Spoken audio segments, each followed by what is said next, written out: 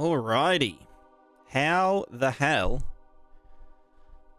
am I supposed to manage 2 fucking streams at once? Alright, let's spend the first little bit of time figuring out what the fuck's going on, basically. Does ReStream have a combined chat doc? Chat? That does not look correct to me. Oh no, it's loading. It's loading.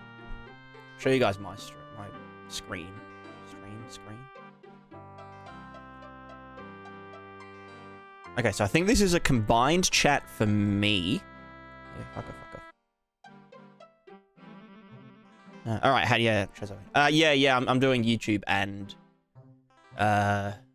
what's the other one? Twitch. Apparently there should be like a little watermark up in the top right corner, because I'm just using the free version of ReStream. Maybe it's like after a certain time they put the watermark up the top. I mean, I don't mind having a watermark. It's like, so like there are ways to do multi-streaming where you manually stream to both platforms or all platforms, but my internet, as you guys probably know on Twitch, is fucking garbage. So I only get like 4 megabytes upload speed out here in the bush, in the Australian bush. So like I can barely stream to 1 platform, let alone 2. So using a third party, I can stream to them, and then they can distribute to both the channels, like bandwidth-wise. So that's kind of what the that's kind of the dealio. So I'll probably live with a watermark if it ends up, you know, in the top right corner. Because I mean, like, you know, I've been living with the Activate Windows watermark for 4 years now, 5 years now, actually. But I guess we'll see how we go. It's like $20 a month, I think, 20 Australian dollars a month. But I don't know. We'll see how it goes.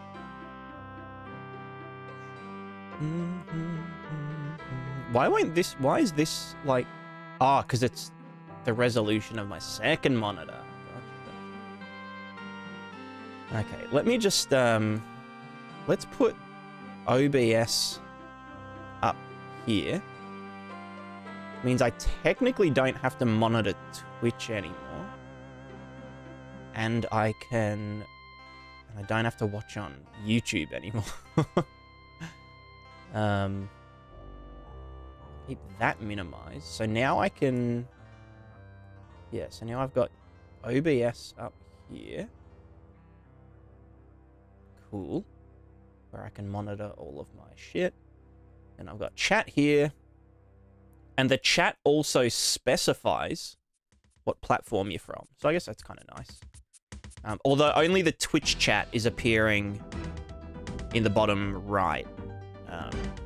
I might make I can probably go...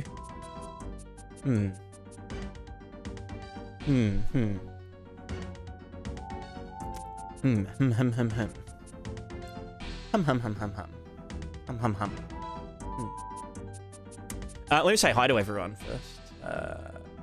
I said hi to you. Navkrin. Ohayo. Ohayo gozaimasu. Or do you mean you're from Ohio? Hearthbones. Hello.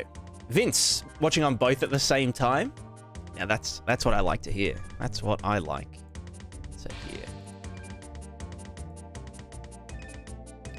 It's the kangaroos. Take them to court. They're using your internet. I mean, I have actually filed a complaint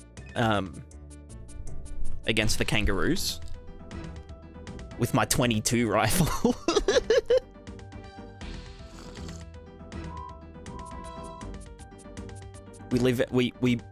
We operate on different rules out here in the bush.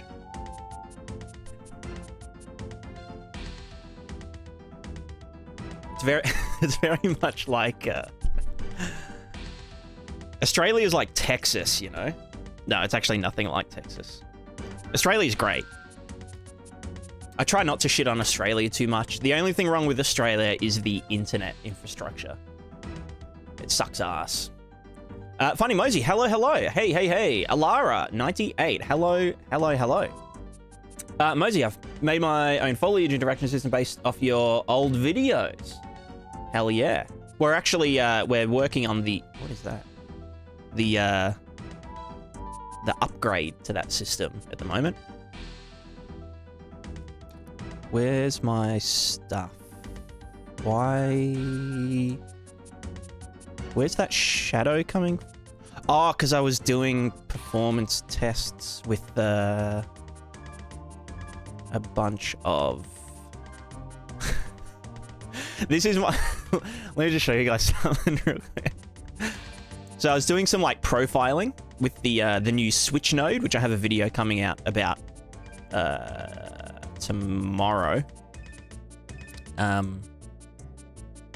And I was comparing the performance against my like manual Switch node. They're essentially the exact same, like performance-wise. This is just a bit tidier, I guess, and you can like add, you know, extra bits to it. Anyway, the way I was testing the performance was to get 200 translucent planes and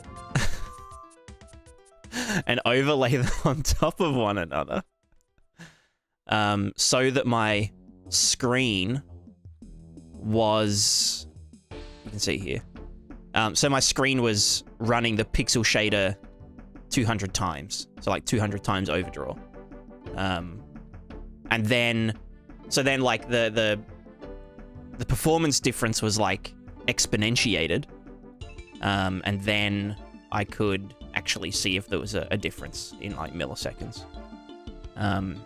The difference with 200 times exaggeration was a difference of 89 frames to 88 frames in the Switch node's favor. So, anyway. Akudo, hello, hello. I think it's against Twitch TOS to share the chats. Yeah, no, so it's against the TOS to have them in the same box. But I could put them in separate columns, you know? I'm pretty sure that's fine. I don't know. We'll see if I get banned or not. Delta, hello, hello. Hello, you wonderful being over here. Andromeda, I have to say I feel a lot more anonymous on Twitch. True, because the Google accounts and Twitch and blah, blah, blah.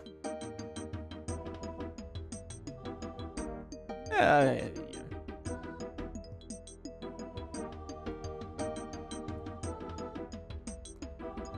Let me just, where's the stuff? There we are, we're here. Oh, shit. What are we, stat FPS 120? Let's clamp that bad boy before we get started.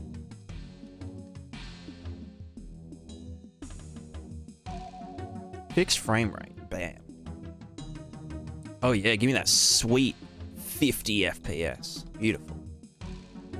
Why is it, this feels weird. Yeah. Hello from Sweden. Hello from Australia, Neonetta. YouTube stream is losing. Do you mean like it's, oh, losing quality. Gotcha, gotcha. Let me, I thought you meant it's losing in terms of like the viewer count.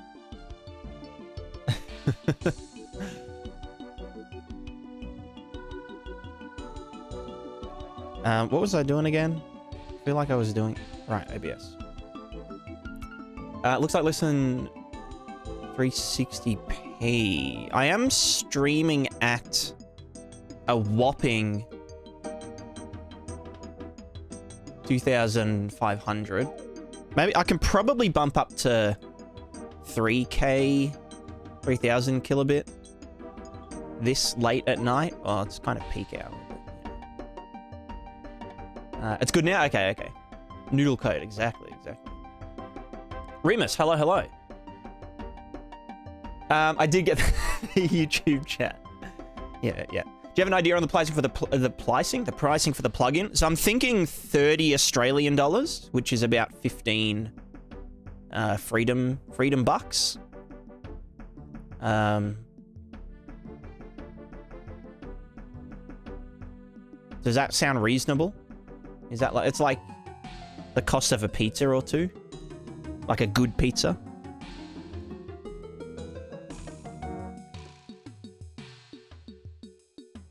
YouTube, okay, yeah.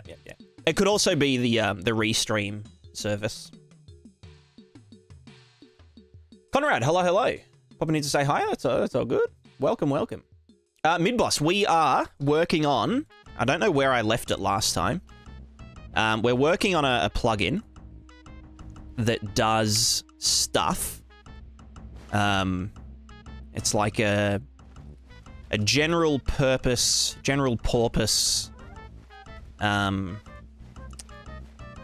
interaction something. Can I get up there? Yeah, nice. Okay. So it's an all-in-one plugin system, blah blah blah, that does body accurate kind of collisions with ground foliage and ground surfaces and water and all that kind of stuff. So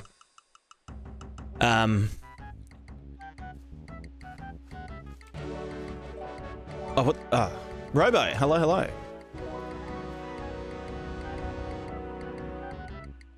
Thank you very much for the raid. How are you? Welcome to the first multi-stream in Prismatica history. How are you doing? How are the cats? Did you mention price? It'll be 30 Australian is what I'm thinking, which is 15-ish US. Or I might just price it at 15 US. So very affordable. I think personally. It's like an hour's work at minimum wage for you to save you the, over 100 hours that I've put into it.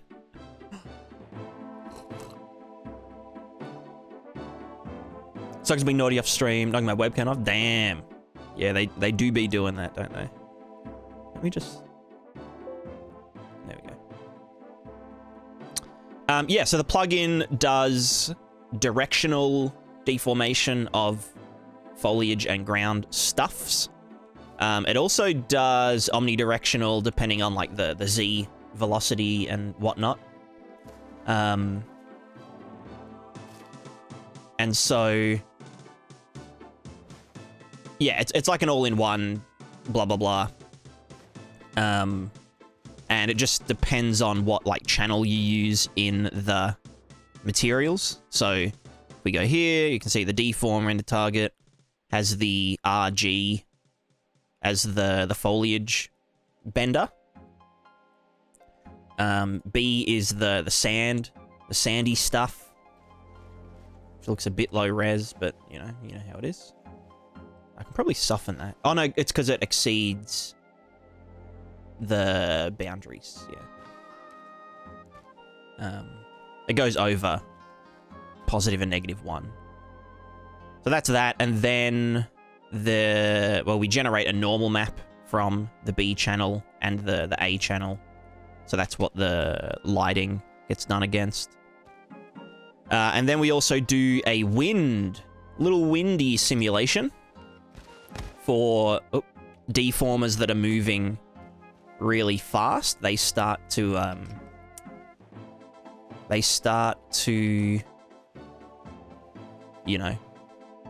emit wind, which affects the where's all the foliage and stuff. Let me just sonic. Oh, fuck's sake.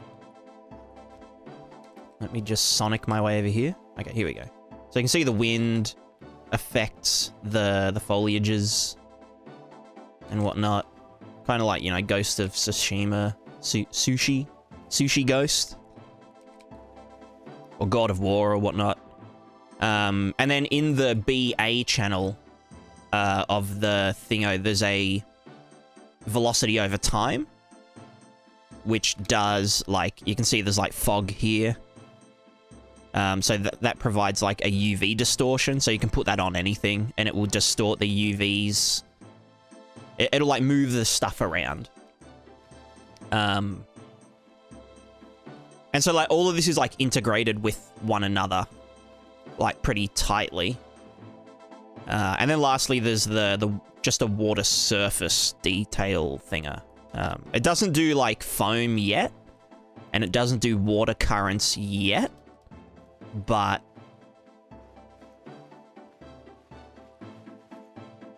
yeah, so it just does a basic like ripple propagator with reflections and blockers and whatnot.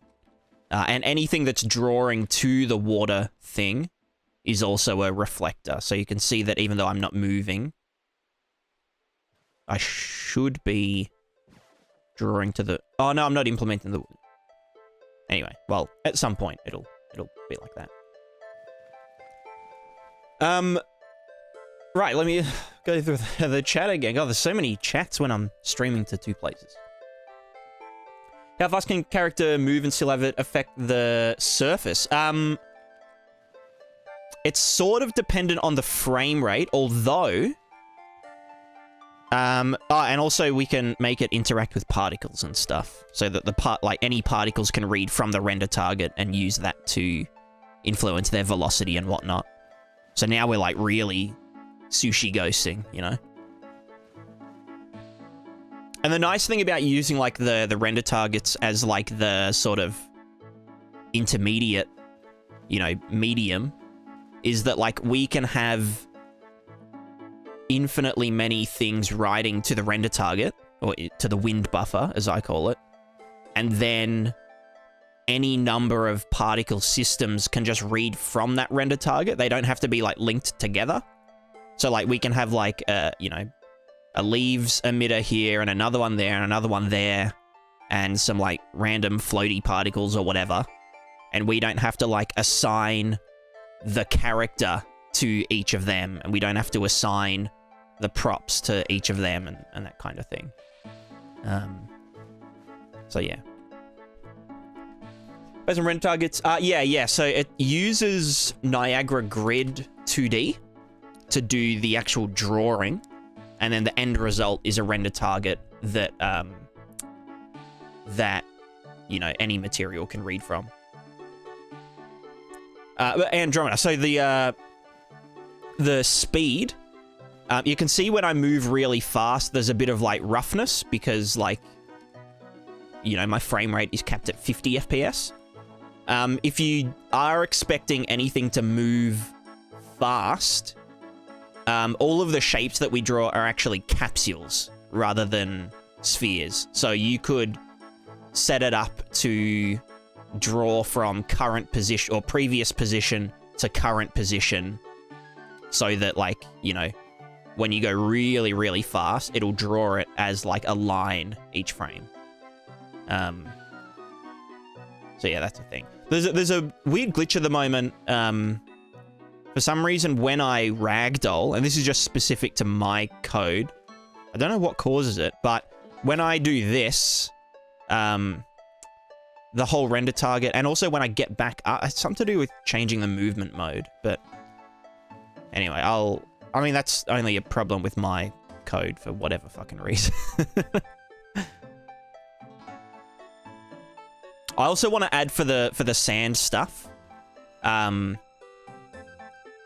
lot of it uses runtime virtual textures as the, you know, like to know how high, or like, you know, where the surface is. We use an RVT height map thinger, which is why it works. Which is why it works on top of, you know, these props, because these props draw their height to the runtime virtual texture, and so then it knows, you know, where we interact, or like where the surface is. So we don't have to do any traces to, you know, determine the distance from the ground and whatever. It's all just GPU side, which is pretty nice, pretty efficient. Pretty efficient. Quite efficient.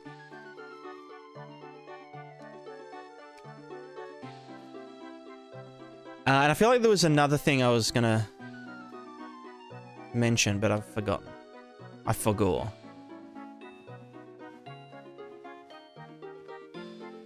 Oh yeah, so as well as the height map, I want to draw the normals to the runtime virtual texture so that, like, if you're on a slope and you do a footprint, we can actually make the sand slide down the slope slightly, or depending on the strength of the slope. Like walking on sand dunes. Stock video? Can I just... YouTube? Anyway, I'll get that going.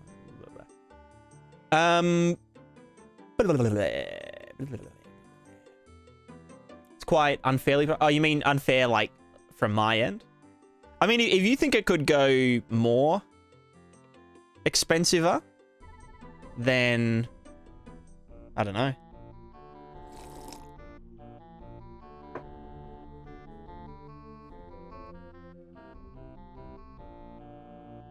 I don't know, I feel like, I don't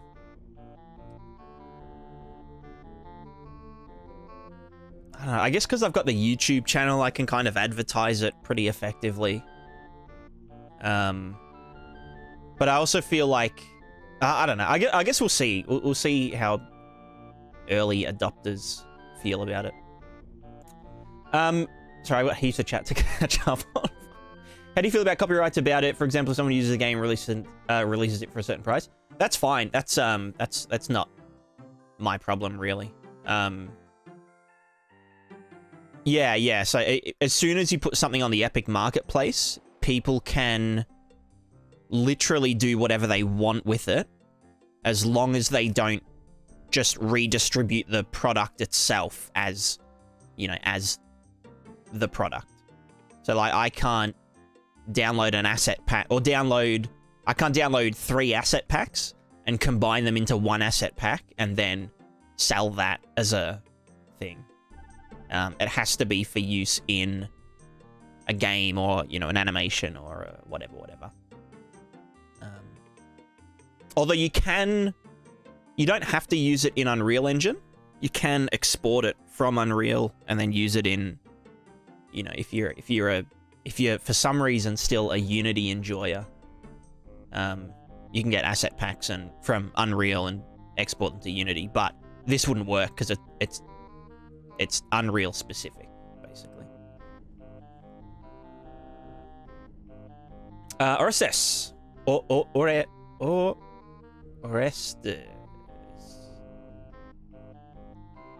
Carasido? Also, detail information is looking awesome. Thank you. Is that the same for assets? Yes. Also, Akuda, hello.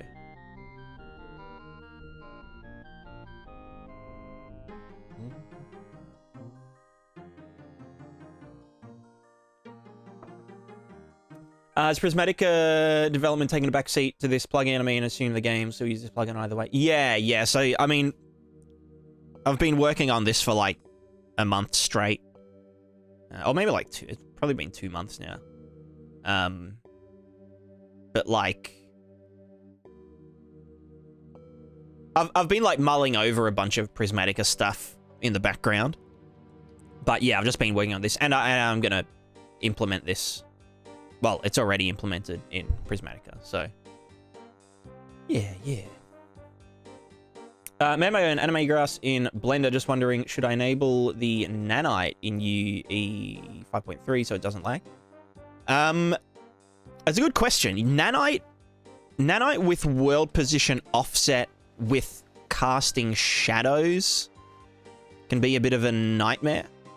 If the grass is like low poly enough, you can get away with just using regular, like, instancing for it. So, like, all of this grass here is geometry. So, like, if I go here, you can see that the grass isn't textured at all. It's all just straight up G. So, oh, yeah, I mean, the rendering with even without and I'm not using nanite, by the way. So yeah, even without nanite, grass isn't usually an issue. It's more so doing proper culling and like distance culling and whatnot. Coming from YouTube, did you use blueprints for this or code in C++? It's all in Blueprint, actually. Although I might move some of it to C++, particularly like the iterator. Although, I've kind of set it up so that it's really open-ended for how people want to use it. So, like, at the moment, I define components, character. So, like, there's just a component parent class, and then each time it's called, it will do this loop over, you know, the characters. Just like it's just a bunch of data, which basically just says make some capsules using bone locations. So from, you know, the shoulder to the elbow, then the elbow to the hand.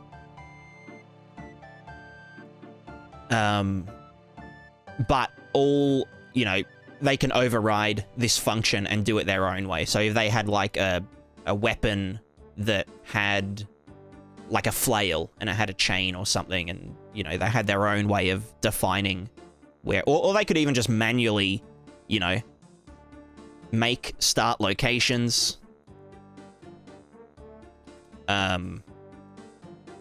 You know, bam, bam, bam, make, you know, the start locations and radius, and just yeet that into it straight up. Oops, that's not good. There we go. And then there's just a manager actor, which I might turn into a manager subsystem, but it just goes through and gathers the shapes. So when the components spawn, they look for this actor, they register it to an array of objects, and then we can just iterate through that list of objects and call the get the shapes function. And there's a bunch of other shit here, but just we'll ignore that for now.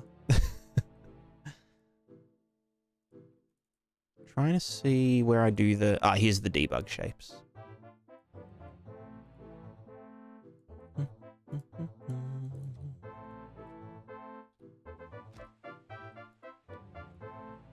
So yeah, these are the actual things that we're drawing to the... Well, we're comparing these against the floor with the runtime virtual texture. The other thing is that it doesn't work... I mean, you could make it work with, like, multi-leveled levels, but it'd kind of be a pain in the ass. So I haven't thought that far ahead. That's not my problem. That's someone else's problem. Why does ground texture look so grainy? Because it's sand, and sand is made up of grains. Funnily enough. Yeah. Well, actually, okay, the reason I added this grain texture is so I could test the UV offset. Which is actually something that I was gonna do so that the sand looks like it falls back in over time.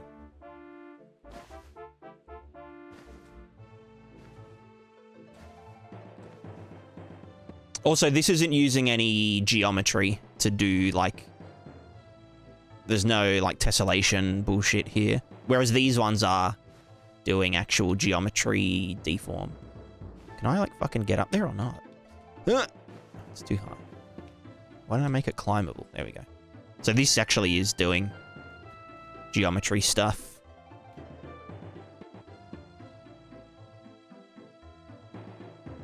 There we go.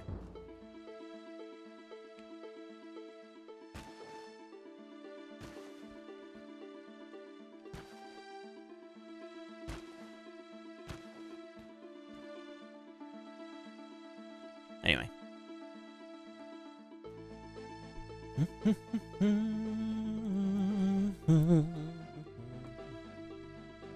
What makes sandpan? Yeah, it's just a texture that I made in Quixel Mixer. So it's just a... It was just a noise pattern, and then I just stretched it in one direction. Or blurred it in one direction, I think. And then I've just added a noise on top of it. Does it support persistent modifications, for example, if someone steps on the grass, moves 5 kilometers away? No. So I'm kind of like thinking of ways to do like an LOD system just for the deform stuff. So for example, deform. So as I move around, you can see here we're drawing and blah, blah, blah. Let's just go off the edge. And then when we go off the edge, it gets, you know, it gets erased. But I'm thinking I could make another render target that's like, it's the same resolution, so a 512. Well, I mean, it could probably be even bigger, as long as it's... Because it's not actually going to be drawing stuff, which is the expensive part. It would just be handing off data from this one to, like, a bigger one. Which would obviously be a lot lower resolution, but... Yeah. Yeah. But that's fine. I'd rather it be lower resolution, and you'll also be able to come back to it, and it will be thingamajig. So that's kind of my idea for that, I guess. Make it free and then charge users per drawn object. Now that is a great idea.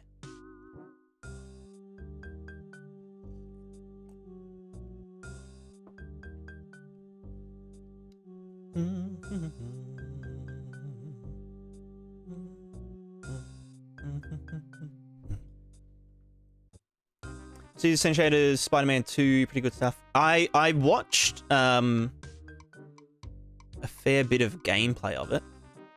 Let me actually see if I can find an example. Spider-Man 2 sand. Also, I was going to look up just actual sand. Walking through desert dunes.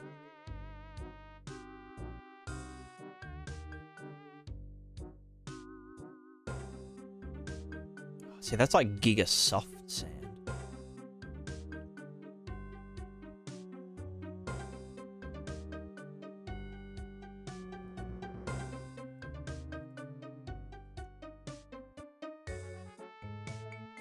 Just give me a fucking... How do I hide shorts? I fucking hate shorts.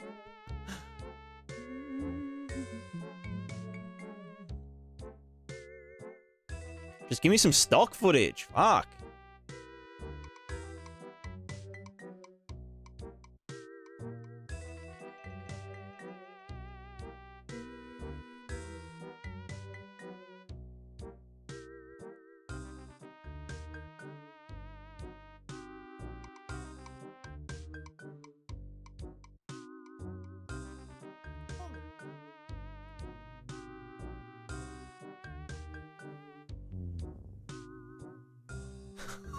freaky as fuck.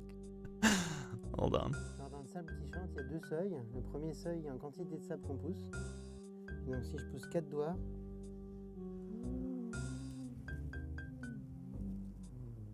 ici ça sonne sans problème. 3 doigts.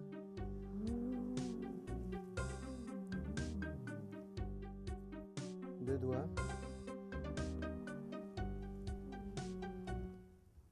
1 doigt. Tout juste. Donc le seuil est entre 1 et 2 doigts. Il y a aussi un So sand makes sound. Si je vais trop lentement, ça sonne plus aigu. Si je vais plus vite,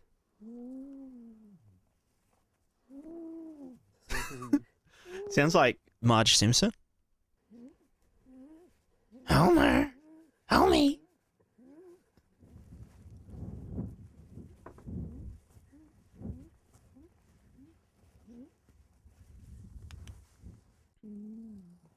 Oh, look at that. Beautiful. See, one thing I did want to do was I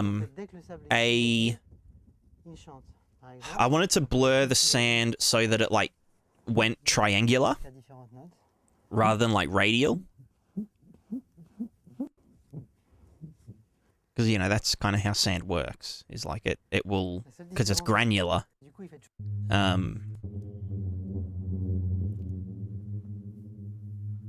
Spooky as fuck. But yeah, I could definitely do this. Like, have sand fall down. It wouldn't be textured, but it would just flatten out, I guess. Wow, that's spooky as fuck. Alright, let's look at the Spider-Man 2 sand. You can look at the Sandman fight.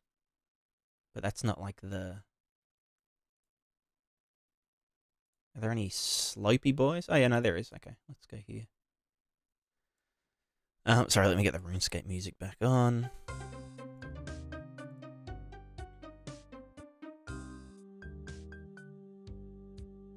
Blah, blah, blah, blah, blah. Zai, hello. Will there be a tutorial animation in Blender in the future for third person? I want to animate the MH character, Monster Hunter character, I guess. No. And add some head interactions to it. I don't know how to go about it. I've got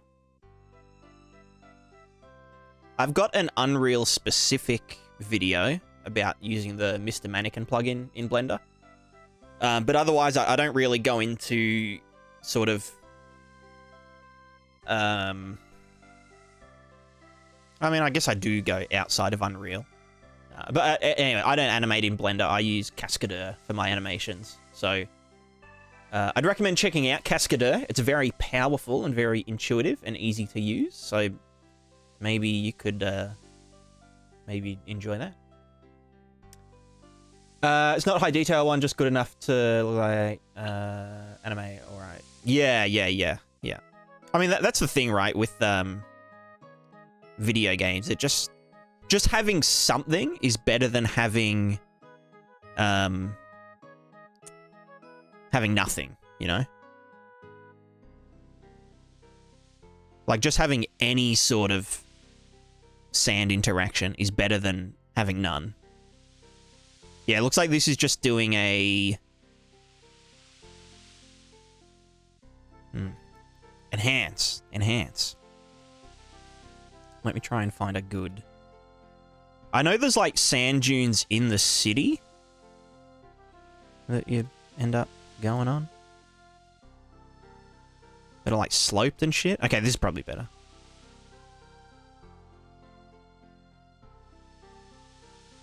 Yeah, let's, no,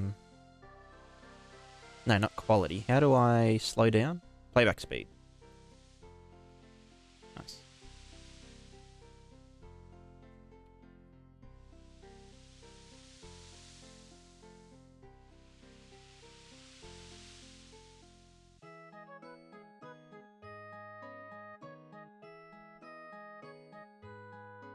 Let's examine.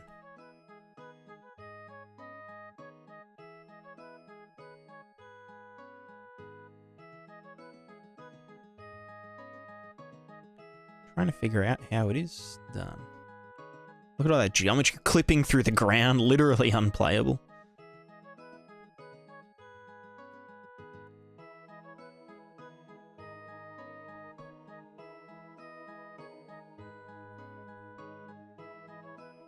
Yeah, so it looks like it's just a render target based. It's based. Basically what I'm doing. But using specific points. So like the feet, most likely, and just using spheres. Which is the cheapest way to go about it. But yeah, I mean, yeah, look, it does the job. Like, I don't think anyone's gonna complain about the simplicity of the sand shader. I mean, like, even Genshin Impact has decent sand.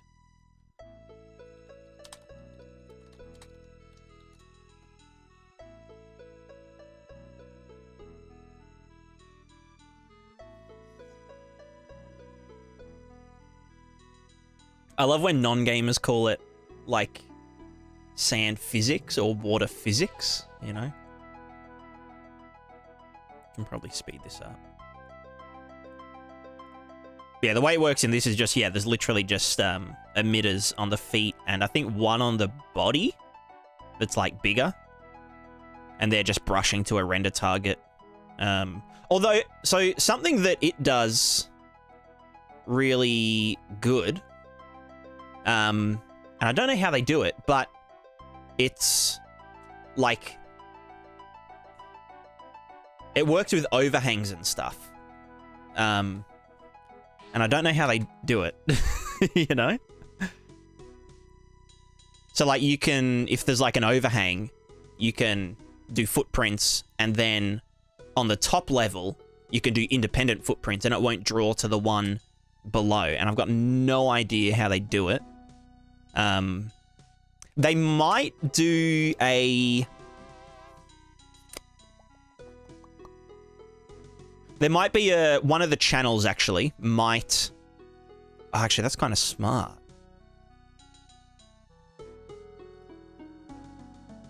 Fuck. No, because they couldn't draw over each other. I was thinking there could be, like, some bit masking, so, like, they could draw in a... You know, in one of the channels, like absolute value, seal that, multiply it by the height that it's printing at, and then you could, what's it called? Then you could have it at multiple levels, but then if they were overlapping, you'd be drawing the same thing over there. But the other thing is, it could also be a per geometry render target. So they could be drawing this to this sand dune. Or, like, you know, one of the cliff pieces or whatever. And they're also using tessellation. Like, if you look at it here, like, it's actually... Like, if it was parallax, then when it went outside... There, you can see there. If it went outside of the silhouette, then it wouldn't... You know, you wouldn't be able to see the geometry, but it is actually, like, geometrical. I don't know. I also think it might be a decal. It could also just be decal, like G-buffer or debuffer decals. So, like, a debuffer decal... you can create a decal and then reference debuff. Is it debuffer? Why do? No, yeah. So yeah, you can access the debuffer in a material and do shit with it, like in the material. So you could say we have a debuffer decal for the... Can that even get the... Debuff for C. R is roughness, G is metallic, B is specular, all pre-multiplied by alpha. A is 1 minus alpha. Gotcha. Okay. Yeah, so you can then access that decal's, you know, value and apply world position offset. Or apply a normal map or whatever. So that could be what's going on here, which means that, yeah, it would be independent of height. And these fade out really quickly, and they also fade out, like, at a distance, which is why I thought it might be a render target, because it was distance-based. But it might just be that they cull it to prevent too many decals from building up. So, I don't know. I don't know.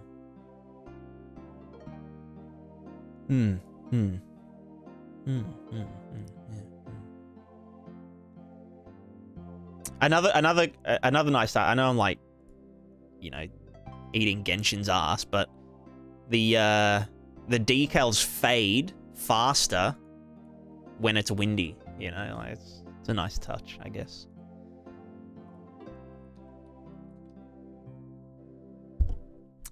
Super interesting. What role would this fall under? Yeah, this would be a technical artist's job. Which is like, yeah, a tech artist is like usually they'll operate as like the bridge between the programmers and artists, kind of. So like, from my understanding, I've never worked in the industry properly, but it'd be like a technical artist's job to, or the lead technical artist, to make sure that the artists are, you know, setting up all of the assets to spec. So like, you know, if we were doing like a UV key atlas method to blend all of our different materials together without using extra slots and whatever, the technical artist would probably teach the artists how that system works, why we're doing it, and they check everything and implement it and whatever. As well as like, you know, cool effects and shit. And optimizing and whatever. Because like you want artists to do art stuff. You want artists to do what they're best at. You don't want them to spend brain power doing, you know, boring shit.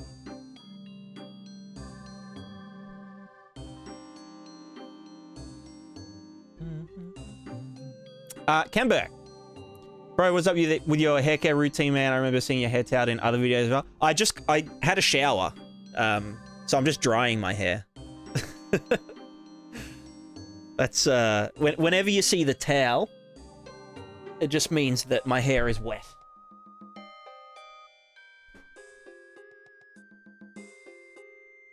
It's a very good way to dry your hair without blow drying it. Because, exposing your hair and scalp to high temperatures is apparently bad. Although so is leaving it wet for extended periods of time. So, I blow dry my hair sometimes. And I can't be bothered. How do I look?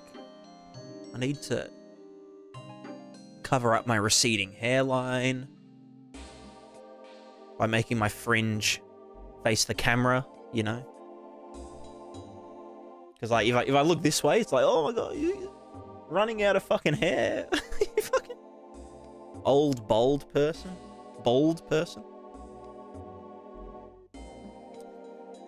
Padine, hello. Or is that Paydine? It sounds easy to make the tile larger than the camera bounds, rather have a different text for off-screen. So the thing about making the tile bigger is that you lose resolution. So like, for example, this is like, what's this? Like, so this is a 40-meter width for the tile, but it's only 512 by 512 pixels. If I increased the size by going to the deform tile size, and we said, I don't know, times 4. So now it's 16K wide, but it's still only 512 resolution. Then you can see that, like, well, okay, the actual offset isn't going to work because I've hard-coded that at the moment. Let me just hard-code that to match. Is it in here? No, that's the same. Grid size world space is... Grid size world space. So that gets set. Where is it that... Oh, it's in the offset. So that would be that times 4. Now we should... It should work now. We'll find out. So yeah, you can see now it's like... Because it's so low resolution. Like it'll stay there when I move, you know, 160 meters away. Okay, it's also offsetting weirdly. Oh no, that's the wind offsetting. Yeah, ignore the wind being funny. Just focus on the deform for now. So yeah, that's the balancing act, which is why I want to do an LOD. So like it might look like this when you move far away and come back to it, but like at least there's something there. And you could say like, oh, you know, the wind made it blur, like the wind made it thingamajig.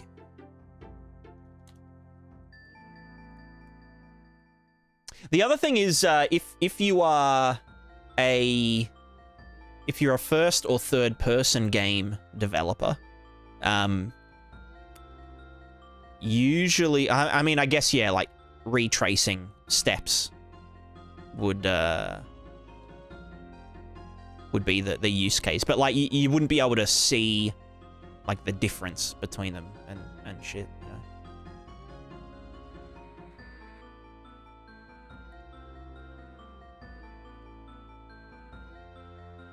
Baba le Baba. Sorry, I'm so behind on chat. Let's catch up.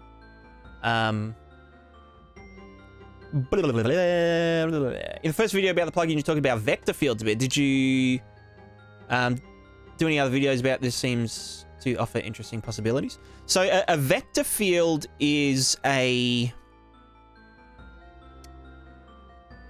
just like a shape. It's like a tool you can use for stuff.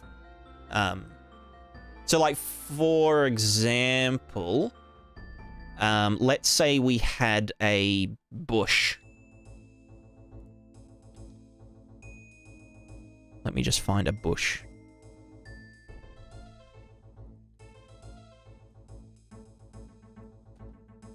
That's like hella fucking cursed. Can I get like a...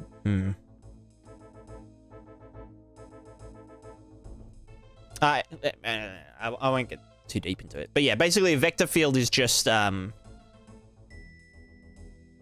name for something that denotes a position, or sorry, the direction from a position.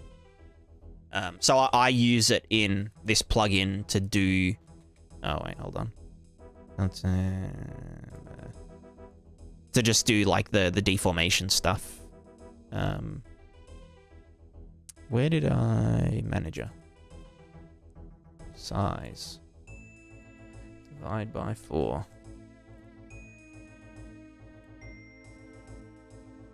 But I mean, knowing how to do like shapes like that would be...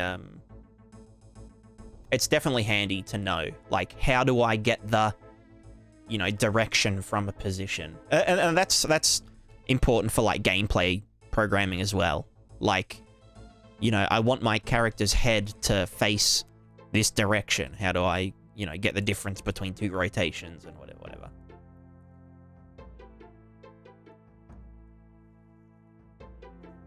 We were able to do some to it that triggers a volume slider.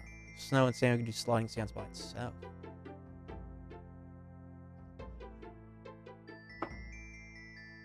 You know, we probably could.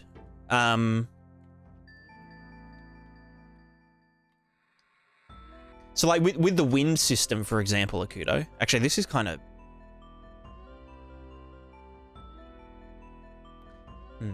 You could do it by... So, like, there's an easy way to do it. Which could be... Oh, wait, not that. Where's the thing? So if we just went through, whenever we're updating the wind stuff, we could just sum the length of all the pixels in the wind render target, maybe like multiplied by the distance from the center, because that's where the character is. And then you could just have a wind volume, or like a wind amount per frame. And then you could use a blueprint interface to spit that out at the end of each cycle back to blueprint, which would then drive like a wind meta sound or something. The other way to do it, which is probably how I'd end up doing it, is that anything that emits wind. So, like, let's say there's like a wind spell or something, and so we're like drawing it to the wind buffer. I'd probably want it to have a wind actor, like a wind shape, on the CPU that's just like a capsule, because then that can apply physics and whatnot, which is just like a general approximation of the wind and shit. So, yeah, because like reading stuff from a render target on the CPU side is like pretty slow.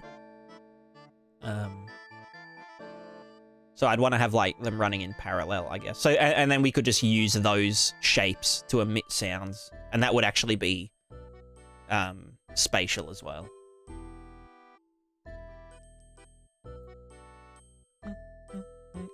Bree.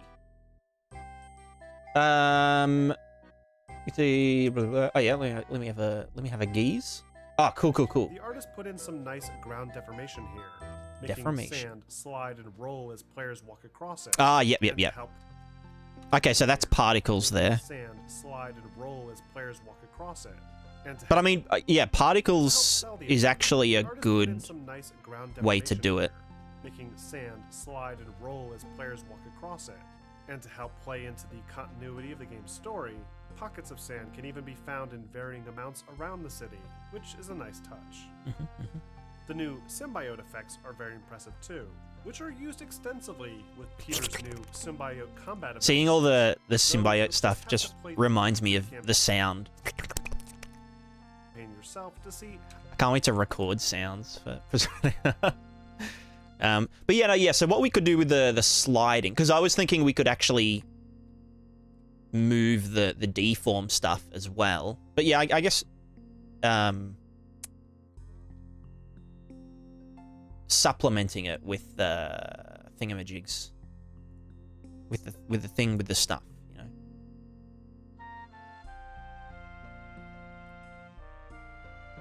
know. Matter, hello. Could you see this plugin being adapted for a car drifting game where all four wheels would interact instead? Yes, very easily, actually. So you would just, at high speeds, you would draw the previous position of the contact point of the tire to the current position. And then it would just interact with everything automatically. So yeah, you'd get like the sand stuff, you'd get the wind from the tires. You could also put a wind emitter on the car itself. And it would also, yeah, the tires would interact with the grass and push the grass over in the direction of travel. So yeah, absolutely. That's a thing. Technical art is super wizards, determining the technical information of art stuff, the magical bridge between engineering and art. Exactly, exactly. It's a pretty interesting position. Pretty interesting field. Let me just pump the tunes a bit.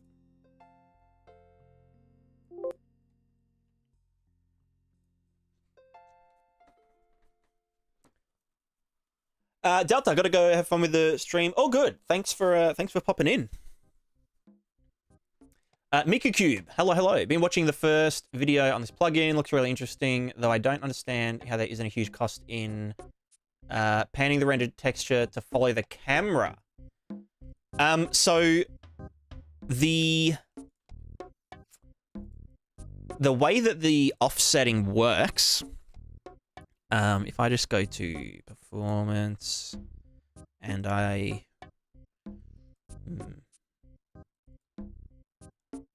don't think this is actually that accurate.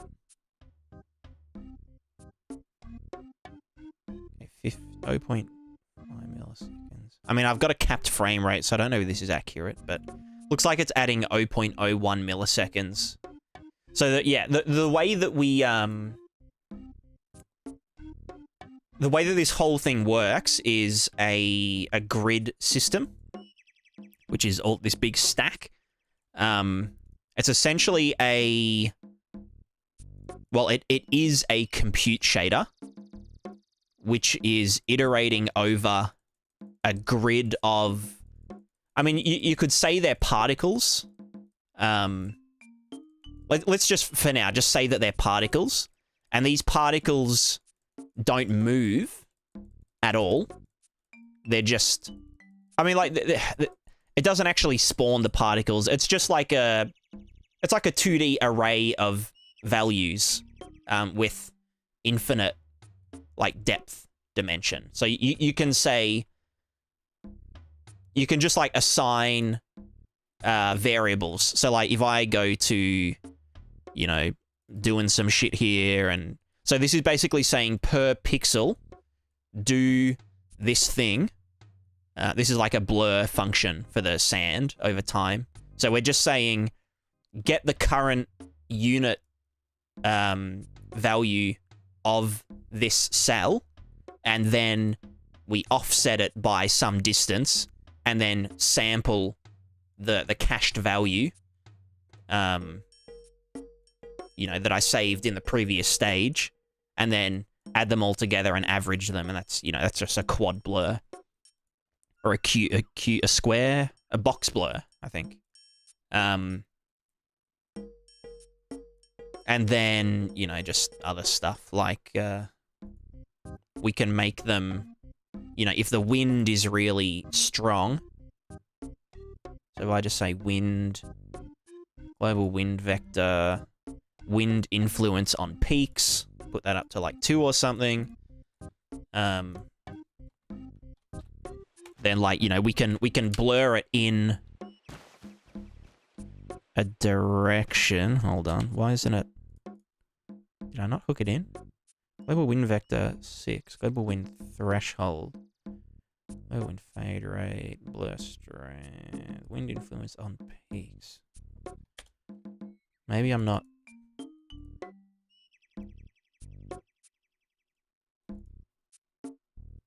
Fade rate threshold. Influence. Where the fuck was that coming from? Wind influence on peaks. Get the wind. Oh, yeah. Wait, what? Oh, multiply. Wind pixel. And also the. Wait, aren't I? Oh, and I am adding the global wind vector. Right. It should be working. Oh, unless it's just doing it too much. I don't know. It should be, like, making them blur, like, directionally when the value's too high. But it's not doing that currently. This is just a fade out over time if it's windy. So I can just say global wind fade rate 0. So now the sand will never fade out. Yeah, I don't know why this isn't offsetting it. Because it should be here's delta time times the size of the pixel. Oh, that should be that. Right? Well, no, because that's... Well, you know, that means... you know, we'll just do it per pixel for now. Well, no, that should be this. Because that's in world space units. How many is it going to offset by? Well, this is going to be, like, really fucking... Yeah. That's what I thought. Let's just tweak the values now. Blur strength can probably be 1. Wind influence on peaks, 0. Okay.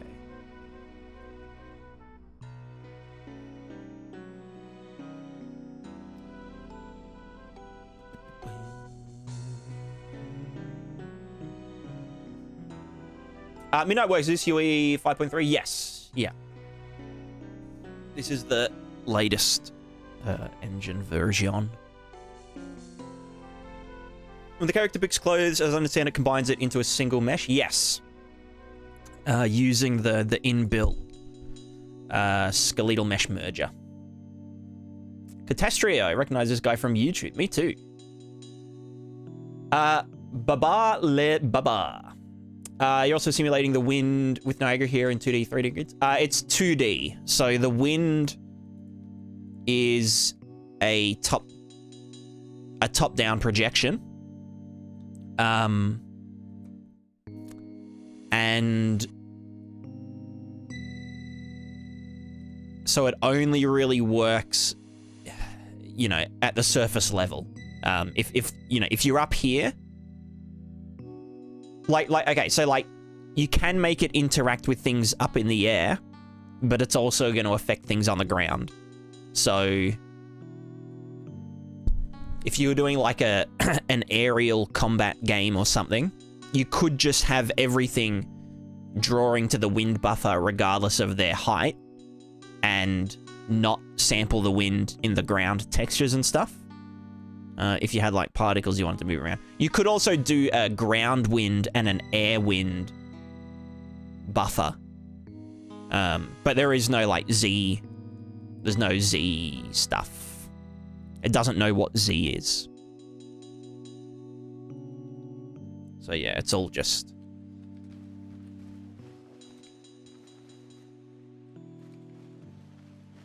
Wow, that's blurring really... really fast.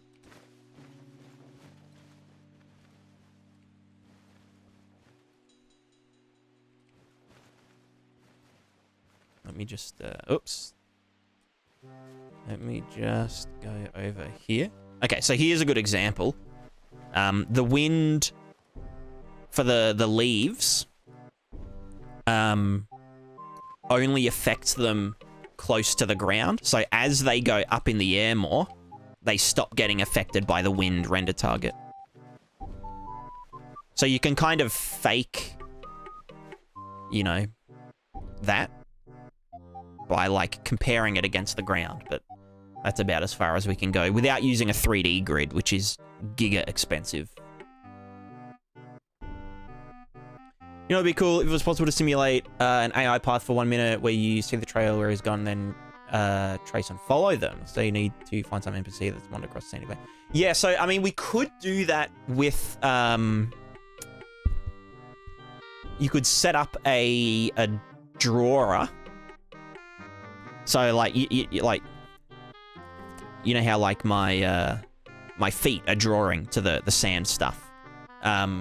You could make a spline and then set up a component that takes each of the spline, or you know, some distances along the spline, and draws, you know, a trail along that spline Although if it was fading out, it would be kind of hard to do, but I don't know.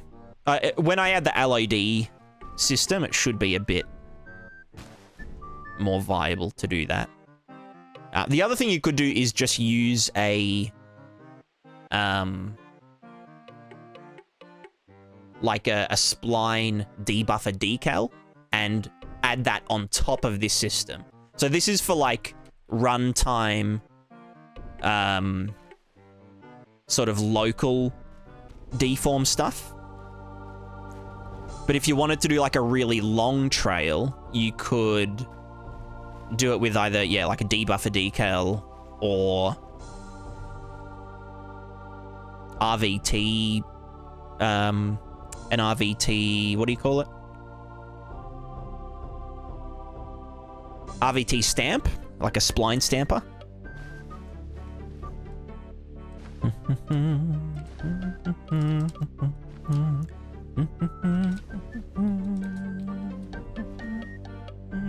Yeah, that blur's too strong. Blur strength 0.3.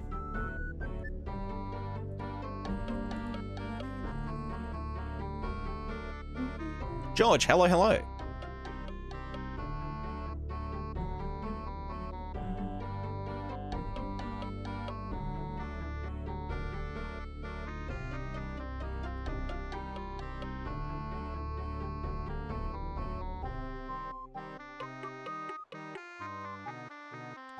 U plus R is a contraction. Actually, wait, sorry, let me...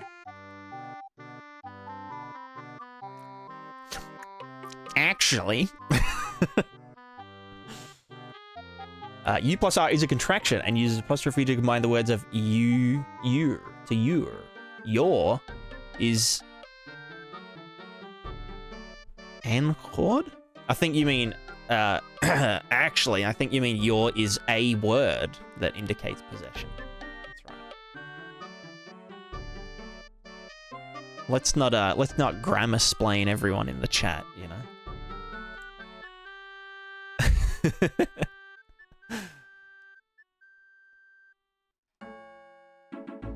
Well, actually, you can't grammar splain someone in the chat and make spelling errors, you know, so. Anyway, let's actually get started. How long have I been streaming? I haven't done anything. How do I... Where's my thingo? We've been going for 1 hour, and I've only just caught up on chat.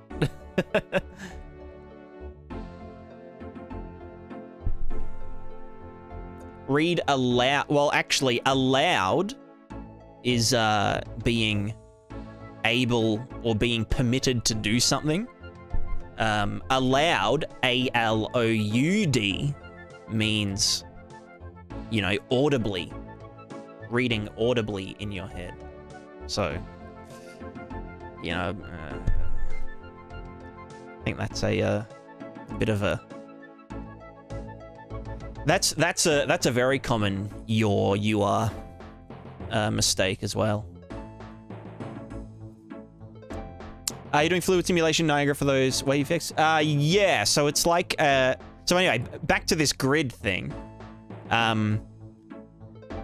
We can basically say, okay, yeah, for this pixel, let's get the neighboring pixels and, you know, do something with that. Or we can say, you know, if this pixel is red, meaning that its velocity is going this way, well, let's, in the next frame, move it in this direction. That's how we get like the wind stuff. So if we go back to the wind buffer. So this is just saying if it is, you know, a color, then move in that direction. And then we just rotate it over time using some noise. And that's how we get like this really... It's not like a true accurate wind physics simulation at all. But it looks, you know, decent enough. And that's all that matters. What matters is the friends we made along the way.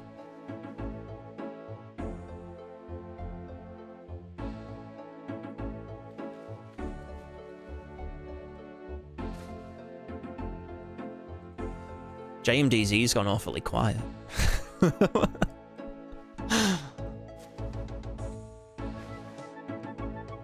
Also, I was gonna get the YouTube chat up on the screen so that the Twitch people can read the YouTube people and the vice versa, you know.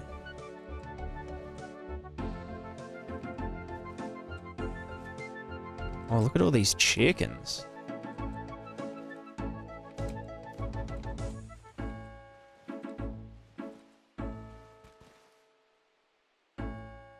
Oh.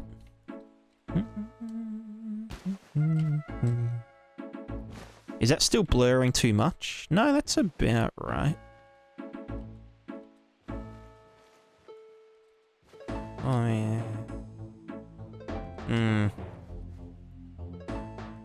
Well, no, that's blurring because I'm drawing too extremely to it. I'm drawing past 0 and 1. Oh, sorry, -1 and 1. Which is when it decides to kind of fan out a little bit. All right, let's actually get to work. So first thing I wanted to do was the UV distortion in here. I just wanted to make sure that that was nice. Oh. Huh?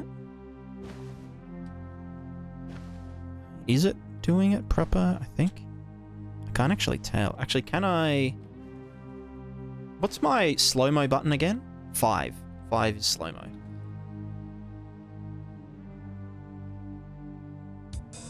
Yeah, no, so... because I'm using the absolute.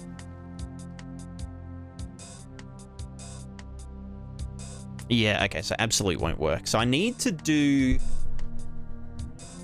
I could just get the normals and use that, but then... or negate it from the middle. Actually, yeah, that would work.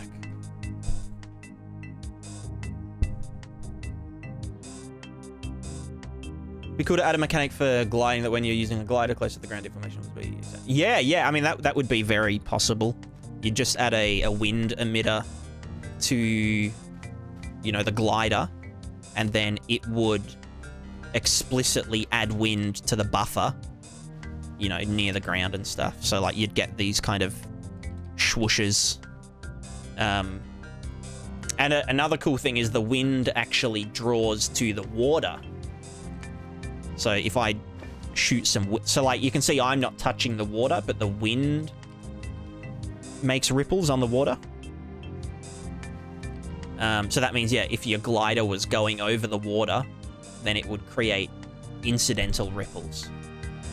And then you can see that the the foliage can also read from the ripple render target to do some jiggle from the water. So, like, it's, again, like I said, it's all, like, interconnected. Which is kind of one of the things that I wanted to do with this, because, like, every other interaction system that I've seen, except for Fluid Ninja, which can do, like, it can, you know, have interactions with one another. Although Fluid Ninja's more for, like, localized simulations and stuff. But yeah, so this is like an all-in-one kind of thing. Xtraco, wish you good luck trying to make multi-thread work, and it crashes more often compared to single-thread. Yeah, I mean, that's just Unreal Engine, isn't it? I'm pretty sure they were... there was something in the roadmap about doing multi-threaded, like, render setup or some shit. Multi-threaded RHI or something, I can't remember. How'd you make the hitboxes in the character? Is that just collision blockers? So those are just debug colliders. So that they're just... the function is called draw debug cylinder. And...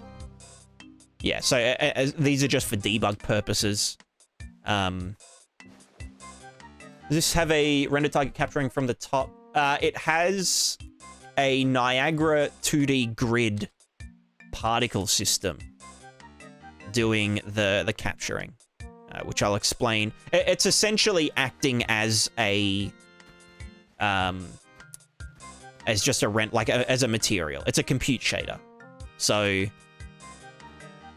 yeah, we're just comparing positions, which is what these are denoting. Comparing those positions against the height runtime virtual texture. And so basically when the capsule is near the ground, we draw, you know, a capsule shape, and that's all there is to it, really. So yeah, it's completely parametrical. There's no render setup or anything like that. And then we use the same, like, capsules and stuff to drive the wind and the deform and the water interaction. This can work on curved surfaces. It depends on the vertex normals. For example, on a water balloon, hit to one side, can see the only way it's going around the blue. No, so it's top-down projected, so that wouldn't work. For that, you'd want to do a localized simulation for each water balloon, and then you could unwrap it in the 2D grid thing and do it that way. But that is possible, yeah.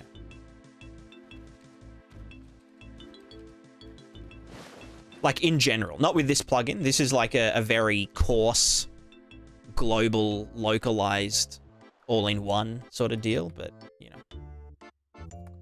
All right, I'm going to take a quick break. I know it's been an hour and a half and I haven't done anything, but then we're gonna set up the YouTube chat to go maybe here where the to-do list is. And yeah, so I'll see you all very soon.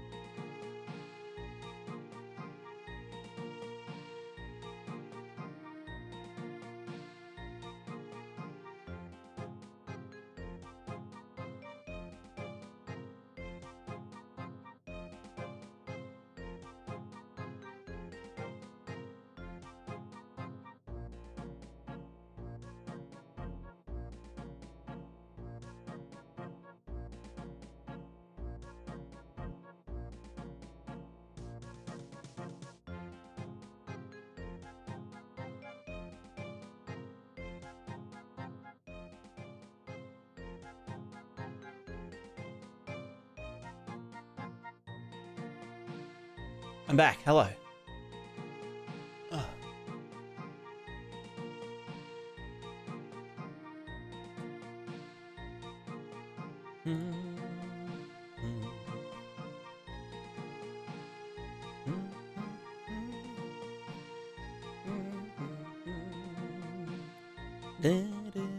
All right, I'm back. GameDev, hello. You're back again. Really bummed on a channel about learning. You went so hard to defend anti-intel. Didn't call anyone names. I didn't make a face or make fun of anyone like I did. Just explained. Really? All right. Yeah, I'm in the wrong there. Don't worry. The cats are not in here at the moment. But we will. We will.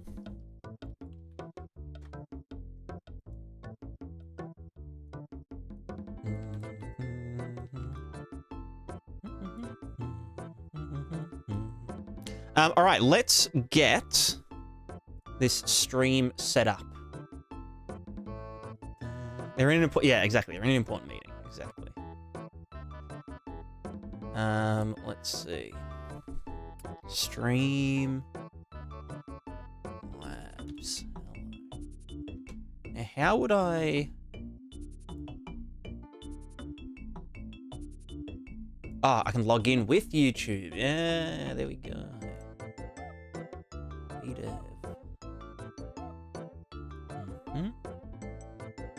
Oh wait, no, I wanted to not Google account, the YouTube channel. There we go. This will allow Streamlabs to see a list of blah blah blah blah blah. See, edit, and permanently delete your YouTube videos. Yeah, whatever. Go for it.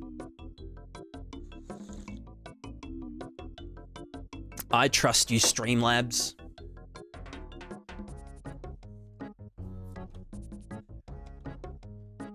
Streamlabs, the ones that basically just like maliciously, parasitically forked the OBS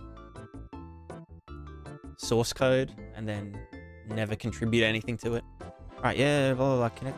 What do you mean? I'm already, my Twitch is already connected, isn't it?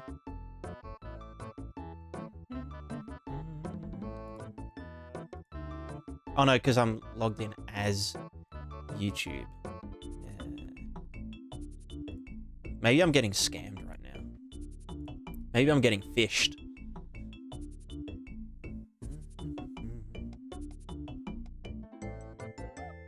Are you planning on adding particle simulation near the player? Something like Houdini? I'll show you some. Wrong thing. Here we go. So yeah, the particles can read from any of the render targets.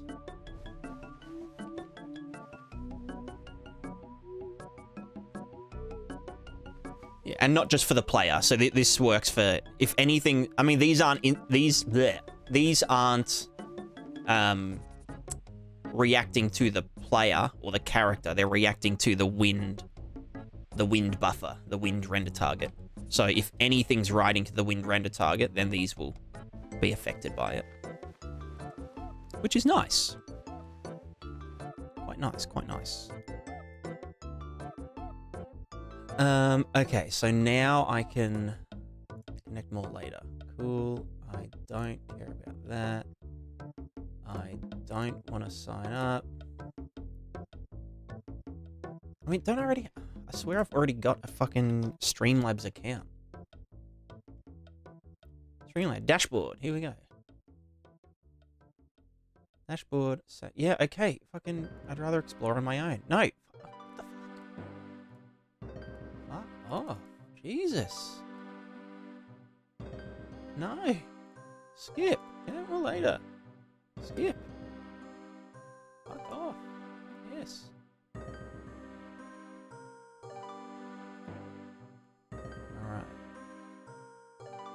All widgets.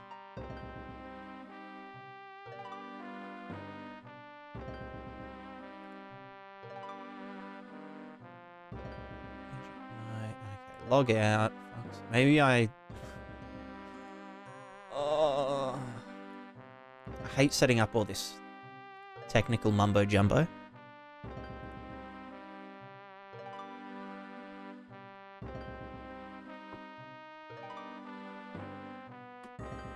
All right, log in with Twitch and then connect YouTube, right? Is that gonna work? All widgets. How do I see my widgets?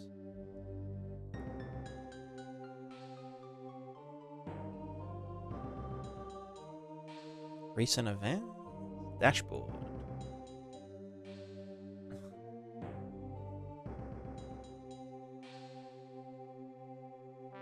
Right.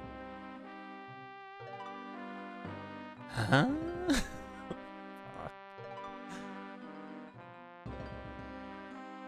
Right, widgets chat box. Hello.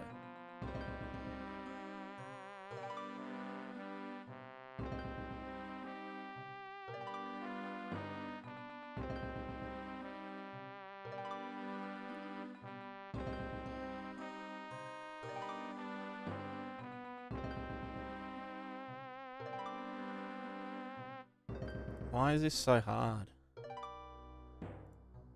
Maybe it was my Gmail account. Or my Streamlabs ID. You know what? Fuck this. We're just not going to have YouTube on screen. I'm sorry, YouTube. Sorry, YouTubers. YouTube enjoyers. You've drawn the... what is it? The short stick?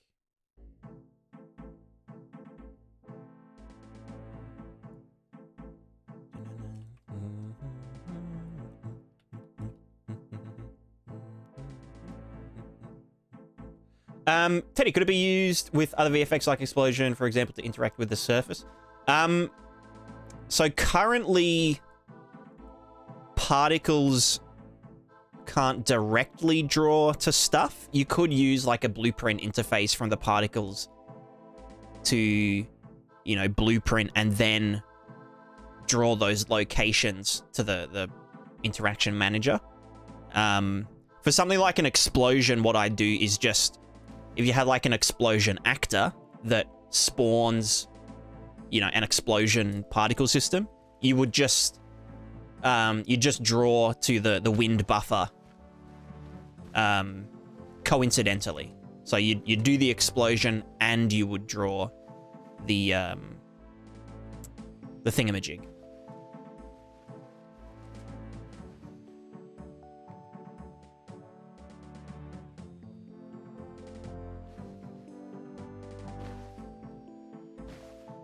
Alright, why does this continue to blur so much? Let's check it.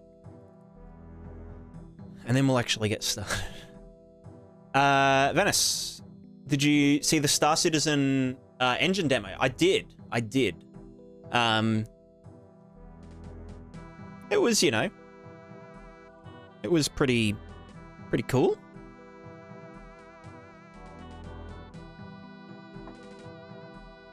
Actually, I didn't watch it directly. I actually watched Asmongold in the corner playing it, just saying, "Wow, wow, oh, wow." I was like, no, I'm not. I'm not saying I could do anything, like anything on that level. It's very impressive. It's very impressive. I think, like, graphically, it's sort of looks a generation behind, but obviously with the scale of it, like all of the streaming tech, all of the, you know, LODing. I mean, there was a lot of like pop-in and whatnot, but I guess you can't, to an extent, do anything about that. But yeah, like technically, it was very impressive.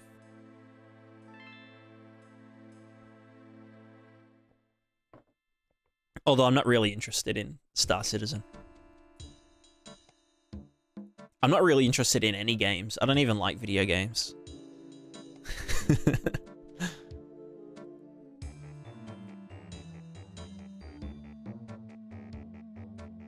Right.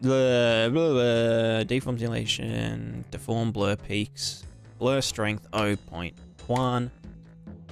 On grid, global wind fade rate, none. Global wind threshold, yeah. Wind influence on peaks. Mentioned Kenshi last time. Can't imagine they're not using a plugin for Kenshi 2. That's true. That would be awesome. If Kenshi used any of my stuff. Okay, there we go. Now it's less scary. Although those peaks can get like dummy large. Okay, maybe we go up 1 unit. And then we just call it that. Let's not go further than that. Really enjoy the fact that the more technically impressive the technology gets, the uglier the games get. Yeah. I mean, I always think like some of the most performant games, and like, you know, yeah. Some games pull it off well, like the whole photorealism thing, but it's sort of like when you... It's like Uncanny Valley, you know? So like if you're trying to make a photorealistic game and it isn't like perfect, then it can really... Like, then it looks cheap. It looks like it has bad graphics. Whereas, like, you know, you look at something like, even something like Starfield, right? Like Bethesda, whatever. It's not like, it doesn't look photorealistic. It still is kind of stylized and gamey in a way. And I feel like in some ways it looks...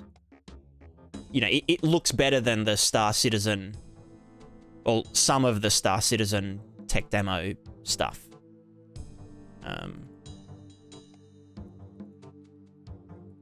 Because I feel like Star Citizen's going for that ultra photorealistic vibe. But, you know, I mean, obviously it's still in development, probably. Okay, so we are getting the wind stuff. It's obviously just too high, though.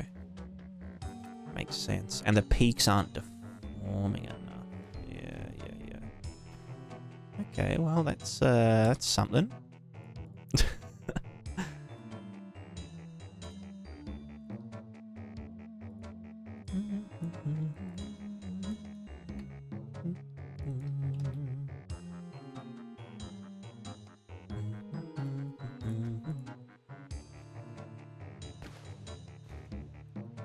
So that is still moving in that direction.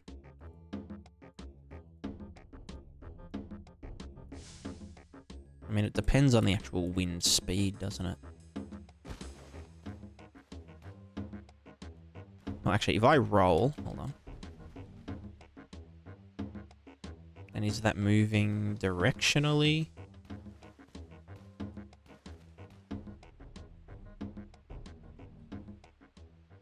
Can't tell.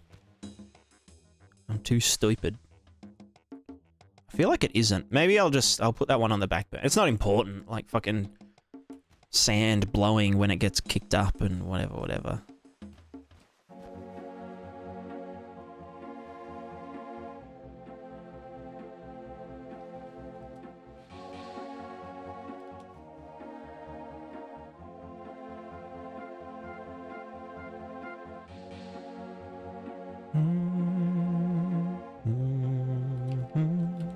Yeah, I'll just set that to 0 for now. I'll keep it running in the background, but YOLO. Okay. What are we doing? What needs to be done? It's a good question. I need to redo the manager. I need to add the wind emitters.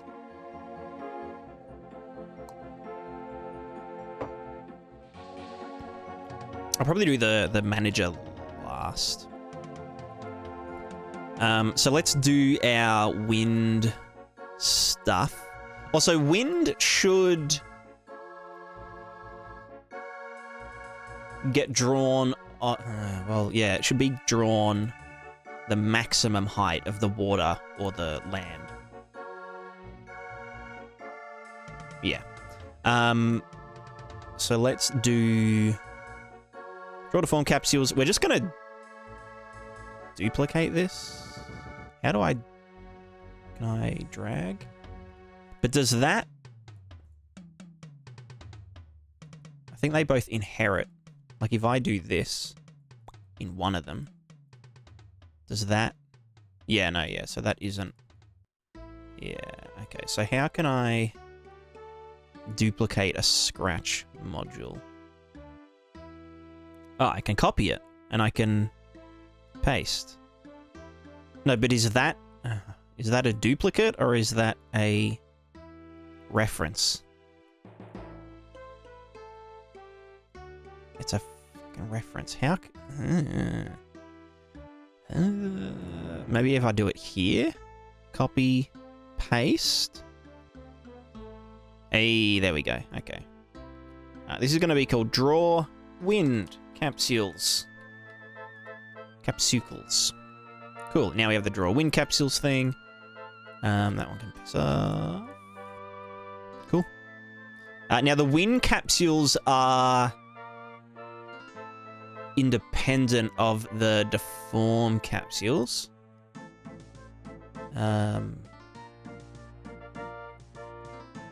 So let's do offset wind pixels, which sets the new wind pixel value.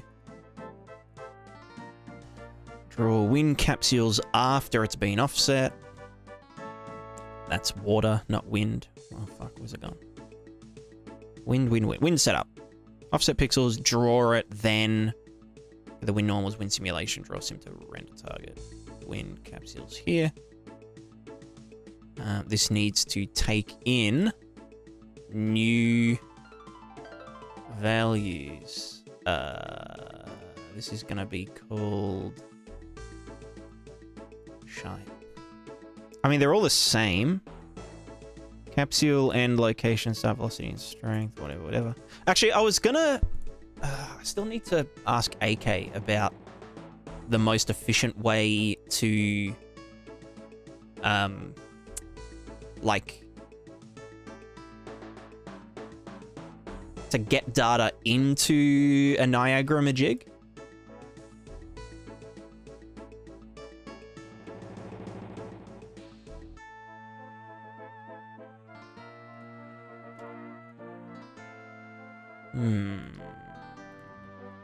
Let's see. Can we do FX? Niagara. Parameter collection, effect type, data channel. Dynamic input script.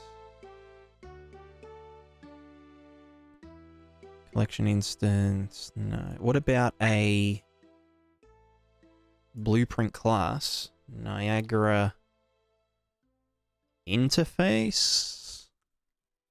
Niagara data interface audio play settings? No. Niagara data interface, which is derived from Niagara mergeable. Data interface base. Base class for all Niagara data interfaces. Base class for Niagara... Well, whatever. So I'm guessing I would derive from that. So then we've got Niagara data interface array. And then we've got all of the float array, the blah blah blahs.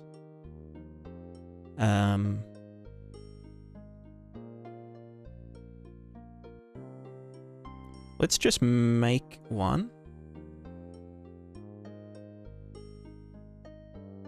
How do I... Where's yes? Where is click... Yeah. Oh. Huh? Oh, is that not blueprintable? Oh, God. That's cringe.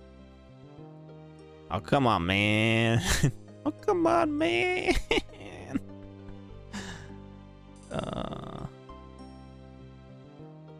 Okay, so I can't... I'd have to do it.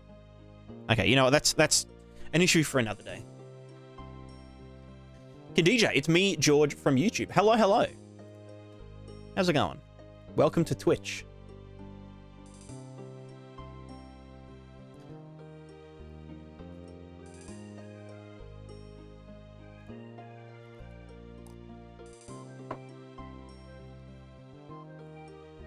All right, we're going to duplicate this. This is called wind capsule end location and radius. We're going to duplicate this. This one's called wind capsule end velocity and strength. This one's called...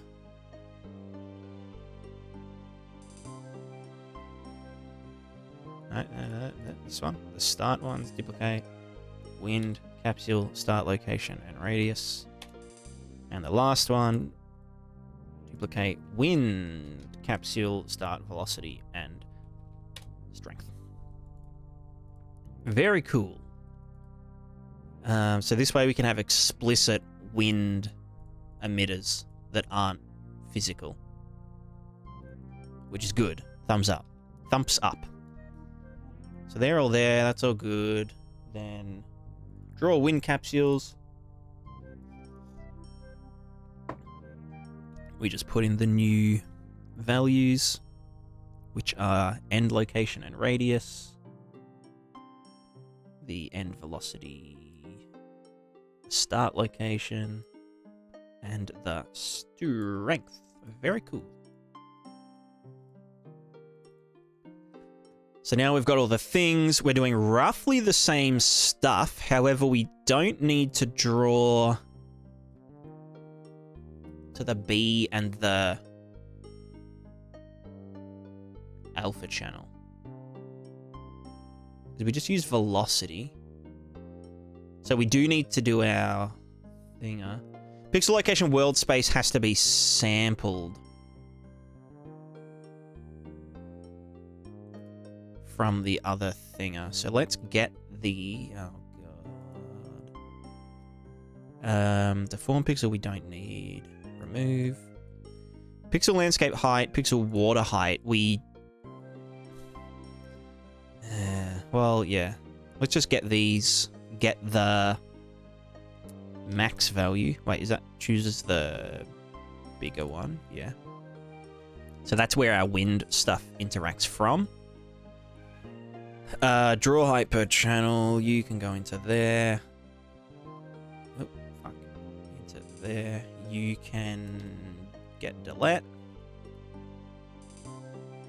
This is the height values after they've been blended. So we're getting basically how close are they to the ground. I might make this scalar because yeah. I wonder what we can use the B and A channels for. Well, no, we don't. Yeah, no, I'm tripping. Because we use that for the UV offset in the end. So this can just be a scalar value. So divide U by the... we can divide U by the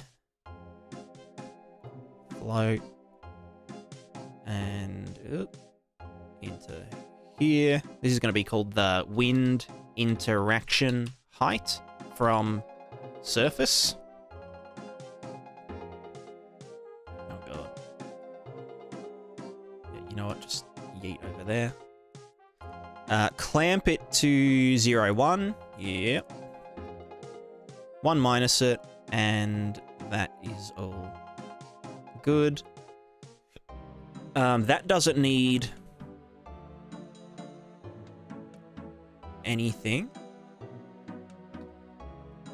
Don't need that. Don't need that. Reflectors, don't need them. Don't need that. Don't need that. Don't need that. The deform input, we don't... Oh well, no. This will be the wind input. So rename wind input. Water input we do not care about. Form input, change name, wind input. Then we have to get it again once it's iterated. Remove. Water input we don't care about. Water reflectors we don't care about. We might make wind reflectors. But that wouldn't be these. We would just get the deform input. And... well, because deform input...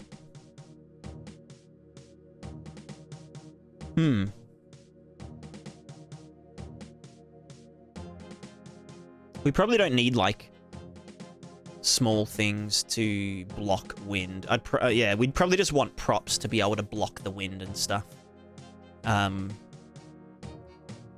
So, like, we could use a runtime... well, yeah, use the runtime virtual texture and say, hey, if there's, like, a wall or something that we want to manually block the wind, so, like, a house, the walls of a house, we could draw them to the runtime virtual texture, and then when we do the wind simulation, we just multiply it by 0 wherever there's the wall. And that should kind of zhuzh it outwards as well. Is Unreal the official way to do compute shaders in Unreal? Yes. Yeah. I guess so.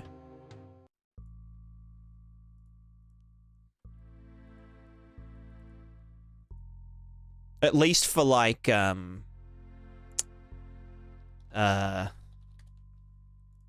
know, grid-based or, like, render target texture-based iterative stuff.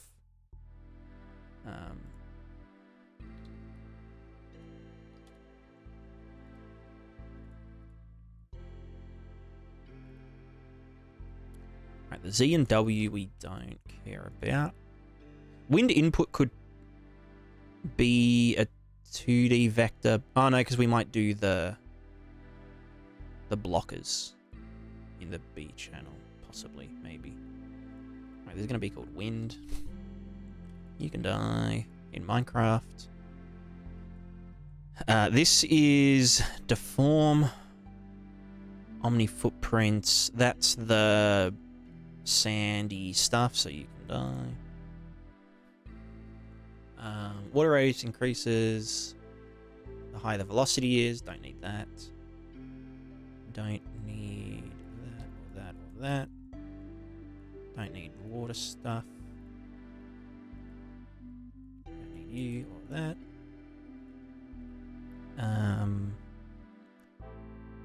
Find XY velocity with vector field per axis multiply for the vector field strength. So that is really the only thing we need. We don't even need that. This is just the strength multiplier, so that needs to be there. We get the velocity that we're drawing, get the length of that, and then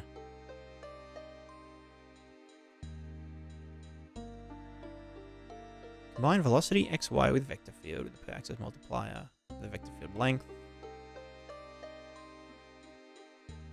Right, yeah, so this when we're moving up and down, or if the wind velocity is... how would I do... because if something was doing wind upwards, it would suck things in. But I guess... I'd probably... No,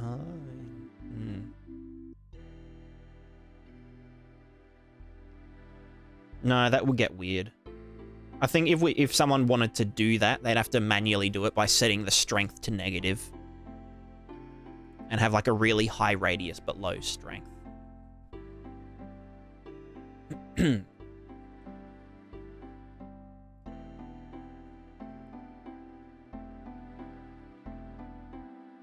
Grid-based texture iterative stuff's all I know how to do with compute shaders anyway. Well, yeah, this is perfect for you then. You can also use like just HLSL nodes. If you're a coder person. But all of this gets converted to HLSL anyway, so, you know. And you can use a combination if you wanted to. This is our radii, which is going into the radius per channel. So that doesn't need to be there. This is where we generate the vector field, multiply the length of the vector field by our radiuses. I don't even think we need extra radius per channel, so that can just be a scalar value. Like for the wind at least, because the wind only draws velocity, not deform and whatnot. This is getting angry at us because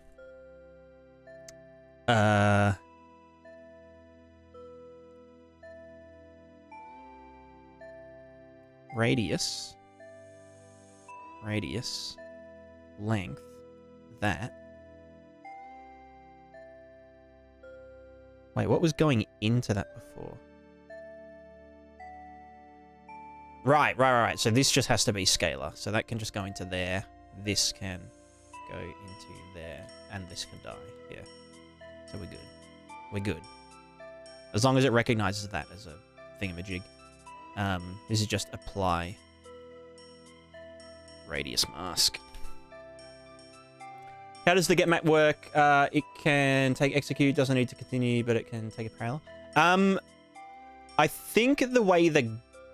actually, that's a good question. The only time that the order of like a get and a set matters is if you are doing iterations. So this is saying for each capsule in our array, do this code to draw the shapes. And then we get the previous... So we do a local variable, and it will, you know, blah, blah, blah, blah, blah, go through all the shapes and figure out what color that pixel needs to be. And then after that, we get the local wind input and set that as the, you know, the stat context version of it.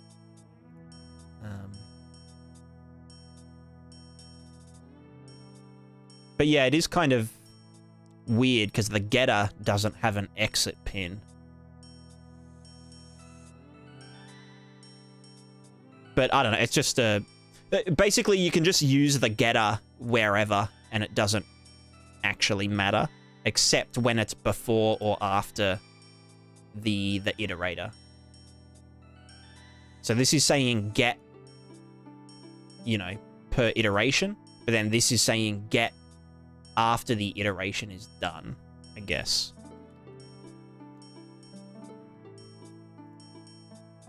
It's kind of like loops, but in reverse. Like blueprint loops. What's that execute cannot be used parallelly.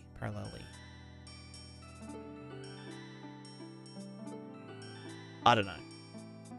Can I want it execute split into? Yeah.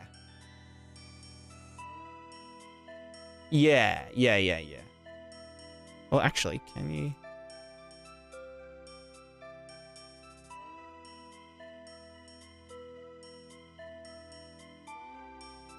Well, okay, yeah, so this is the... Yeah, so it has to hook up to the output at the end. And you wouldn't be able to have... Yeah.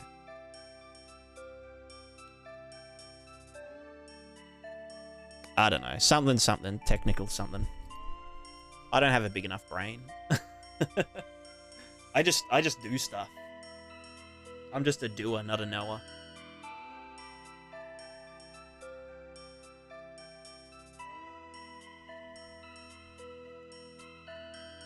Hello. Is this something to follow as a tutorial, just random non-complete UE5 stream? Oh yeah, it's just a stream. I'm just streaming me working out, hanging out. Talking to people, answering questions, you know. It's just what I do on Twitch most days. But I've started doing double streams where we do the, what's it called? Twitch and YouTube at the same time, because Twitch now allows that, which is nice.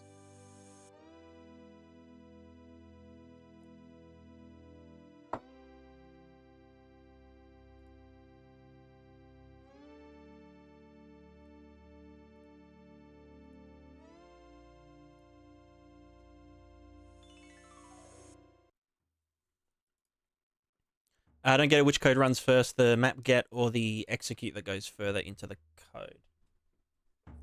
It's from left to right. I mean, I get what you mean. Think of it like this is a pure, like a pure getter, like a pure function getter. So if yeah, okay, that would be illegal. Circular connection found, yeah. I don't know, it's intuitive, you just think of it, you know, left to right. That's all there is to it.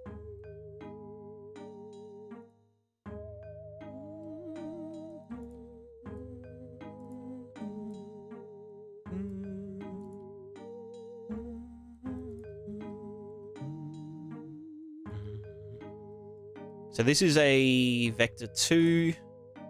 We can just put the vector 2 straight into here and then later break it out so we don't have to multiply all of the doodads.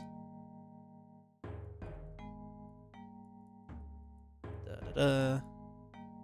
You go there, you go there. 0, 0. You'll just go blah, blah, blah, blah, blah. Again, I could make the wind input a vector 2. It doesn't matter.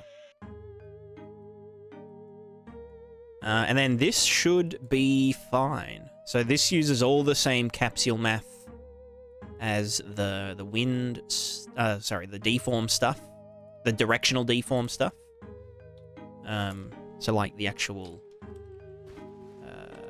sandy, sorry, not sand, the grass stuff. So all of the math is the same, but it's gonna it's only gonna draw to the wind buffer. Whereas the deform stuff coincidentally draws to the wind buffer. So, well, only when it's a really high velocity. Cameras, yeah, okay. I'll fix that, I've actually got a dummy battery on the way for the camera, so hopefully that all comes quickly. Right, we'll take a quick 2-minute break and then we'll get back to work.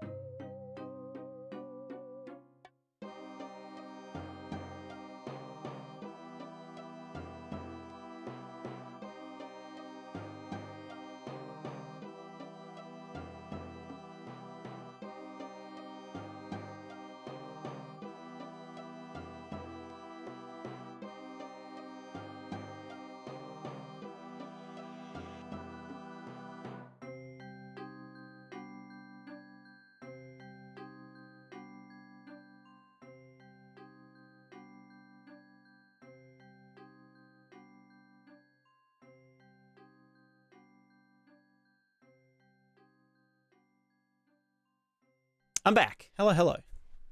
Love my dumbery, but unfortunately, camera gets really confused and resets the time of day when I try to use the resi. Ah, yeah. Maybe the internal battery, like the what's it called? Like, you know, like a clock battery, you know, is fried or something. Kranos 5000. Hello, question. How did you secure funding for your game? I want to create my own, but have no idea who I need to go to attempt the funding part. Thanks for doing things. Thank you. I haven't secured any funding for my game. I make YouTube tutorials and rely on the generosity of the people to keep me alive, which is it's a very risky thing to do, but you know, it's just what I mean, I live very frugally. Like I'm not like all my clothes are secondhand, and I live out in the middle of nowhere on a farm, so rent is like $100 a week.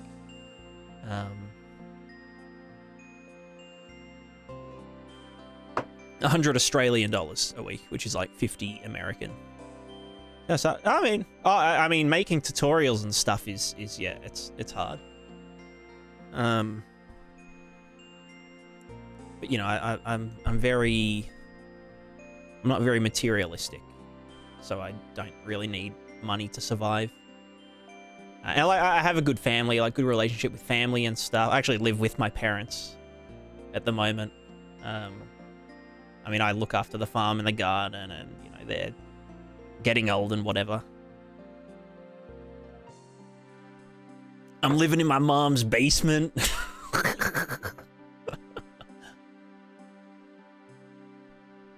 We don't have basements in Australia. But, yeah, so, I mean, it's sort of like, yeah, you have to stay alive. Staying alive comes first.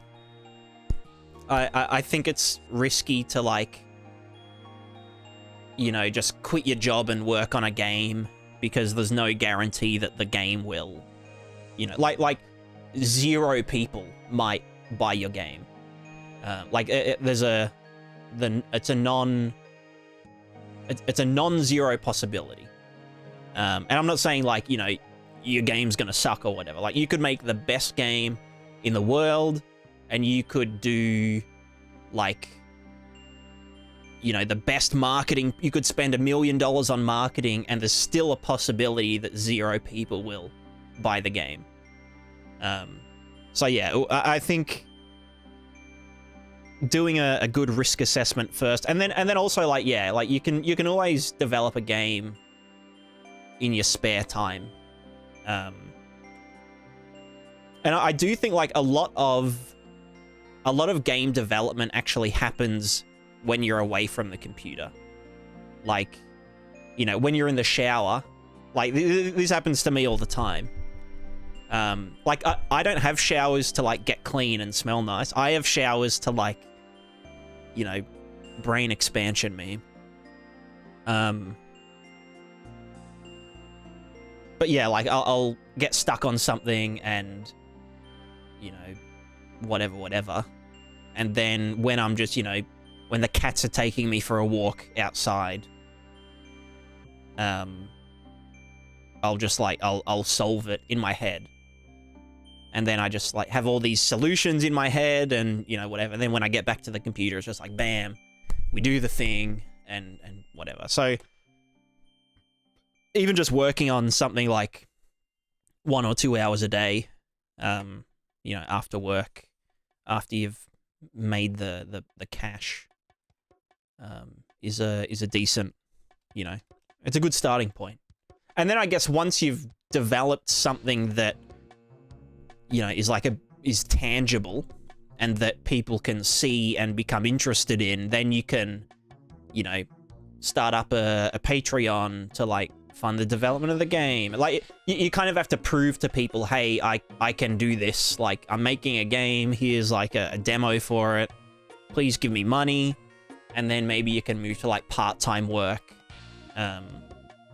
once that secondary income has sort of come to fruition, I guess.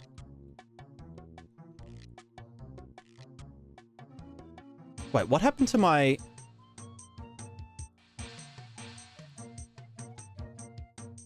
Isn't that supposed to be blue?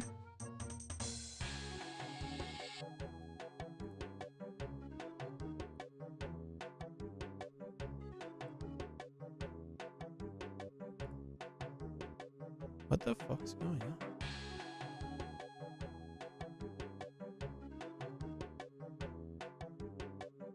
Where's my color correction? There we go. So confused. Color multiply. Get blue, idiot. No, but then the thing isn't gonna... No, this is just... It's wrong. It's wrong. Streamlabs, why have you reset the thing? So tricky. Can I do like a... No.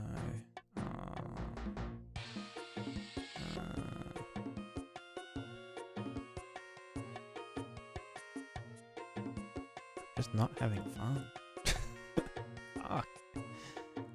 Why is that gone grey? I don't like it. It's ugly. It's ugly. We'll just leave it for now. Let's not worry about the aesthetics. Let's just get into the content, I guess. We'll just keep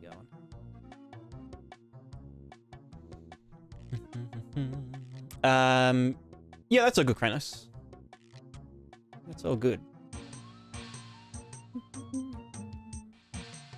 Neat Erna, hello, hello. How do you keep motivation up? I'm creating Swamp Viren UE5 inspired by The Witcher, and I start adding foliage. I'm not sure of the overall look without reference photos. Is it bad? My map foliage and landscape look terrible, which demotivates me further. How do you handle this situation? Everything I make looks great, so I don't... No, I'm just kidding.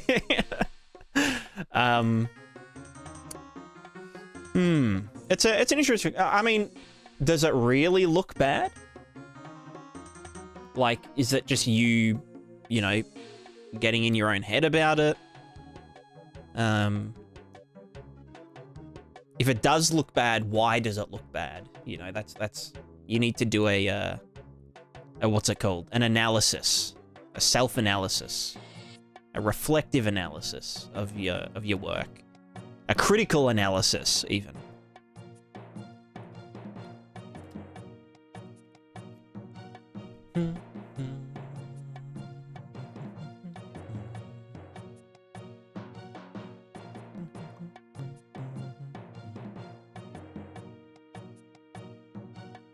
Try to do what I'm doing now. I failed. Damn. Now I make stuff for space. Well, there you go. You're doing much better than being a game developer. or a content creator like me. Imagine being a content creator. It's cringe. Cringe. What's... Streamlabs, login with Twitch. Surely it, like, knows that I'm the owner. All widgets. It's cause I would have clicked on the chat, chat box thinger.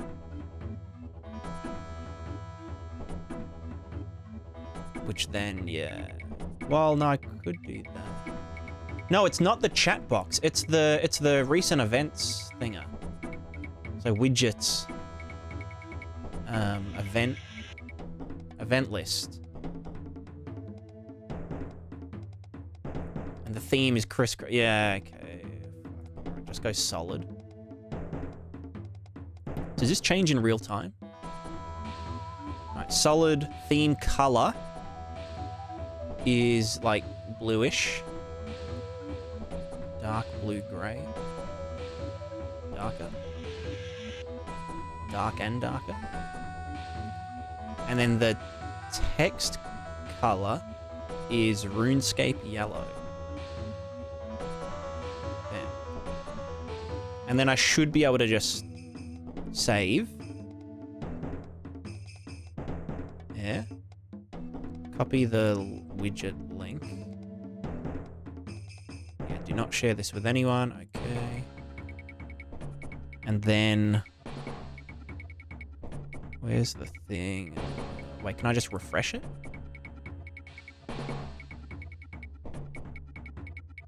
Oh, yeah, there we go, there we go. It needs to be less thinger. Alright, so Streamlabs is connected now. Which is okay.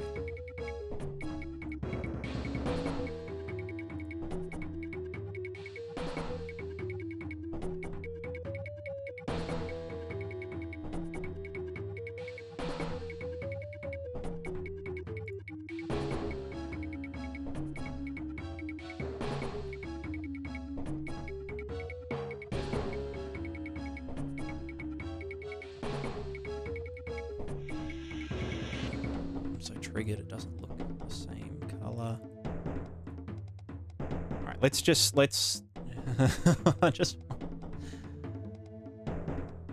I just hate streaming, you know. Can I do like a dropper?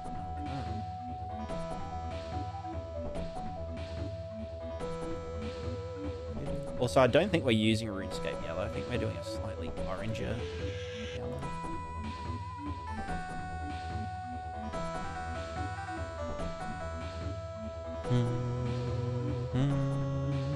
That looks bang on. That looks great. There we go. All right.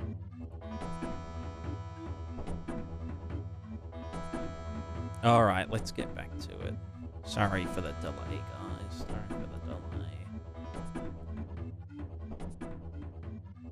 delay. It looks bland, like the foliage and landscape, not blending. It looks terrible. Kind of knew this may... Yeah, I mean, I think just like knowing that you are learning, or like accepting that, you know, not everything's going to be perfect straight away. And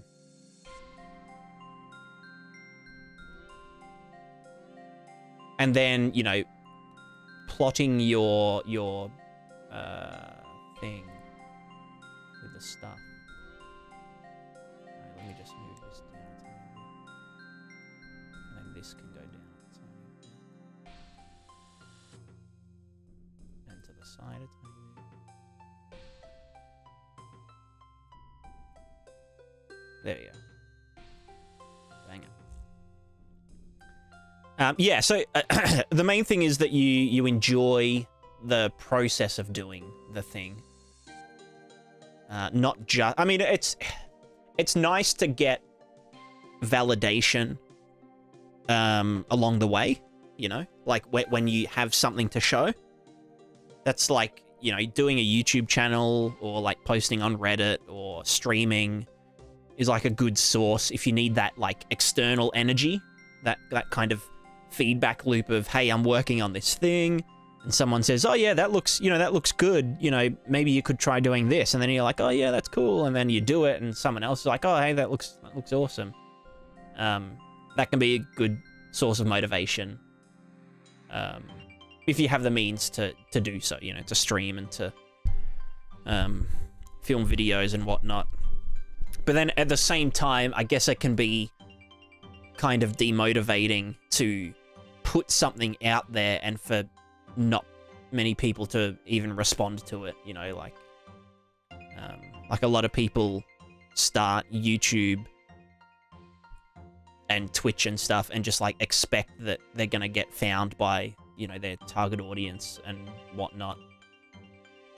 So I mean, it can kind of be like a little two-way chopper thinger, a double-bitted axe.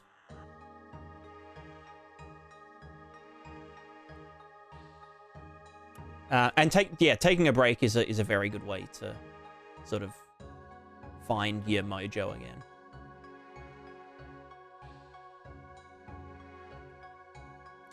Is there a secret way to entice someone interested in doing animation/procedural animation to join me on a side project? I don't feel like I have enough time to dedicate learning enough to do it myself.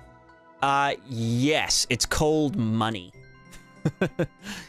You entice them with the money. There you go. But aside from money, you could... I guess you kind of have to get your project to a point where someone could be interested in, you know, contributing to it. But, you know. I guess there isn't really... It's just... Sometimes you just get lucky. I have a reference video on how I want the environment to look, but I don't know how to get there. That's a good point. I guess kind of going bit by bit. So, like, you know, look at how their grass looks and how their grass is kind of constructed and try and just get the grass basically there, and then, you know, how does their ground and surfaces look, and, you know. Issue for me is I enjoy doing basic stuff in game dev, but it's so basic that I feel I'm not making enough progress, even though I am doing stuff. I mean, game dev is just a bunch of basic stuff strung together. Like, if you look at a AAA game, like, okay, let's take, like, Elden Ring, for example. Elden Ring has, like, 3 systems in it. It's got a combat system, it's got, you know, an equipment system, and it's got a movement system, and that's it. Like, there's literally nothing else to it.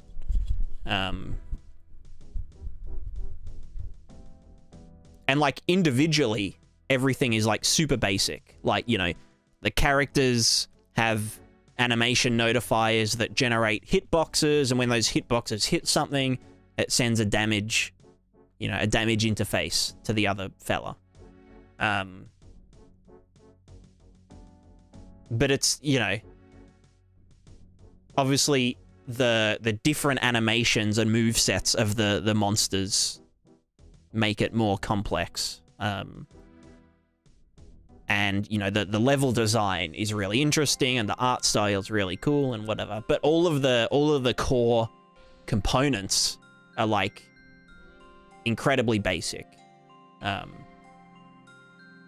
In fact, like, with Unreal Engine, you could have, like, the boilerplate for Elden Ring done within, like, you know, a month. It's just about, you know, the actual content that makes it super interesting. Whereas you look at something like RimWorld, which is, like, it's all systems and zero, well, you know, it's like 1% content. You know, like, there's character sprites. There's, like, really basic sprites for all the items and stuff, but, like, 99% of it is in the simulation, you know, complex stuff. So, yeah. Playing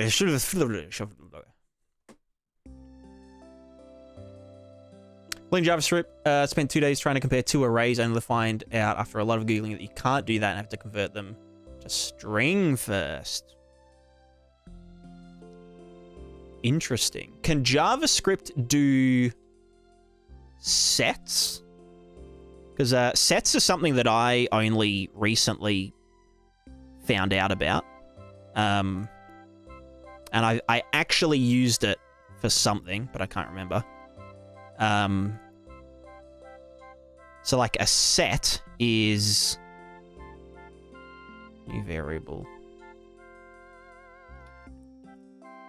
So, you know, maybe we've got, like, objects or something. Object pointers. And the variable type is a set of them. So a set is like an unordered array, I guess. But you can compare them, like, contains item. You can do, what are the set? You can get the difference between 2 sets. So if I have a list of objects that my cursor is currently hovering over, like with a sphere trace or something, compared to the previous frames set of objects, you know, from the trace or whatever, then I can get the objects this frame. So we can then...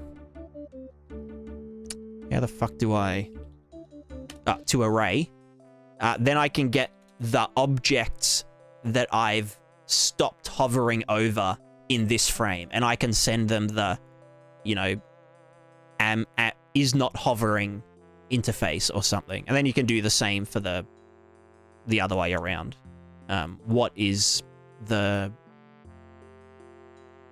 something? What are the new ones? Which would be get the new one before we do this, and get the current ones, which would be an array. Then we would... there's something... I had it figured out at some point, but... Yeah. But I don't know, that's... Amethyst says, if anything, look at reference photos more. It's one of the most important things for environment art. Look at the game you're trying to emulate and real-world examples. You chuck some pictures in the Discord. There you go. There you go. You've got assistance. Yeah, failing is important. Exactly. Network on Discord, IRL. Yeah, definitely. I think putting yourself out there is like really important. Even if it's just to get feedback or just to, you know, get some, you know, a pat on the back that says, you know, good job, you know, you're giving it a shot. I mean, like, no one's gonna say that, at least not in my Discord. No one's gonna say, oh yeah, haha, that looks shit, you know? Like, they're gonna say, oh, have you tried, you know, doing this? Or maybe you could, you know, do this for the grass, or, you know, here's a link to a video that, you know, shows you how to do blah, blah, blah, blah, blah. If you post in the Unreal Slackers Discord, however... No, I'm just kidding. I mean, I've never posted in Slackers, but...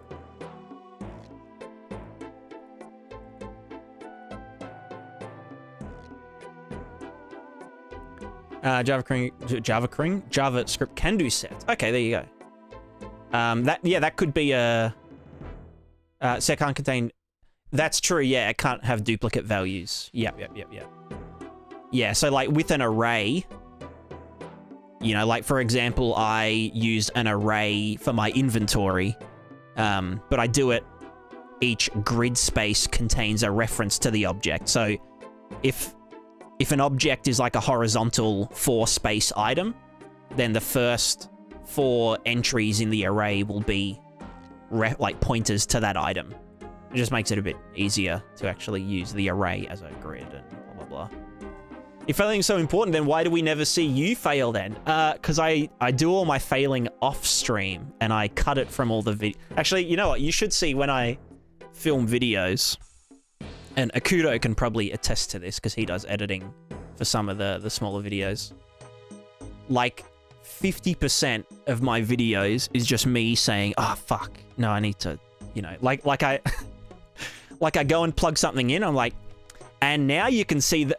Oh wait, fuck, it didn't work. And so I have to go back and fix it and do it again, and so that all gets cut from the videos. So, because all of my videos are just done on, like, they're not scripted or anything. I literally just like brute force my way through videos. Simply small failures. Yeah, true. I mean, that's the other thing about streaming is that you can you can share your failures in real time, which I think some people are self-conscious about streaming because, like, you know, one, they either think that what they're doing isn't interesting enough to, you know, retain an audience or something. Or they feel embarrassed, like, learning something on stream. which like I can understand, but and like, you know, there's some people like on Twitch and YouTube that are like backseaters, like in a negative way. Like there's good backseating, which is like, you know, oh, I'm looking for this node, fucking, what's it called? And someone would be like, it's called, you know, it's called lerp, you fucking idiot. And I'll be like, ah, oh, that's right, thank you. But then there's other people that are like, have you actually, you know, blueprints aren't actually real code. I mean, if you aren't using like assembly language, then, you know, you're less intelligent, whatever. You know, maybe you should do it. This, like, people that join the stream with no context about what you're actually doing and start giving suggestions, you know, out of nowhere. You get people like that sometimes, but you just got to know who's a real person, and who is a, you know, a serial backseater. But other than that, I think streaming's a very positive experience.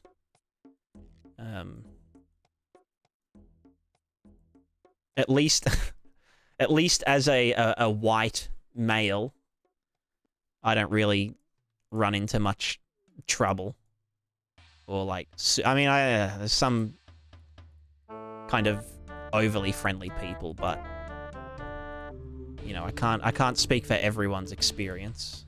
But personally, streaming's always been a very positive thing. I'd stream, but I don't like being on camera or talking to people or letting people know anything about what I'm doing.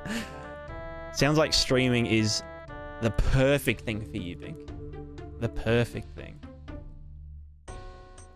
All right, so after another half hour of getting distracted by chat, I think this is ready to go. So this is drawing to the wind input, then the wind simulation is going to, what was this again? That's the deform input. And then that does the thing with the stuff and it adds it all in here. This needs to add the 4 vector wind input that we generated just before. Stackety contackety. You know, I might actually use a separate getter just to, I mean, this is a nightmare, so let's just do this. Bam.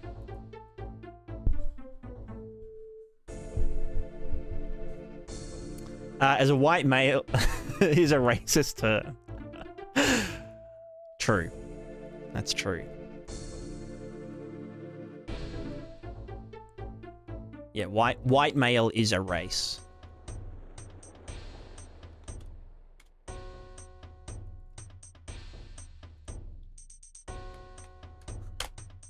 All right, let's get wind input. Oh, that says wind unput. Input. Let me chuck you in there. So that's just getting added. That's just getting added explicitly. So we need to actually deltafy this. Delta time. Multiply that. Let's also just get a wind input strength. You can actually go. You go there. You go there. You go there.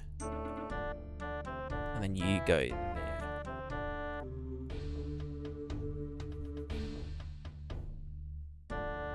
Oh, and this needs to be a vector 2. So we convert. Actually, do I have a converter anywhere?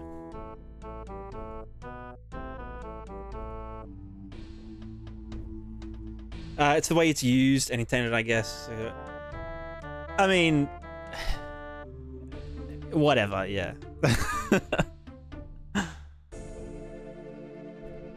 I think anything can be used in a demeaning way.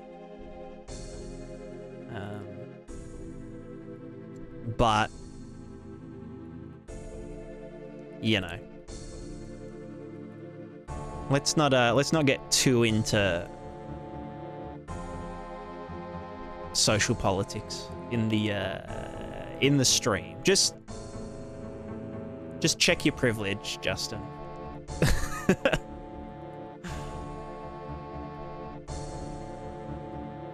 No, but I do have a lot of friends that aren't white males that, you know, stream and content create that run into some interesting characters.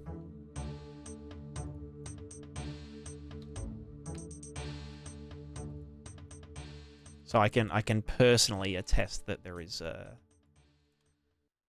sort of there's a sort of barrier, like, anyway.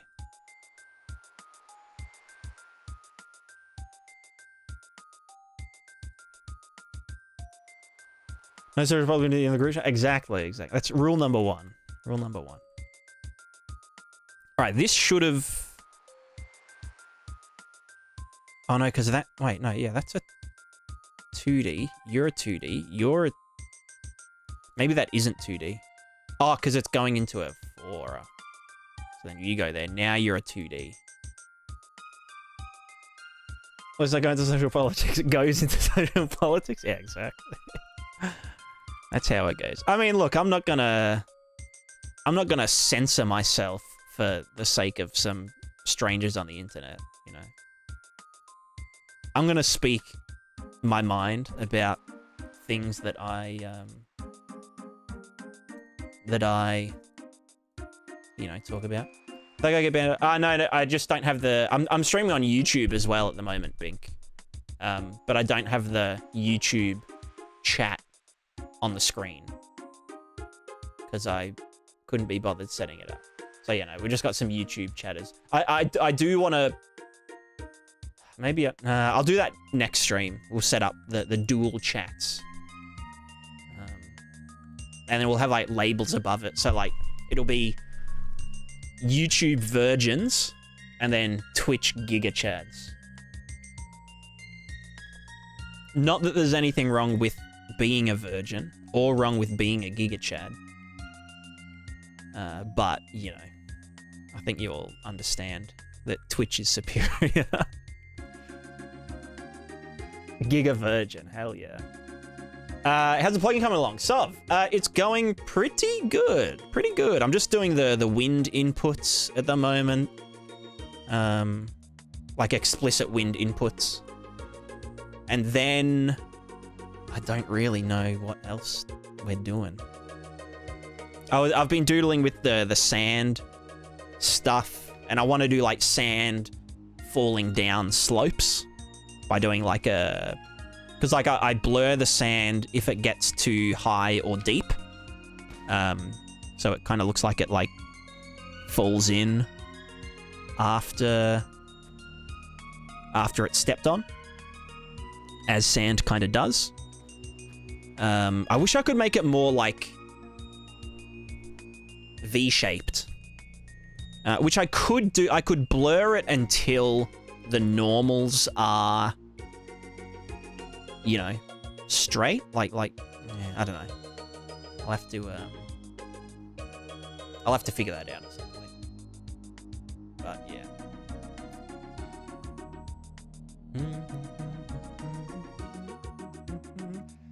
I don't think that's quite how that works. I'm pretty sure my wife would have something to say about that. What about being a YouTube virgin? Well, I mean, you know, like Jesus and Joseph and Mary and, you know, and whatnot. This is now a Christian stream. We have virgins with children in the chat.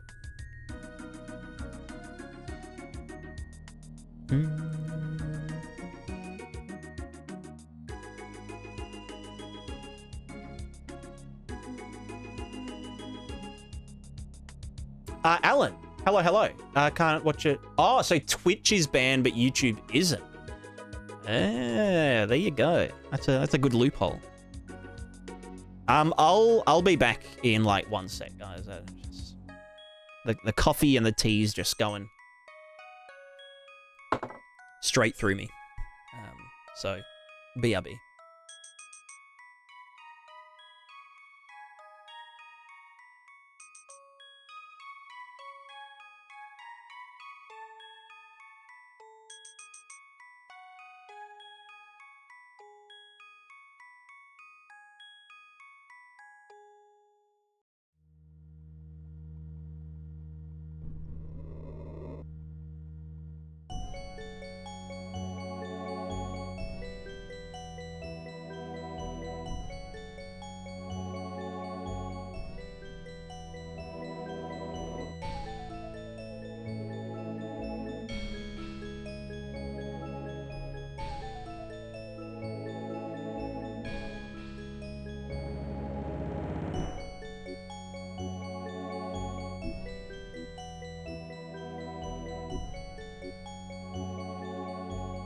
And we're back. And I did wash my hands. Although now, why am I out of focus? There's proof that I... There we go. That was so fast? What do you mean? I'm a speedrunner.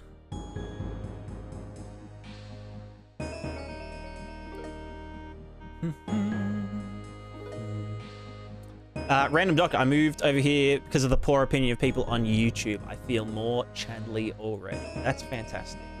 I'm glad to hear it. Bathroom break any percent? No, this is wash hands percent. We don't do bathroom break any percent. Because, I care about hygiene. Did you wash behind your ears? I did earlier. When I had a shower, which is why the stream started with a towel on my head.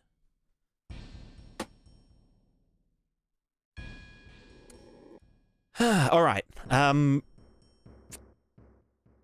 What is this for? Make vector 4 multiply. This is getting the delta time. This is getting the pixel location world space divided by 1,000. What is that for? Oh, for the noise texture. And then... What the fuck is that for? Multiplied by some values 1 minus.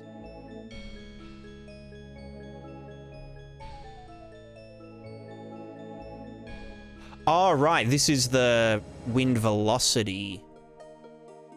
Wait, but what? Wind pixel multiplied by...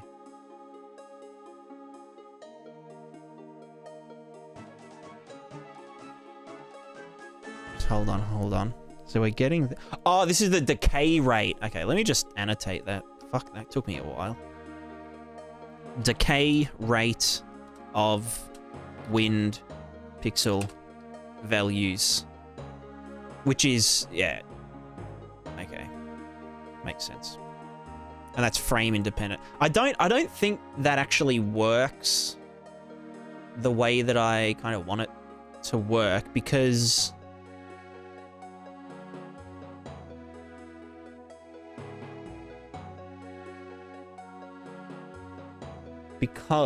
multiplying something by, for example, I'd have to do it linearly, but then I don't like how that looks.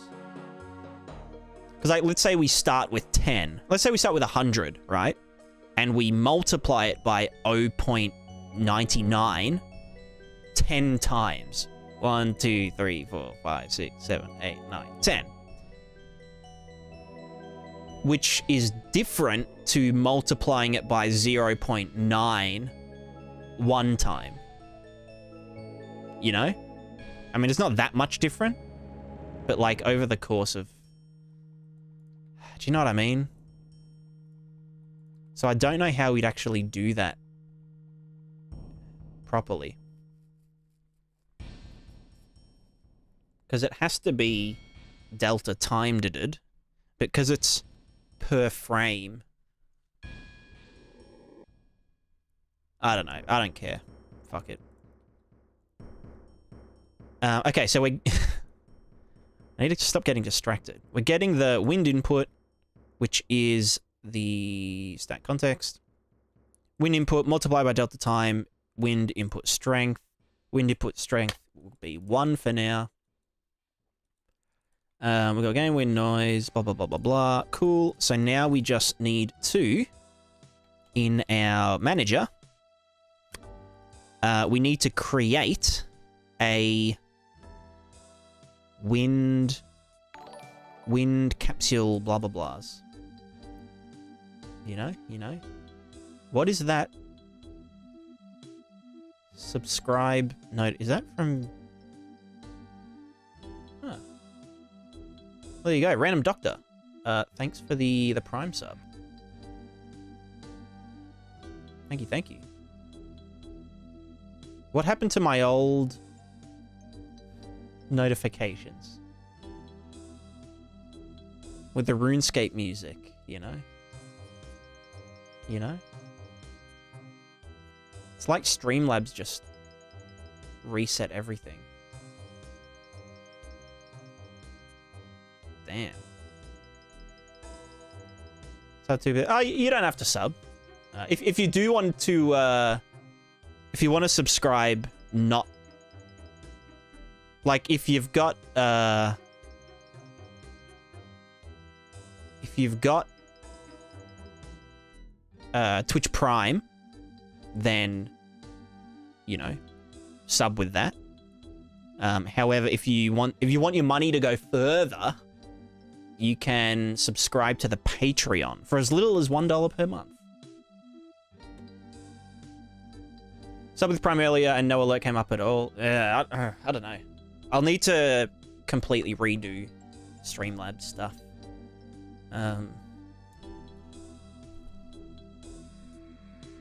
Because I logged in with YouTube and then linked my Twitch. But I think I'd logged in with Twitch and linked the... I don't know. It's... Yeah.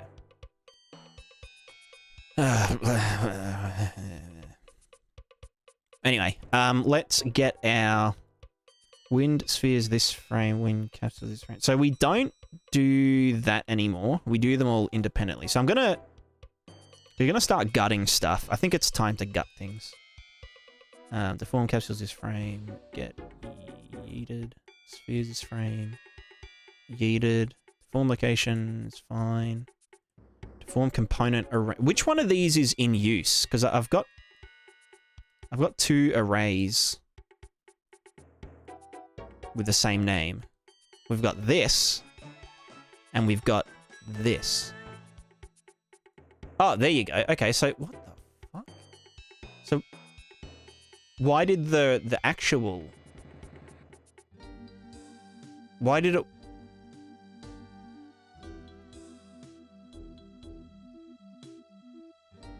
I don't know.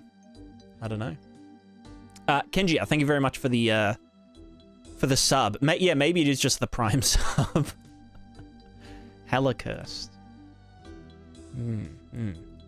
Okay, so these are actually 2 different variables. I can check which one is real. This one is fake. Dead. Wind capture material we don't use anymore. Wind cache material we don't use anymore. We don't use any materials anymore. This is all in Niagara now. Play character to follow. First pass isn't used anymore. Tile size resolution are used. Component. Deform component array. So should I do...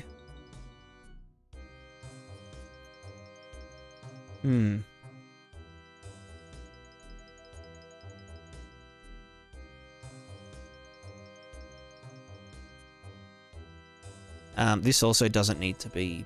This isn't a real function anymore. You know what? Yeah, let's just go hard. Let's go... Draw a win batch, get dead. Draw buffer batches. You can... die. Draw buffer batches. Draw batch. That's also not real. Hope I don't break anything. You know what? Okay, before we keep deleting everything, I'm just going to make a commit real quick.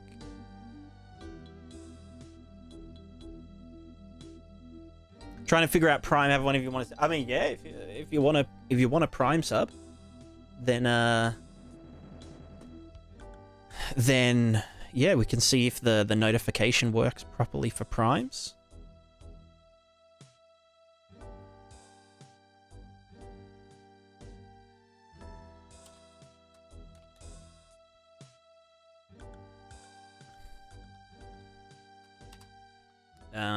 Gutting the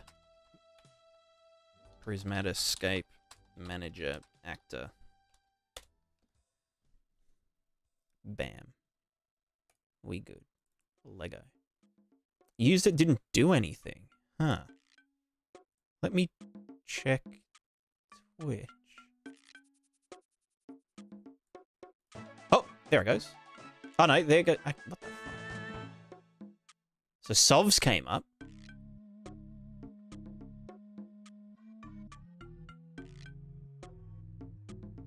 We have Kenjia, we have Random Doctor.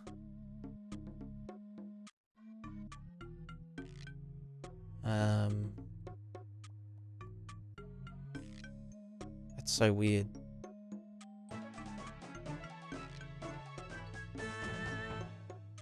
I'm confused. Oh, there we go. Yeah, you've got to click the, after you've done the message and stuff.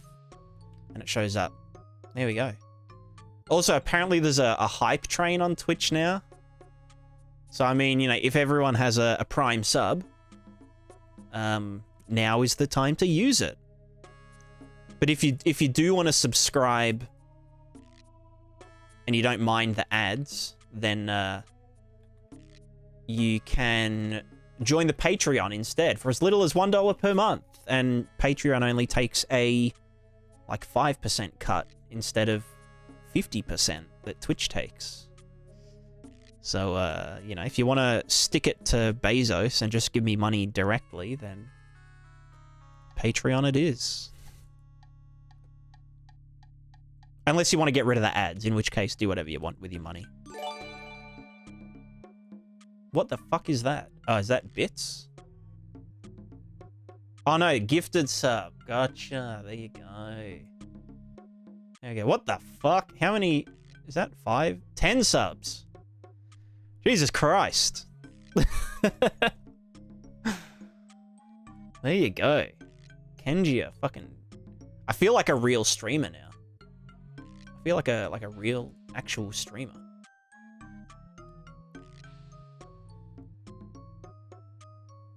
It's weird. Thank you very much. Absolute Giga Chatical. Absolute Giga Chad. YouTube takes roughly 30%. Yeah. Although I think the YouTube chat experience is a bit like inferior to the Twitch experience, you know. What do hype trains do? It's just a way to incentivize people to give streamers money, basically. So like if I think it's like if something interesting happens, so let's say you're a speedrunner, right? And you just broke world record, and then someone, you know, gifts subs, or like lots of people use their Prime subs or whatever, then it will be like, oh, heaps of people are interacting right now, and it will start a hype train. And then the hype train has like 5 different levels, and if people keep interacting and donating and whatever, then I don't know. There's some. Yeah, you get like free emotes and stuff if you were a part of the hype train. I'm super. I haven't updated my emotes in like 3 years, so you guys aren't getting much. Not that I don't appreciate all of the support.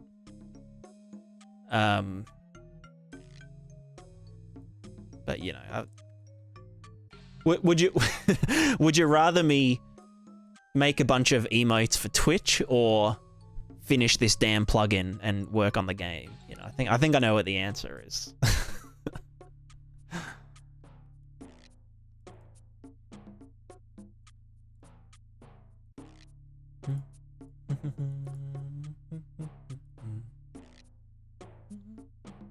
Maybe the plugin also made Twitch emotes. That's a good point. That's a good point. All right, we can get rid of draw batch. We can get rid of. Nope. Nope. Gather all shapes from edges of components we need. Draw buffer batches. It feels wrong getting rid of this, but we just don't need it anymore. Pulses we do need, but the pulses are going to have a different array, so I'll keep that in there. Pulses are like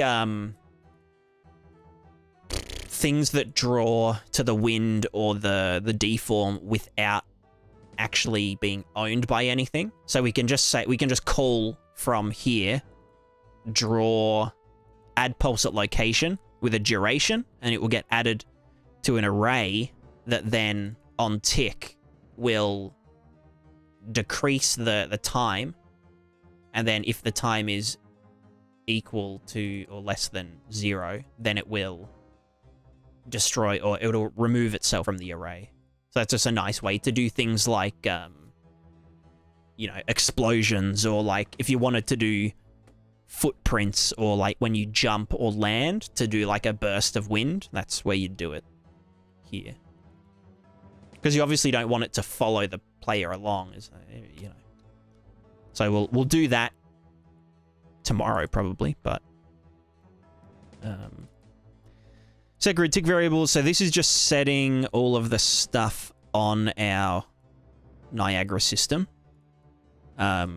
which is, I mean, I'm pretty sure there's a faster way to do it, because this has to copy the arrays into the, you know, the GPU and whatnot. So I don't know. Can I hook up the pulse to my pacemaker? Yeah, there is actually pacemaker integration in this plugin. You can actually do the wind simulation in your pacemaker as well, although it smells pretty bad. Make Unreal Things. Hello, hello. Welcome.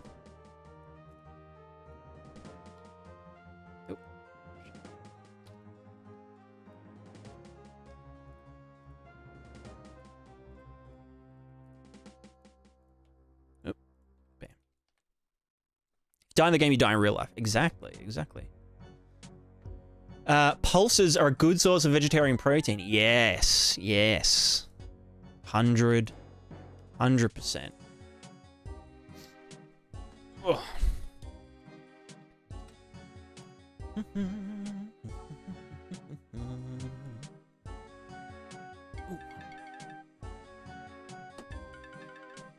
I know all about pulses. Because I am actually, believe it or not, a vegan. So go vegan, you fucking murderers. We're just getting the social politics back in the chat, you know, so, yeah. Do you know anyone who has a good tutorial on replicating Diablo 1 style dungeon in UE5 for noobs? So you mean like, as in like the generation of the dungeon? Or do you mean the actual, like, orthographic perspective style of it? I'm guessing you mean the generation.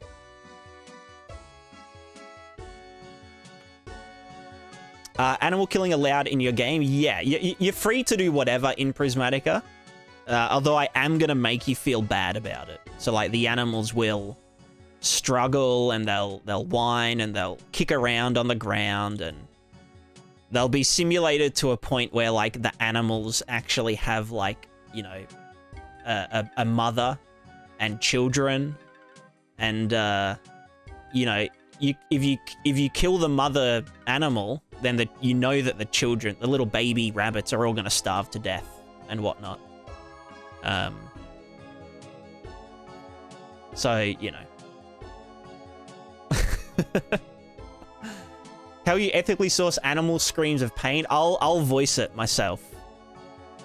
I'll be voicing it myself. And we'll start suddenly... Well, okay, so the thing is that it is set in a fantasy world, even though it isn't, like, high fantasy.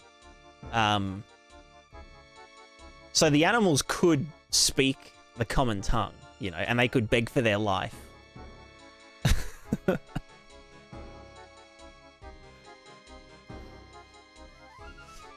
Yeah, anyway.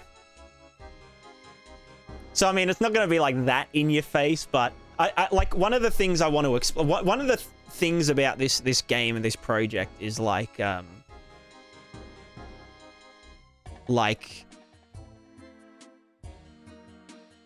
giving the player freedom to do whatever, but like, you know, everything has a consequence. So like, you know, let's say you're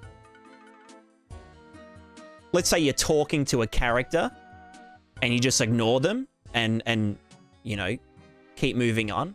Like, they'll get angry. Like, they'll, you know, they'll think that you are stuck up or, you know, an asshole or whatever. It's not like you can just come back to them and resume that conversation without any kind of whatever. Like, that's the kind of, you know, seamless gameplay that we're going for. So, I mean, like, you can ignore everyone and you can just say, get to the point, you know, what do you want? What do you want me to do? Whatever. But they'll get a bit pissy.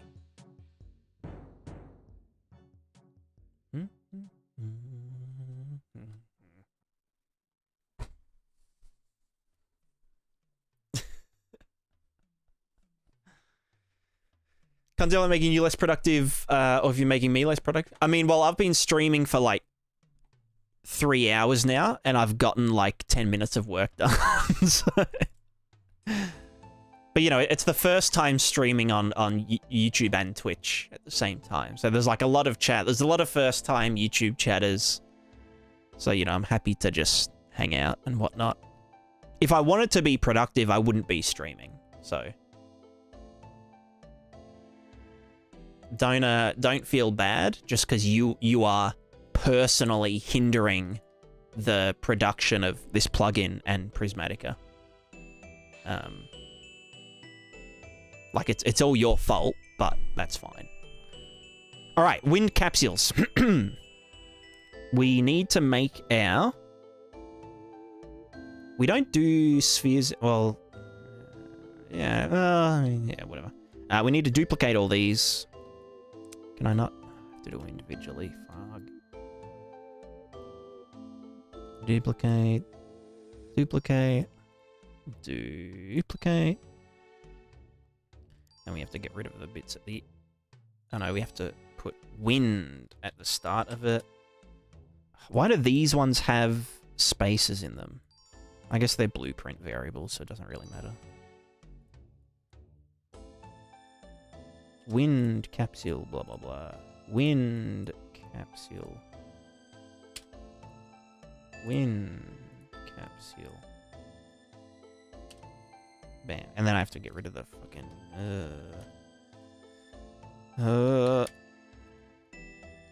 Bam. And then I did the last one, didn't I?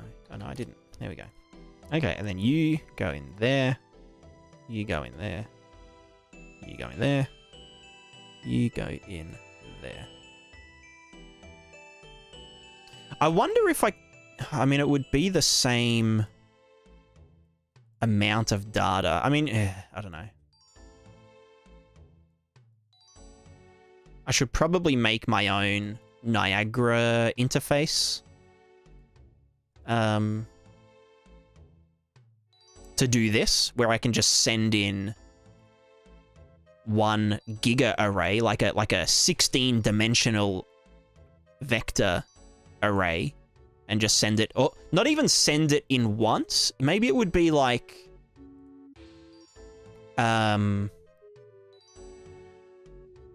we'd have an object, which would be the interface. So let's just say this is the object, and then we would set. So the object would exist CPU side. No, because then we've still got to... I don't know. The only problem with this is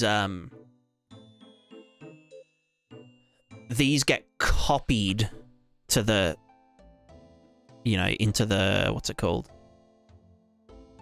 The parameter. It's not directly reading from this component. We have to copy the data from this component or this actor into the Niagara system. Whereas it would probably be better for the Niagara system to pull the data from this thing. That way it doesn't... I mean... No, because it would still have to be copying from the CPU to the GPU, the same way that, like, a material instance, when they would get updated, material instance parameter would get updated, it has to send that dirtied variable to the thing, I guess.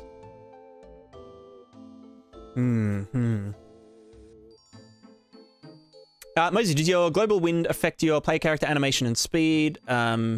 They're leaning into the wind, using more energy. Not currently, but it will. And you'll get blown around by, like, strong winds and stuff. The local wind simulation, so like this stuff here doesn't affect anything CPU side. But we can infer stuff by, like, you know, let's say we have like a wind gun, like a gun that shoots gusts of wind, like a leaf blower.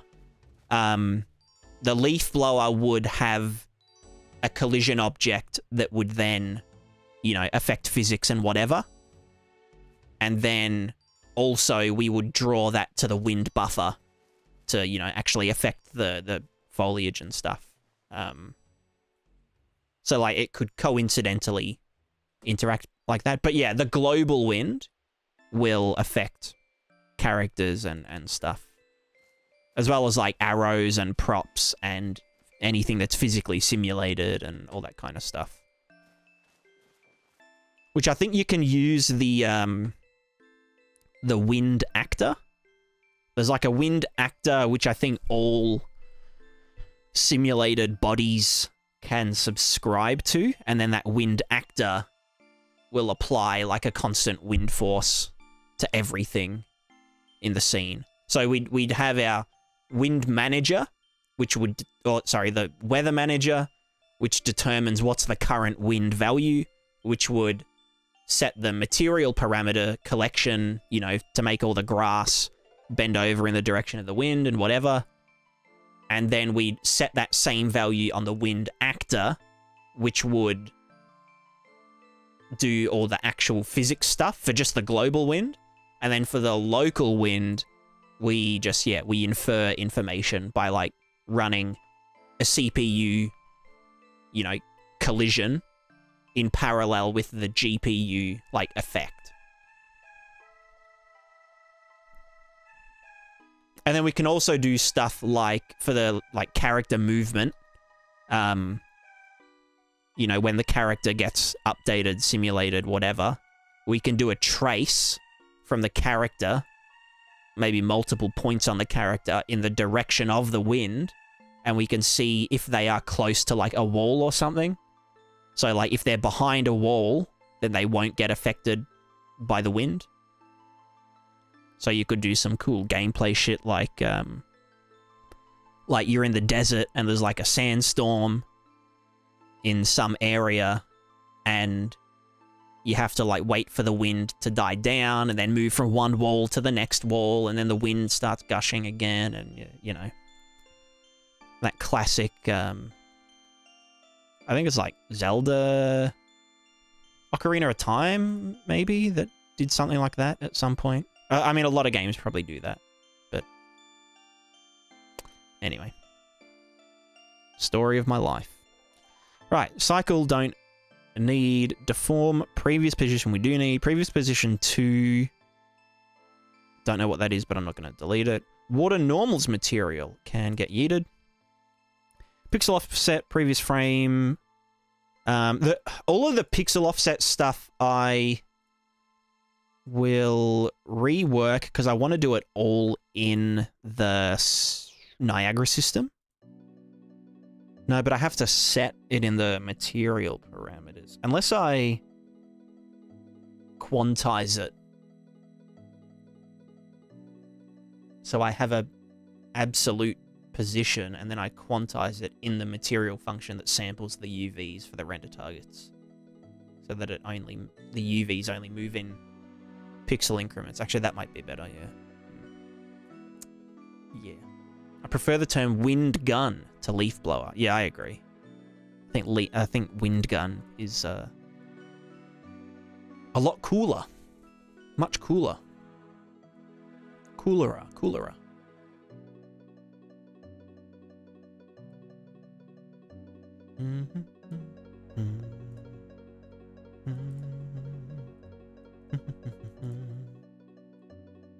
Do I have water? No, I don't. All right. So we're sending all of our wind stuff in now. We need to hook that back up. Actually, let's just make sure stuff still works now that I've deleted a bunch of things. Yeah, sand works. Cool. Yeah. The wind does work. You can see the normals get flattened by the wind. Makes it look kind of swooshy. Do the swooshing.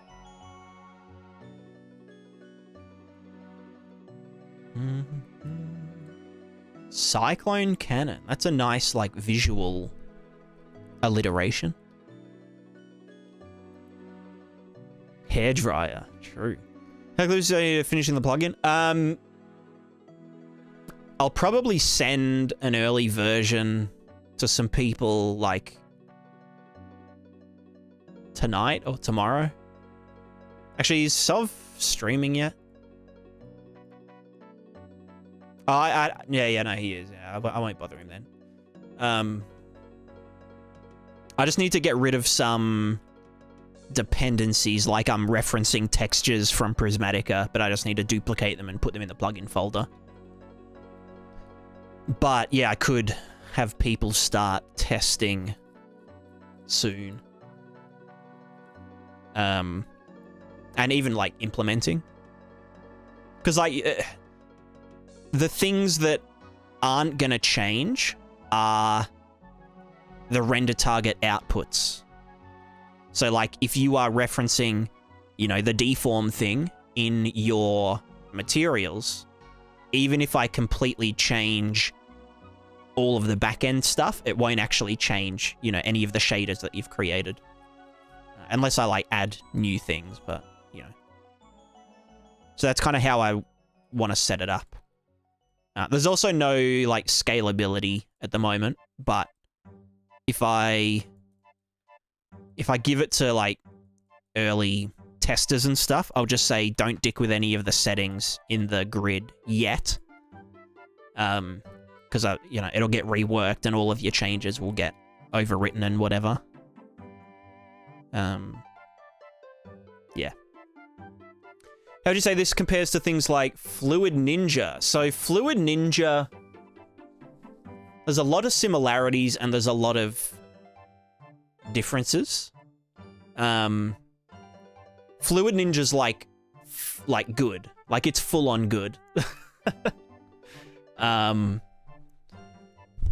And I'd say like one of the obvious benefits of Fluid Ninja versus this is that Fluid Ninja can do like local simulations. So like it can do, you know, if you've got a, you know, smoke coming from a fire or something, that smoke can be interacted with by, you know, things. The thing is with it though is that it uses like a registration. So like the smoke thinger has a like an interaction bubble, and then when an interactor moves, you know, close to it, it will then subscribe to it and add itself to the array. So then you could technically be having one character draw to heaps and heaps of different, you know, simulations. Whereas my system is like, you only draw one, you know, set of shapes per character or object or whatever. So like for a character, we could just draw the feet until they, you know, fall over or do an animation where we turn the rest of it on. But just these shapes interact with like everything. So it's like a global kind of system. But it's only for surface interaction. So yeah, so the feet are drawing to the, you know, they're deforming the foliage. They're drawing to the wind simulation, which you can see a bit here. They're drawing to the, you know, the ground deformer. They're already, you know, the same shapes are drawing to the water surface thinger. So it's all like an integrated, you know, all in one system. And then we can do other stuff like draw wind to the water. Or we can draw wind to the deform. So like if something's emitting heaps and heaps of wind, it can actually create divots in the sand and whatnot. And all that kind of stuff. Have you fun trying to max out version of it with all particles, like dust particles, sand on footsteps, leaves falling behind while brushing into them? I mean, that's what this test level is I mean, I could do them all, just lay it on top of each other. But yeah, like none of these are like subscribed to. It's all passive interaction. So like these leaves aren't reacting to the character. The leaves are reacting to the wind that the character's creating. And then the water is reacting to the deform shapes and whatnot.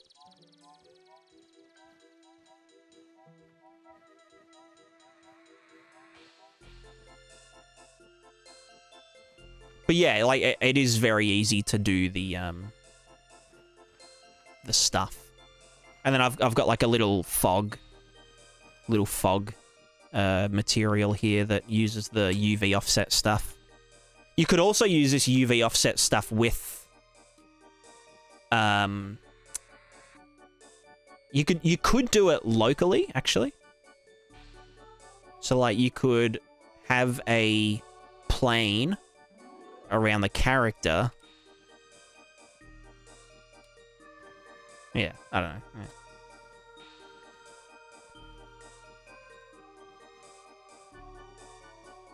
Combining this interaction with Niagara, basically. Yeah, so I mean, the whole system is written in Niagara using the grid system, or the fluid system, or whatever you want to call it. But yeah, you can access... you can sample textures, or the render targets. So this render target here, which is the wind stuff. You can just sample this in a particle system. So we don't have to actually... we don't have to subscribe this particle system to anything. It can just be like, hey, you know, if there is localized wind here, then I'm going to react to it. So yeah, you could do that with like, you know, the sand particles when you kick up sand or whatever, or you could do that with like grass particles that spawn when you step on grass and stuff. And they can all just read from this passively.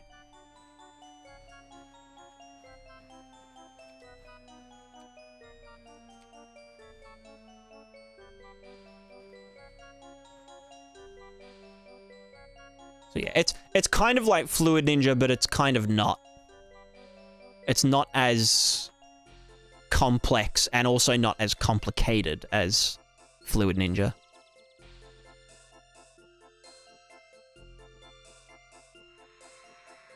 But I think it's important to know what this can do and what it can't do.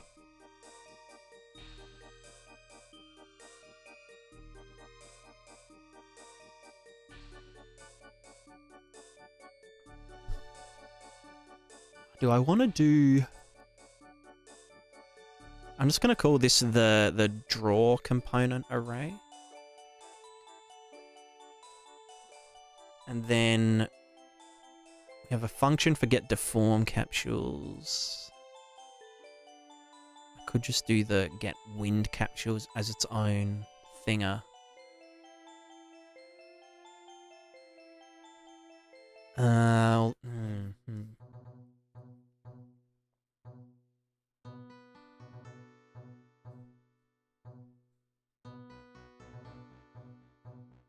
No, I think I'll do the wind and the deform components as different things.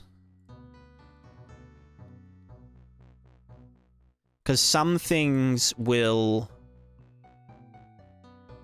well... I'm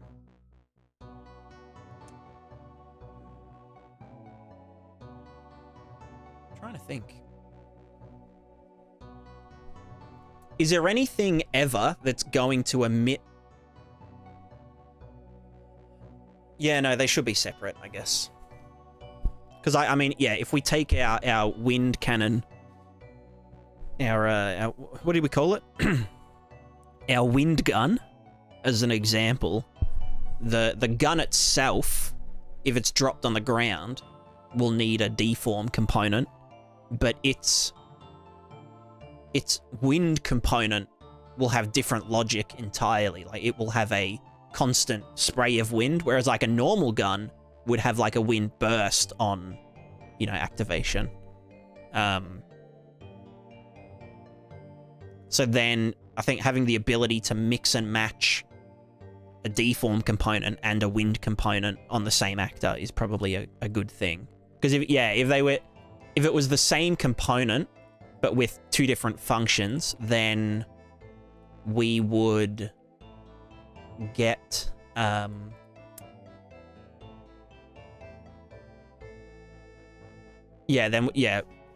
it's hard to like mix and match them. So yeah, no, we'll do them separately. We will do them separately. It's a fact.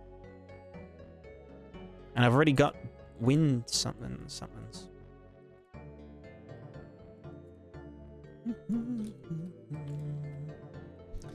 Justin, half an hour. Try to catch the rest of the vid later. Gonna be our YouTube video still up there, and like, yeah. I will keep the VOD up on YouTube.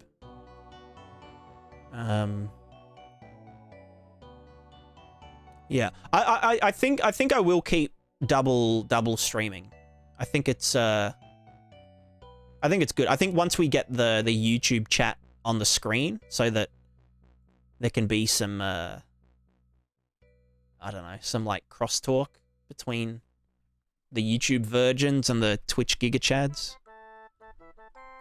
It'll be a bit more. It'll be less confusing, because like sometimes, like I've got a combined chat that I am reading from. But obviously you guys can't all see that.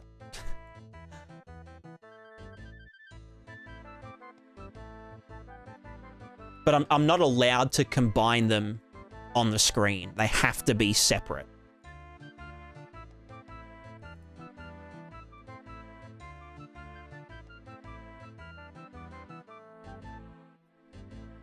So yeah, I might get rid of the to-do list and just have like one line of like, what am I currently working on, so that people can, you know, don't have to ask, what are you doing? What are you doing? What are you doing? What are you doing?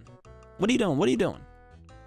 I can just be like, read the little thing above my head. And then yeah, we'll have the two chats. At Twitch you can't, yeah, so the Twitch multi-stream policy, which changed like a few days ago, which is why I'm multi-streaming, is that the quality of the Twitch experience can't be degraded for the sake of the other platform. So like I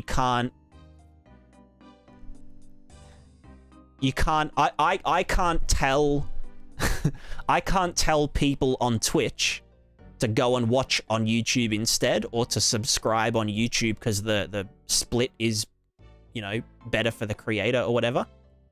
But I can tell the YouTube people to watch on Twitch, because if my average viewer count goes up past 75, then I can become a Twitch partner and blah, blah, blah, blah, blah. So, yeah. And like, if for some reason you were streaming at a really low bitrate to Twitch, but a really high bitrate to YouTube, which, you know, that would be against the policy, I guess.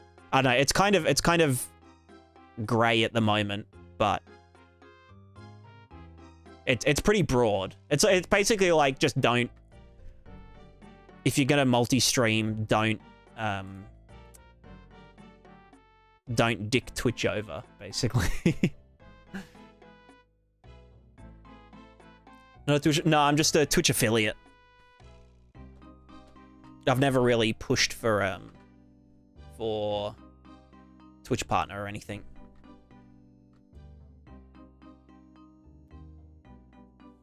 Grim Reaper, can you have collision on instant static meshes that are created at runtime? Oh shit. Yes, but not landscape grass. But everything else can, yeah, have collision if they're created at runtime. I'm 99% sure. It might depend on the class.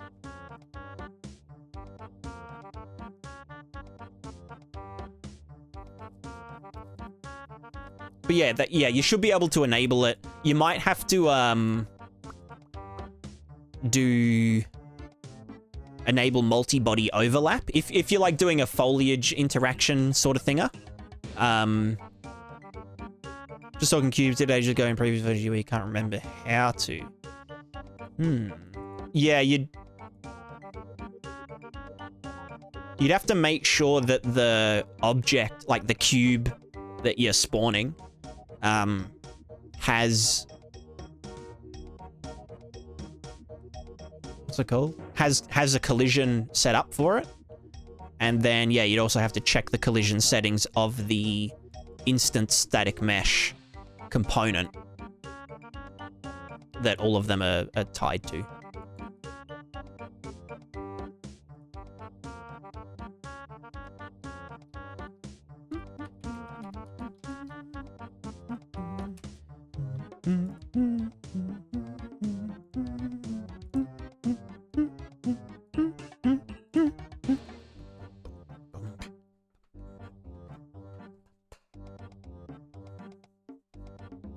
Trying to make streamers advertise their Twitch channel by streaming it on YouTube. I mean, I wouldn't be surprised, honestly, if global Twitch viewership has gone up since they announced that. Because I know a lot of people moved from Twitch to stream on Kick and on YouTube.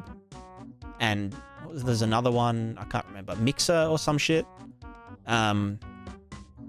So they would have lost, you know, some viewership there. And so now that those people are streaming on Twitch as well now, they've probably got a lot of viewers back. So I don't know. Is it mixed it out? I don't know. I don't keep up with anything. Alex, hello. Quick question. I'm experiencing trailing ghosting of emissive Niagara particles. If I switch from TSR to TAA, the trailing disappears. Have you experienced something like that? And do you know how to fix it? I'll use TSR, but can't with this issue. Fuck. I think... I'm pretty sure... Sov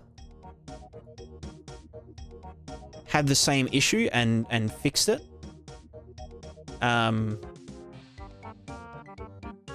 Maybe, I mean, Sov's online now on Twitch, so maybe ask him, because yeah, I'm pretty sure he had that same issue with like TAA looking ghosting with super resolution.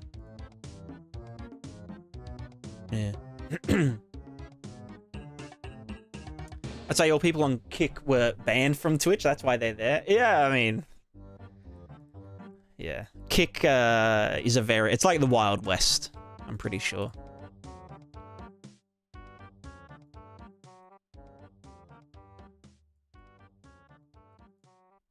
What happened with the Prismatica? You're still working on the game? Yeah, I am. I mean, I'm taking a break to work on this plugin, but this plugin is a part of Prismatica. Or, you know, I'll be using it in... I'll be using it in Prismatica, but... as soon as this is done, yeah, I'm going to be back on the Prismatica train. I'm going to start... I have to, like, do another little tidy up of some stuff, and then I want to kind of look into state tree AI, and I also want to build a... like a hybrid between utility AI and a goal-oriented AI system. Which I may write as a plugin to some degree. Like just the boilerplate of it. I don't know if I'll sell it or anything, but yeah. Basically like a way for characters to react to situations or react to some input. Like, oh, I'm sad. Here's a list of things that I can do that will unsadden me. Then I'm going to sort them by like a weighting of how, you know, how happy this would make me versus how long and how much effort it's going to take to accomplish that thing, with some other factors like how much money does this character have and whatever. So then they can choose, okay, well, I'm going to go and buy an apple. I want to I want to acquire a piece of fruit to eat to make me happy, even if I'm not that hungry or whatever. So then they'll have to figure out, okay, well, in order to get apple, I can go foraging. I could steal one from the apple, you know, orchard, which has its own weightings. Like, am I a criminalistic character? Am I really stealthy? You know, do I have a conscience? Am I a psychopath? Whatever. Or, you know, I could just go to the market and buy an apple and I've, you know, got heaps of money or whatever. Maybe they're like a really pious character, but they don't have much money. So, you know, whatever. So then they have to actually execute that plan, which can get interrupted at any time. Like, they might be walking to the market to buy the apple, but then get robbed. And then their priority is now either run away to safety or chase the person or whatever. And so, just like, yeah, an AI framework that can kind of handle all that stuff, but then also, this is the difficult part, to be able to LOD all of that.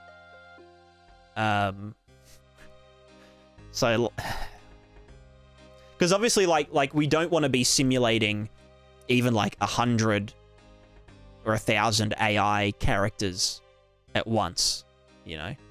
Even if they're like event-based and it's really like sparse, it's still a lot of shit to keep track of. So they'll have to be like 3 LOD levels, which is, and they like, we have to be able to jump from one LOD to the other. So this sounds super convoluted, but like, for example, like, okay, our character is walking to the market to get the apple, but us, the player, are like in another city. So we don't really fucking care. Like, we don't care if they bump into another character and, you know, their nav mesh navigation has to go around and blah, blah, blah. Like, what I'm thinking is we can just have, for any, like, any goal or any action, I guess, that an AI does, we can have an expected outcome and an expected cost. So, like, this will take this amount of time because they're going to go from here to there. And then... And they started at this time, and their general movement speed is this value. So then if we come into that city, and that AI was in the middle of going to the market to buy the apple, then we can just be like, okay, well, they were going from here to here, this much time has passed, they'll be at this location, spawn them in, apply all of their clothing and, you know, rebuild their inventory and shit, and then continue the operation of walking to the market stall, but actually, like, they're actually doing it now. We're not just approximating it. So it sounds very complex, because it is.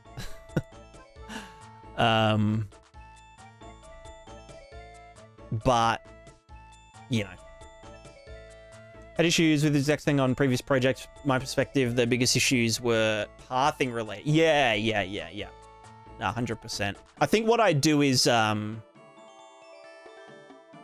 you could do... I mean, in a city, you can kind of get away with doing splines. And just...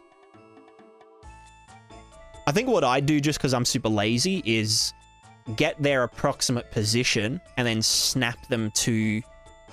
If they're traversing, snap them to the nearest road. And if they're doing something else, like they're cooking at a station or something, then, you know, snap them to that station and have them do the thinger. Yeah, I don't know.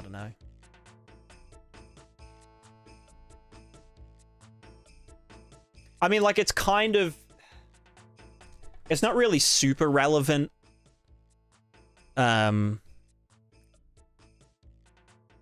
currently. Like, I mean, the first thing I'll probably do is just get combat logic, like, real-time combat logic working how it kind of used to when it was all, like, sort of hard-coded and shit. And also do, like, a squad manager and, like, group behavior and all that kind of stuff. And I guess the goal would be have 2 teams of characters fight each other and not just, you know, not have it be so, like, willy-nilly, where they're just, like, all ganging up on the one person and just letting other people hit them and whatever. So, yeah, so they actually kind of form, like, clusters and they can react to individuals and other clusters and perform, you know, tactics and whatever. Have like role managers within squad managers so that, you know, if 4 of the characters have shields, then they can be at the front, and the people that are using ranged weapons can stand behind them and, you know, be able to execute flanks and all that kind of shit. And then the LOD version of that, so once they're like a few screens off, we can convert them into just lightweight. We can just like basically like turn-based combat off screen. Without playing any animations. We don't even have to render their meshes and stuff. We just say, yeah, you know, probably we'll roll some dice.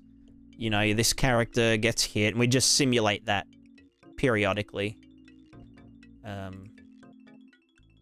That's kind of my...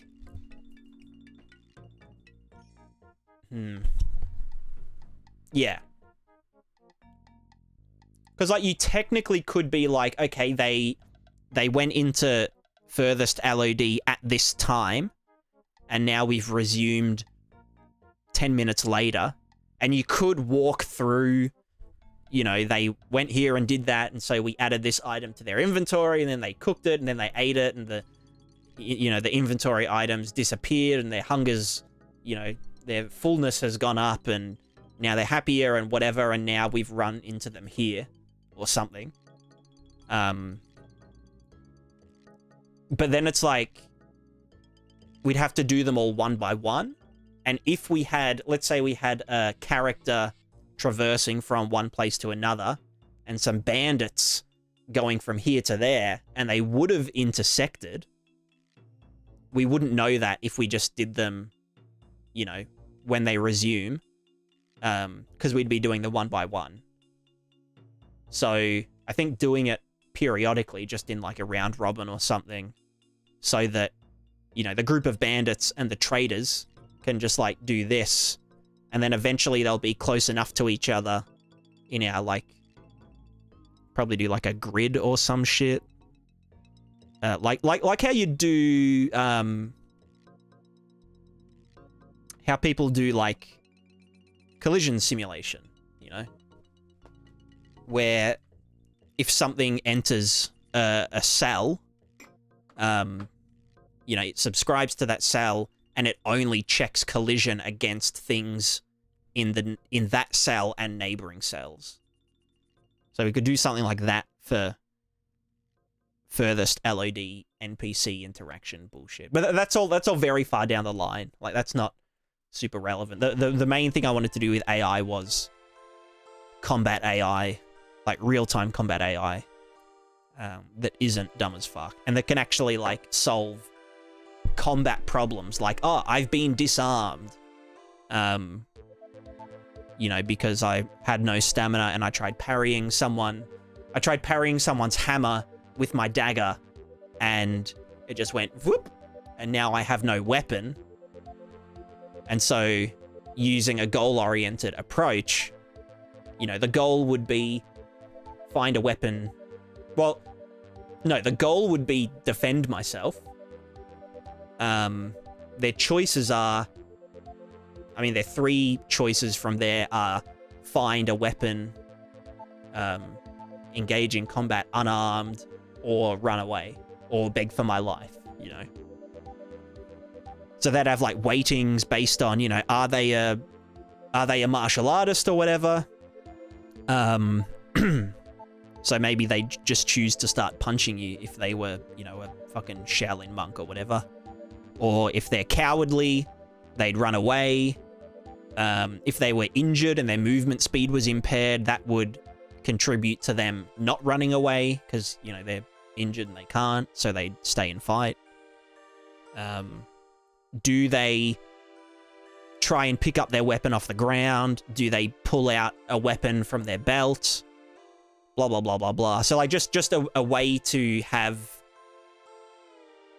you know, goals upon goals that an AI can figure out and then execute based on a changing situation. That's sort of the core of it. So I just need to set up a nice way to kind of classify and quantify all of that. And then I'm pretty sure each action would be its own state tree, and we just nest state trees like that.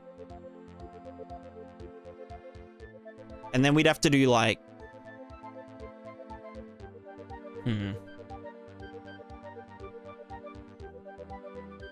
It starts getting complicated where it's like,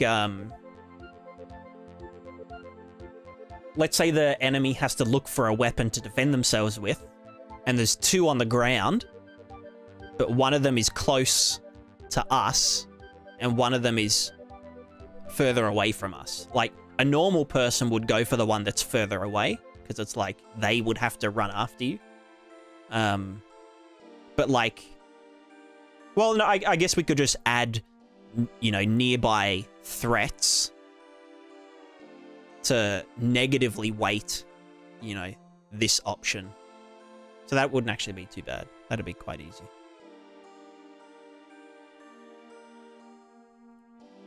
Yeah. So the goal would be choose a weapon or look for a weapon to equip to defend yourself. And then we just have to have a bunch of conditions that influence that.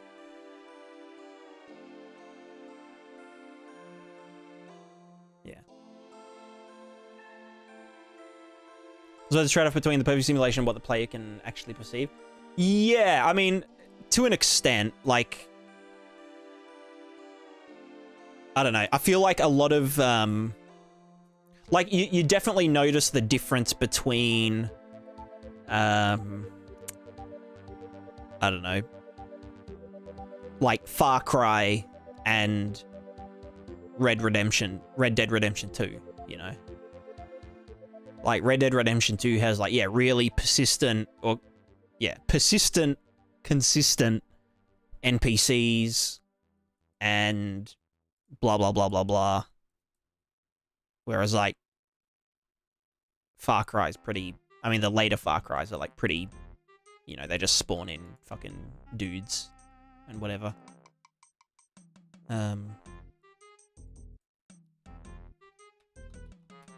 But yeah, I mean, you know.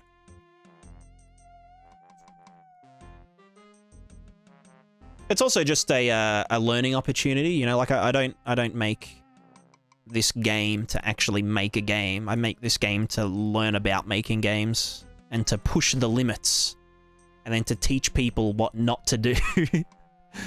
And just say, hey, I tried doing this. Just don't do it. Just straight up, don't even try it. It's not worth it. Unless you're like... Unless you have 3 brain cells as opposed to my 2 brain cells. So you got that extra computing power.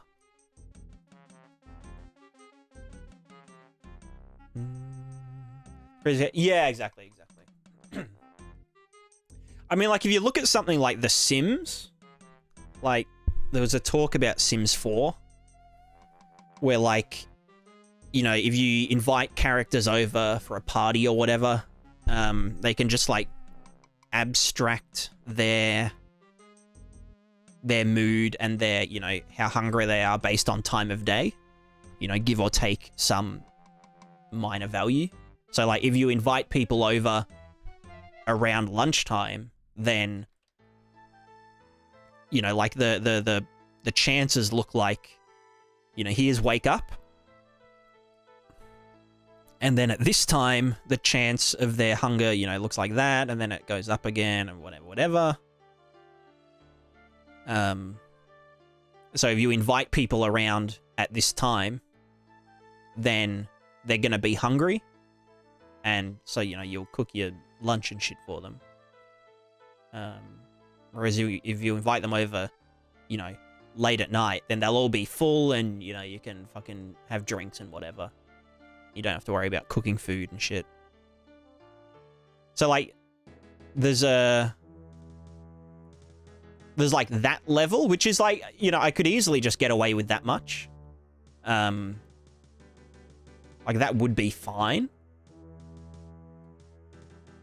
But I also, I don't know, I'm kind of just a simulation nut. And I'd want to do stuff like, okay, well, this character, their house has, you know, an inventory of items. And can they cook something using those items? Yes. Cook the stuff, eat the stuff, whatever.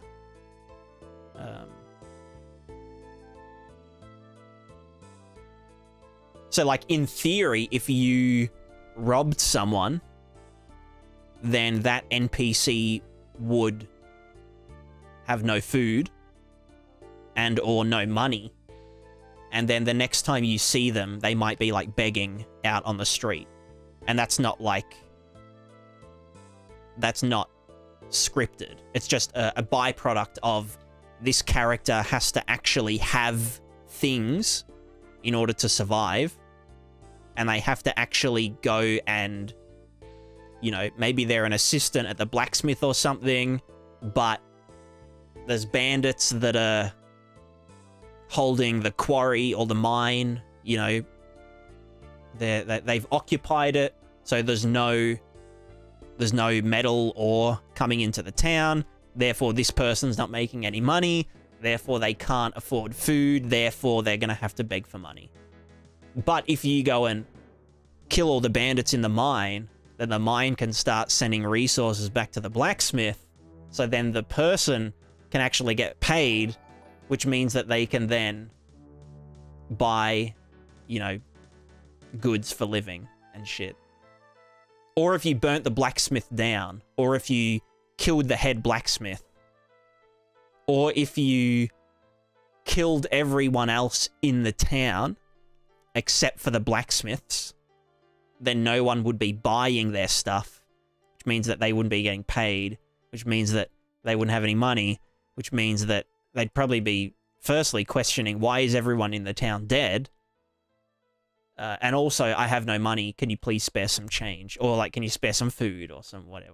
So, like, just, I think and I mean, that's, again, that's very overkill. Or is it? But yeah, so, like, that's like an example of weird shit that can happen that isn't actually, like, scripted. You know, like we don't have to... We wouldn't have to, in that case, we wouldn't have to script a flag for if the bandits are occupying the mines, then people become homeless. And then we, like, just switch a flag when you complete that quest or whatever. You know, it's literally just a byproduct of, you know, having, like, a course kind of economic simulation and whatever. And then, you know, they become starving and shit. So that's kind of, like, long-term things I want to doodle with, is, like, that kind of shit, where it's, like, basically like a colony simulator game that's kind of just running in the background of the adventure simulator game.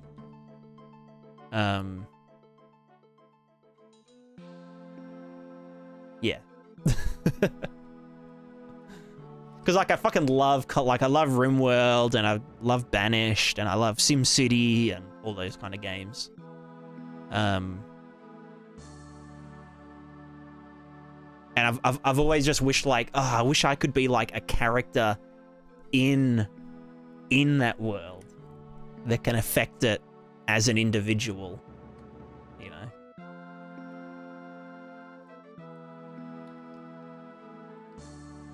Anyway, let's stop talking about hopes and dreams. thoughts and prayers, and instead, we will finish this fucking plugin. Jesus Christ. I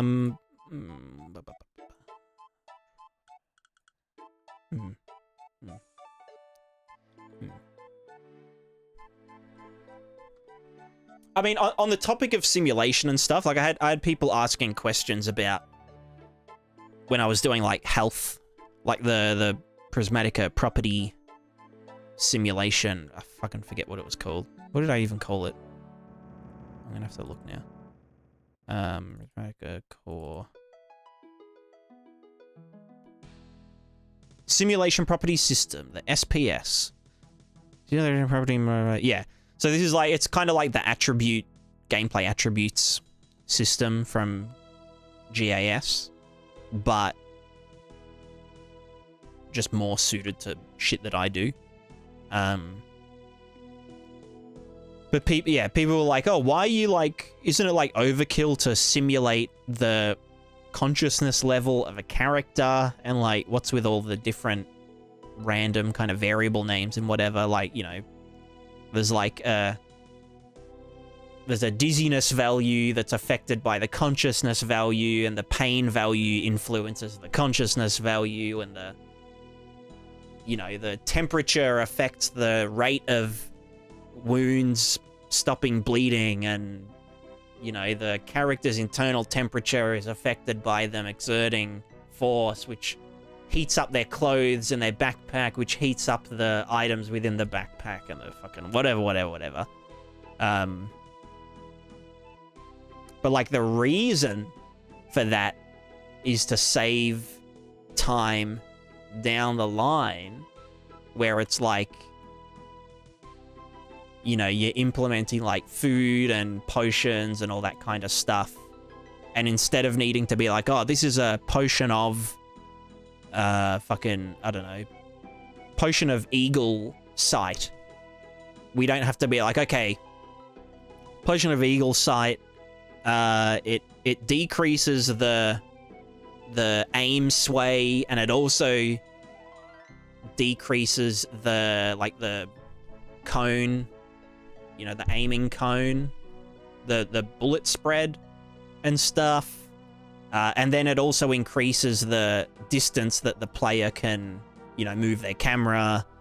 And it also increases their night vision and whatever. And then there's like a different one that, I don't know, does the same thing and shit. It's just like, we just say, okay, the Eagle Eye potion increases vision. And that's it. For this amount of time. And it's the vision stat that drives these other things. But then the vision can also be impaired by wearing a helmet, or getting sand in your eyes, or it being really dark and there not being any light sources where you're aiming and shit. So like, setting up this kind of web of stuff that you can then, you know, you can modify this value in just one place, which will affect, you know, things elsewhere.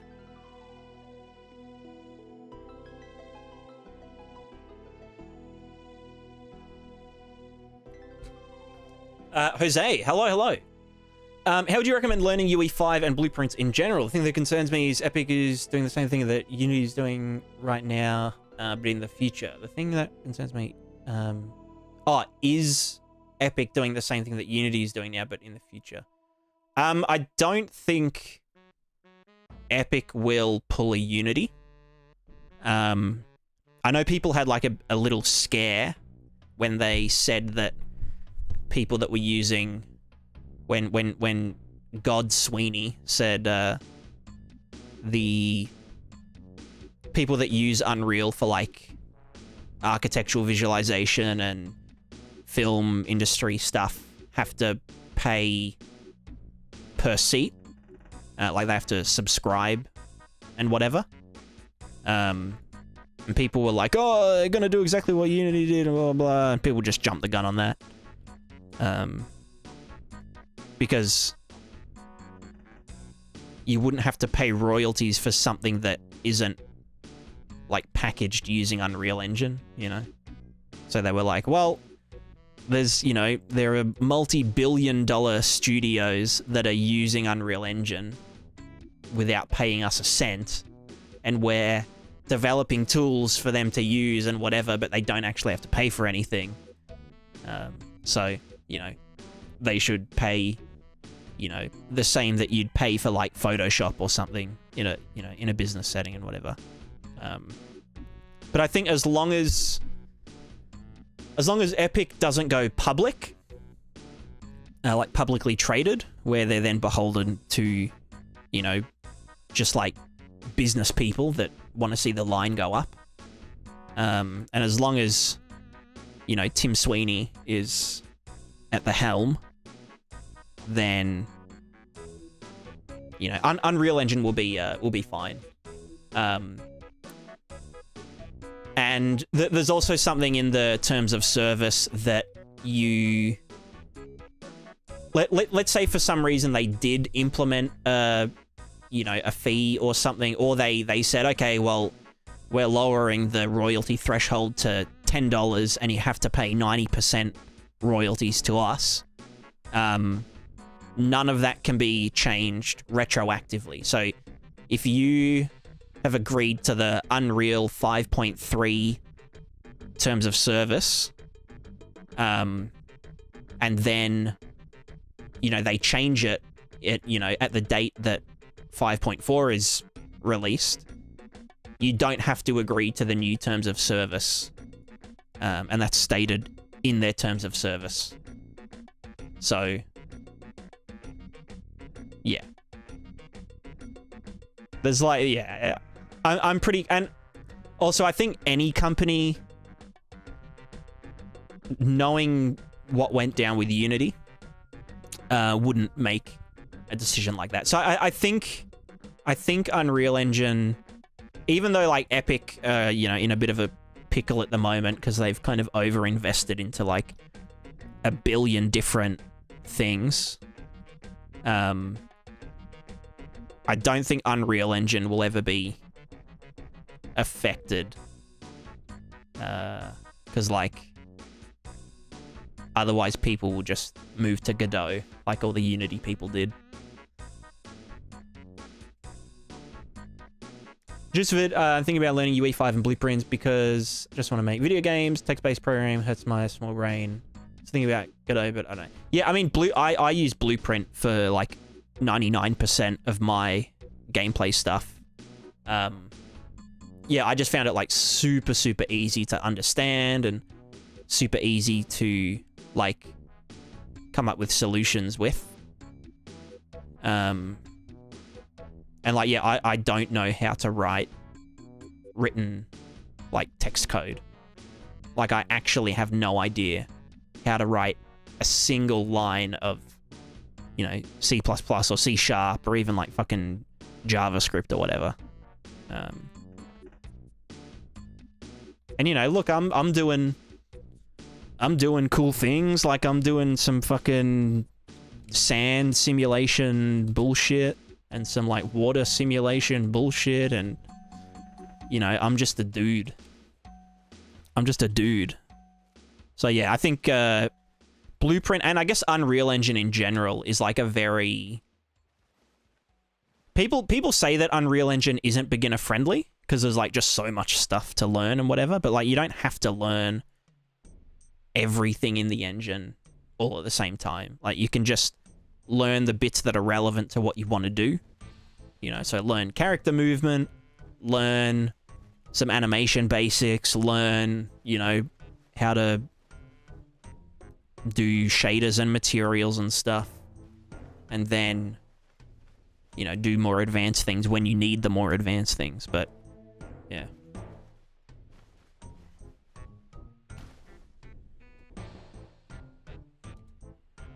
So yeah, I'd say go for it.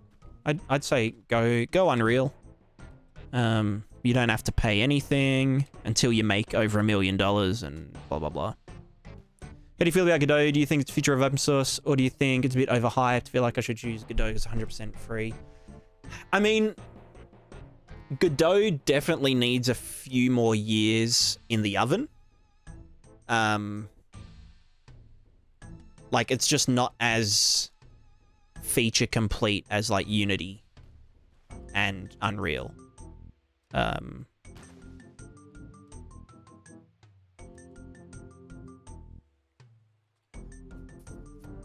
But yeah, I do think that, like, Godot is like it's like Blender, right? Like, it's open source and it's good and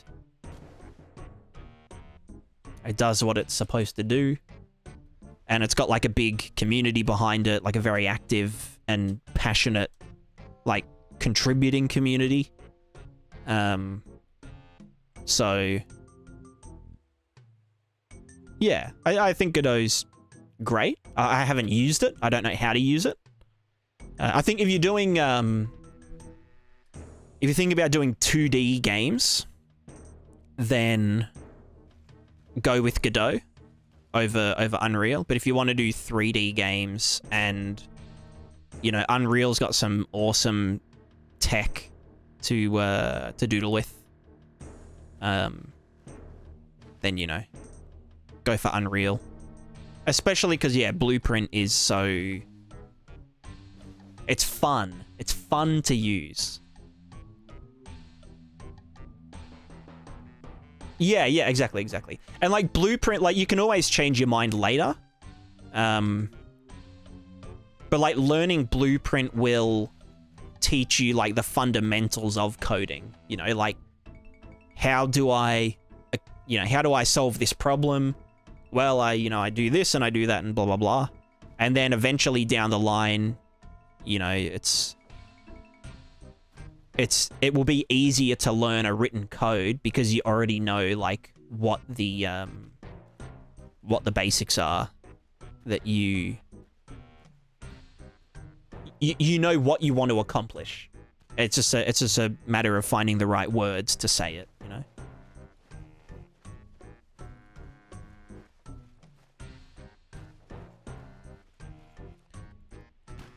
But yeah, I mean, Unreal Engine is also open source. Like, people can contribute to the source code of the engine. You can download the source code of the engine and make changes to it for your particular needs and whatnot.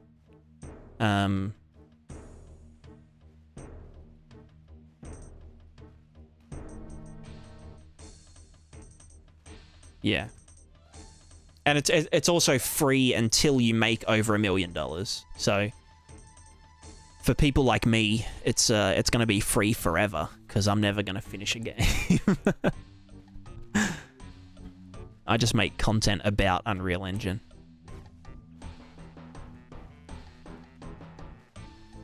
Really want to learn the fundamentals of UE5 and Blueprints. The general thing is that a lot of YouTube tutorials are lacking in information. There are more questions than answers. That's true. And I feel like a lot of YouTube tutorials prioritize, like, you know, let's make this thing in Unreal, you know, let's fucking recreate, I don't know, recreate Spider-Man 2 in Unreal Engine, and they're not really teaching you why you're doing stuff. They're sort of just teaching you how to do this very specific thing, but, you know, if you went away from that tutorial and then tried to... I mean, like, it can be a good place to get started, for sure. But, like... Yeah. I don't know. I forgot what I was trying to say. I'm too stupid. You stupid.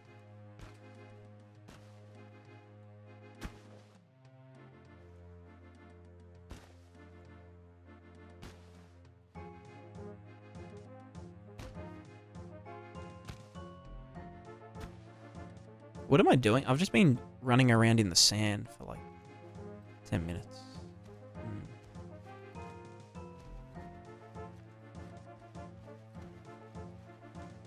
So it was a bit of a hype culture instead of indie game culture. Oh, you mean like with the tutorials and stuff? Yeah, 100%.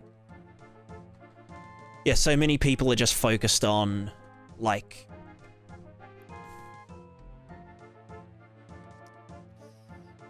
I don't know. I feel like people, a lot of tutorial makers are just trying to, I don't know, to get the view. I mean, like, I can understand it because, you know, people want to make it their full-time job. You know, like doing YouTube and Twitch and whatever is like, it's, if you could just do that and not have to, you know, work fucking manual labor, or like, you know, work a shit accounting job or whatever, then like, then that's the dream, right?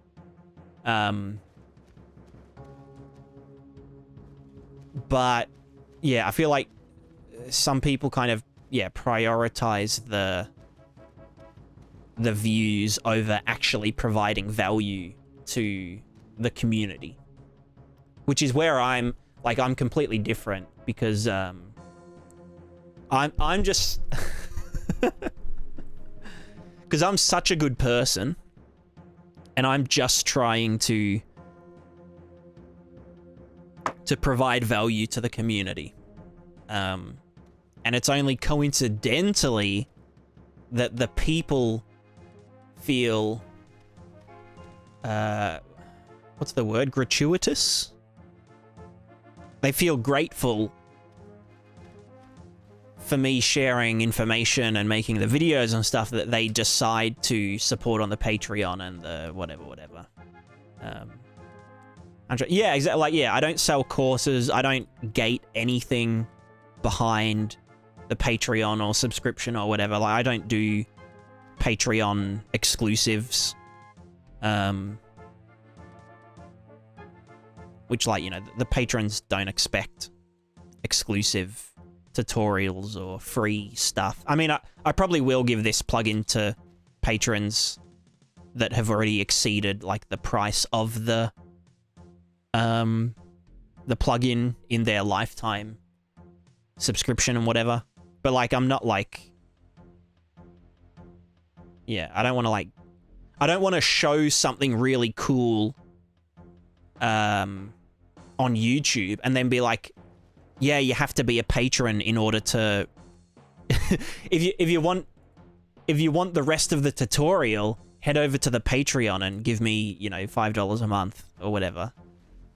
Like, that's just not my my business model, I guess you could say. That's not my ethical... That's not my ethics. My ethics is give without expecting in return, and what goes around comes around.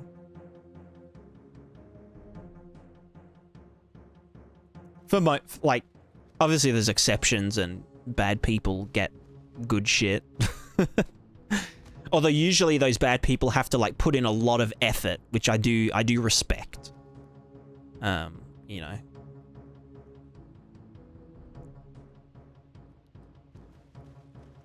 A lot of tutorials on YouTube, there's previews for courses. The trouble with YouTube is a lot of those channels get higher up in the search results than the other channels. That's true. That's true. Yeah, I don't know. I mean, like, it's also just a case of, like, some people learn differently. Like, some people really learn a lot from, like, a course that they paid for. And paying for a course is, like, a form of holding yourself accountable, you know, because you get that, like, confirmation bias of, like, hey, I paid $50 for this, so I'm gonna get the fucking most out of it.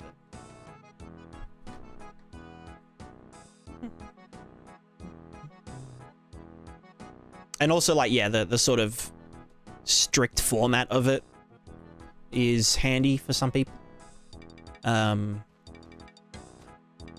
You know, it's like people that go to university to learn stuff. Like, you know, that works for them.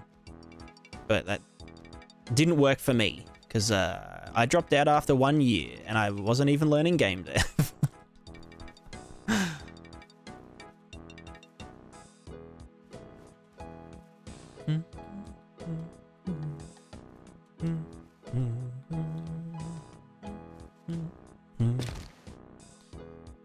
All right, let's get back on track for a bit. Oh, maybe let's just fucking chat for the rest of the night. Lufin. Those capsules are... So if you want to see actual collision, you can do show collision in the debug thinger, and that will show like actual the CPU colliders. If this character was thinner, then you'd be able to see there. I mean, you can see one on his elbow. It's like the physics asset colliders and whatnot. So there's that one. The debug capsules that I was drawing for the plugin was a function called fuck, where was it?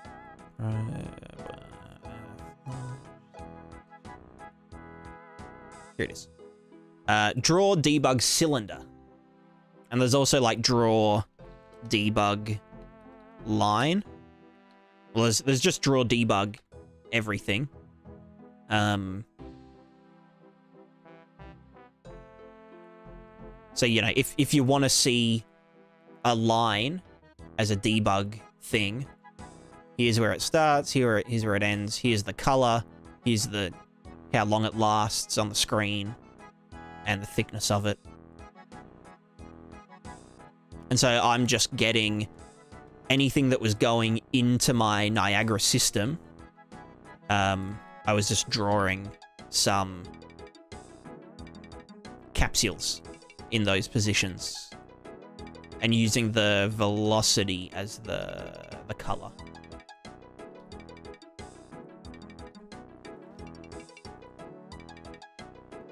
Like that, as such. So these aren't actual collision boxes. They're just visualizations of where I'm drawing to the texture. How come AAA games don't have anything like this plugin? You should be rich. I don't know. I mean, stuff like this isn't really important. And it also just creates extra steps for other artists and stuff, and they have to learn how it kind of works, and, you know, so I think a lot of them are just focused on other stuff, like making sure that the cash shop looks great and has like lots of flashing lights and shit and loot boxes. I'm just talking shit.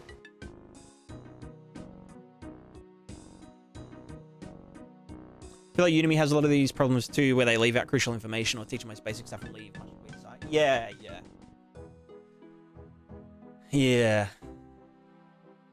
YouTube's plagued with sensationalism right now with UE content. Anything else? Borderline. Yeah, I think with all of the with the Unity, the downfall of Unity, and also whenever Unreal releases a new kind of show-off video for the next patch and stuff,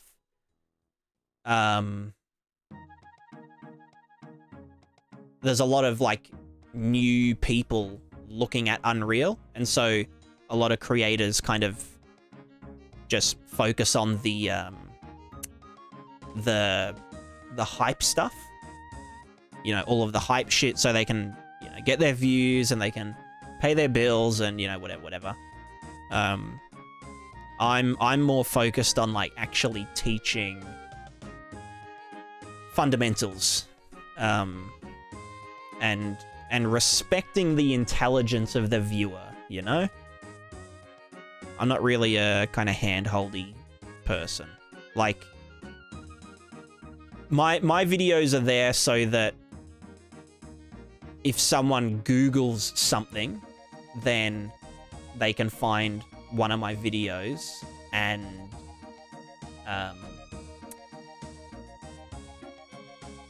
you know, they can solve their problem, basically.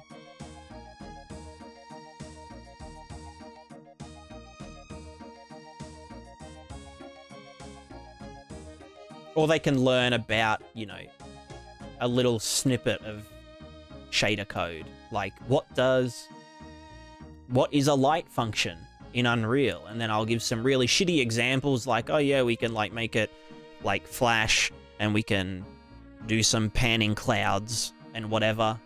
And then that's it. Like, it's not like how to use light functions to recreate Elden Ring in Unreal Engine 5. It's just like, here's a little thing. Here's some like intentionally vague and shitty examples so that the viewer can come up with their own use cases for this. You know, and that's it. And then we move on to the next video.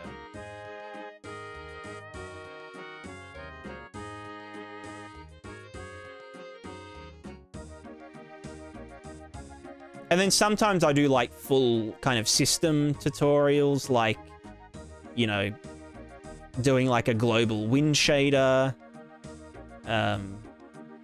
which again, it's not really there to like be used as is. It's supposed to be there to teach people, like, you know, what are the considerations that have to be made for, you know, making all of your grass and trees and other foliage react consistently to like the wind and shit. And like, you know, how do we move grass compared to moving a tree? So, yeah. Yeah.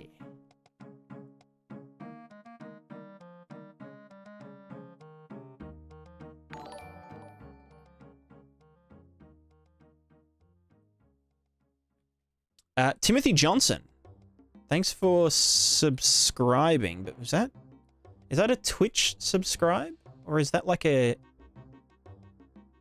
YouTube subscribe? Like, what is that? Just subscribed. But I haven't hooked up the YouTube to the. I'm just confused. I'm just straight up confused. The cursed subscribers, yeah, I know. Where's it from? Timothy, tell me where you are. Speak to me, please. I need to figure this out. What the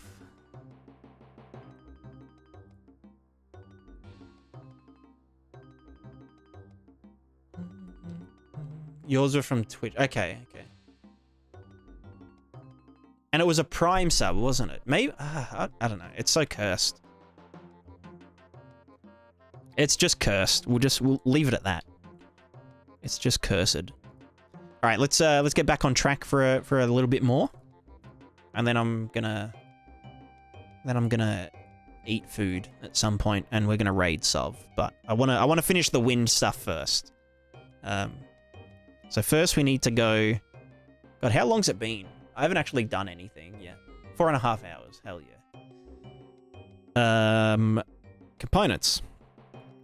Prismatiscape draw component, which has the deform capsules. Blah blah blah. No, I'll do them separately. So this is just going to be called the Prismatiscape deform component. And then everything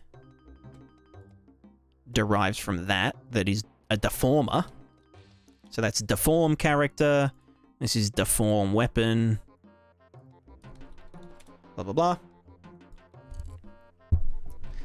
Mello, hello, Prismatica in chat. What's the best platform to support your work? Patreon.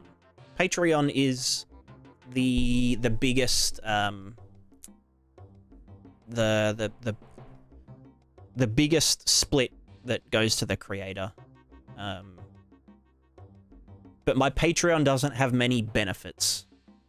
You basically just get your name in the credits of all the videos, and that's it.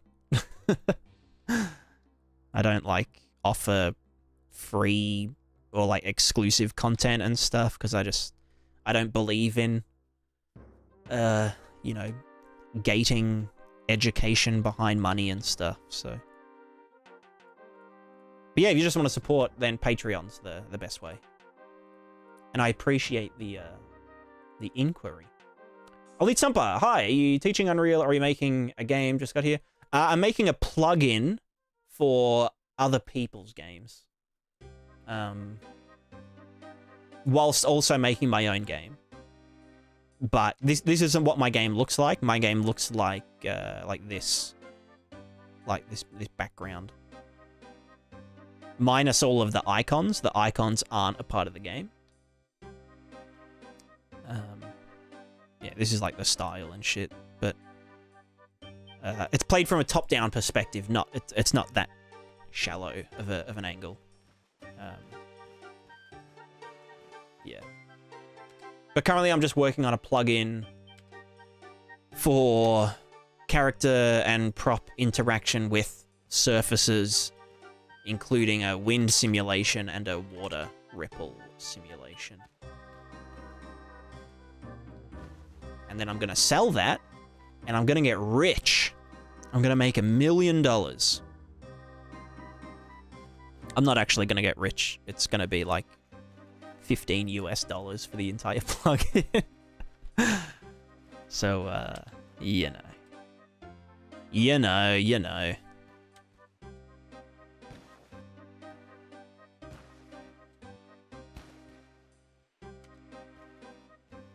But that's fine. I'm not here to make money. I'm here to... I don't know. Why the fuck am I here?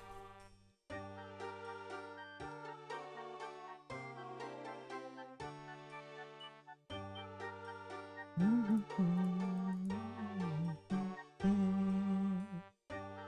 do you feel about Spider-Man 2 PS5? Can't lie, it looks the exact same game.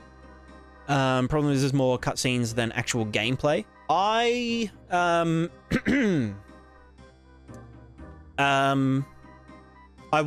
mean, I haven't played or even seen the other ones. I feel like the cutscenes are kind of like, that's sort of the reason you play like an IP game like that.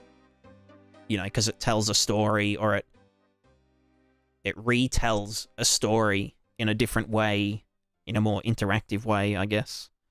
I mean, it seems good.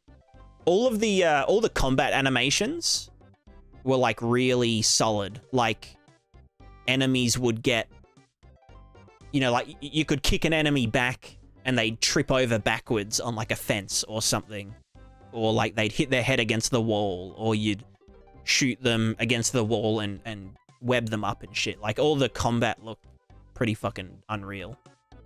The traversal looked fun. Like, the swinging. It wasn't just like the old, like the really old Spider-Man games where it's just like you're technically just flying and playing the web shoot animation, even if there's no, like, buildings above you. So, yeah, the traversal looked good. But again, they probably just had that figured out from the other games. So, I don't know. I mean, do you think it's worth the $70 price point? I mean,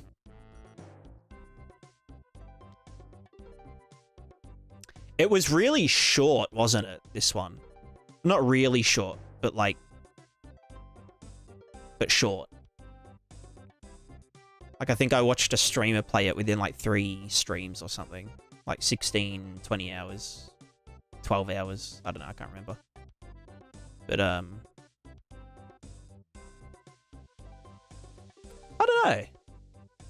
I guess, like, in comparison to other games, like, yeah, I'd say it's worth that price.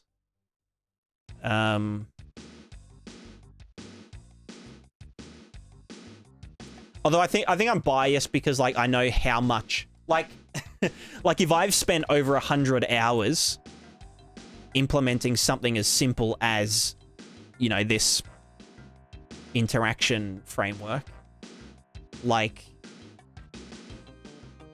knowing how much shit goes into, you know, developing a game of that scale, including like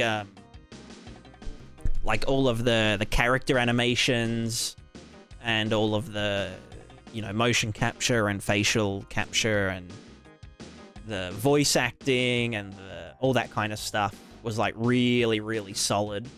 So, you know, I think if you stripped away all of that and it was just gameplay, then no. But once you include all the production value of, you know, it's like they essentially put in as much effort as like a movie, but into the game. But I don't know. But I guess that's like the only thing that is different between, you know, the previous games and whatnot. Because, yeah, if the combat system was already fleshed out from the previous game, the traversal systems from the previous game, and the whatever from the previous game, all they really had to do was just more content. And, you know, change some stuff around and whatever. But I don't know. I feel like indie games is the future, whereas AAA gaming is on the decline. Yeah, I mean, it depends on the studio. Like, you know, Blizzard's trash, but like Riot Games is like what Blizzard used to be. You know, like back when Blizzard made Diablo 2 and like fucking Warcraft 3 and Starcraft 2, that was like peak Blizzard. And like they were AAA, they were huge, but they like invested, you know, they used their income to just make better games. Like they just they made good games to make good money to make good games. And now they're just shit. Whereas like, you know, Riot Games, you know, I don't play any Riot games. Like you know, I've played League like maybe 5 times with my brother. And I haven't played Valorant or whatever. But like Riot Games is kind of doing what Blizzard used to do. Like all of their games are like obviously very good. And they're free to play, and they, you know, all the microtransactions are just cosmetic overrides and whatnot. So like Riot are still relatively consumer friendly, but they're also making really good games, and they're a huge company and whatever.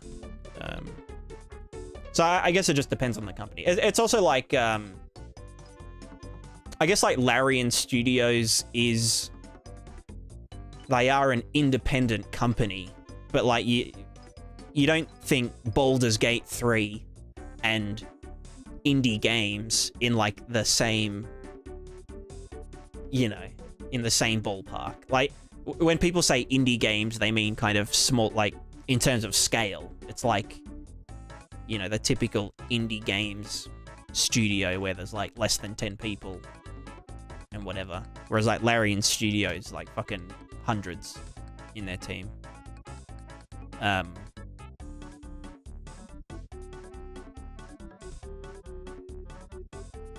Yeah.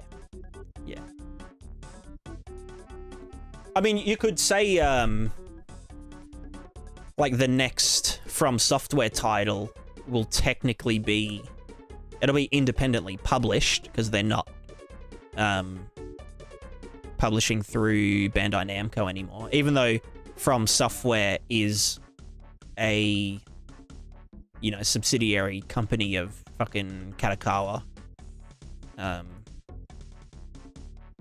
But you know, you wouldn't say Elden Ring 2 is an indie game, even though it is independently published and funded and whatever. But yeah, I mean, definitely there's been like a big uptick in appreciation for indie games. And I think a lot of people have moved away from, like, percentage-wise, I think a lot of people have moved away from, like, the big AAAs and shit. In terms of absolute numbers, AAA is just getting bigger and bigger because there's just more people getting involved in playing video games. But, you know.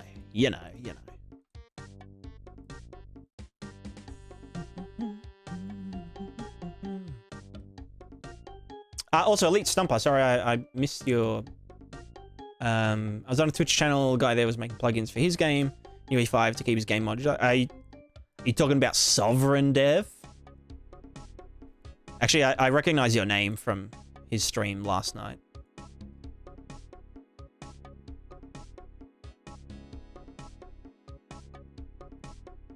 But yeah, it's a good way to program, because it just means, like, if something goes wrong in one system, it doesn't affect anything else. And you can also, like, make changes or add features to, you know, your, one system without it affecting the other and whatnot. Seems like a smart guy. He is a smart guy. He's a very smart guy. Well, I mean, he's a smart guy because he's a game developer, you know? Game developers are all smart, aren't they?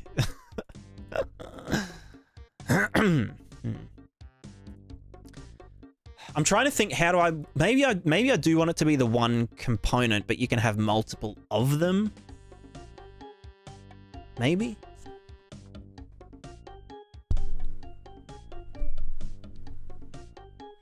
Because they're going to be culled the same, are they?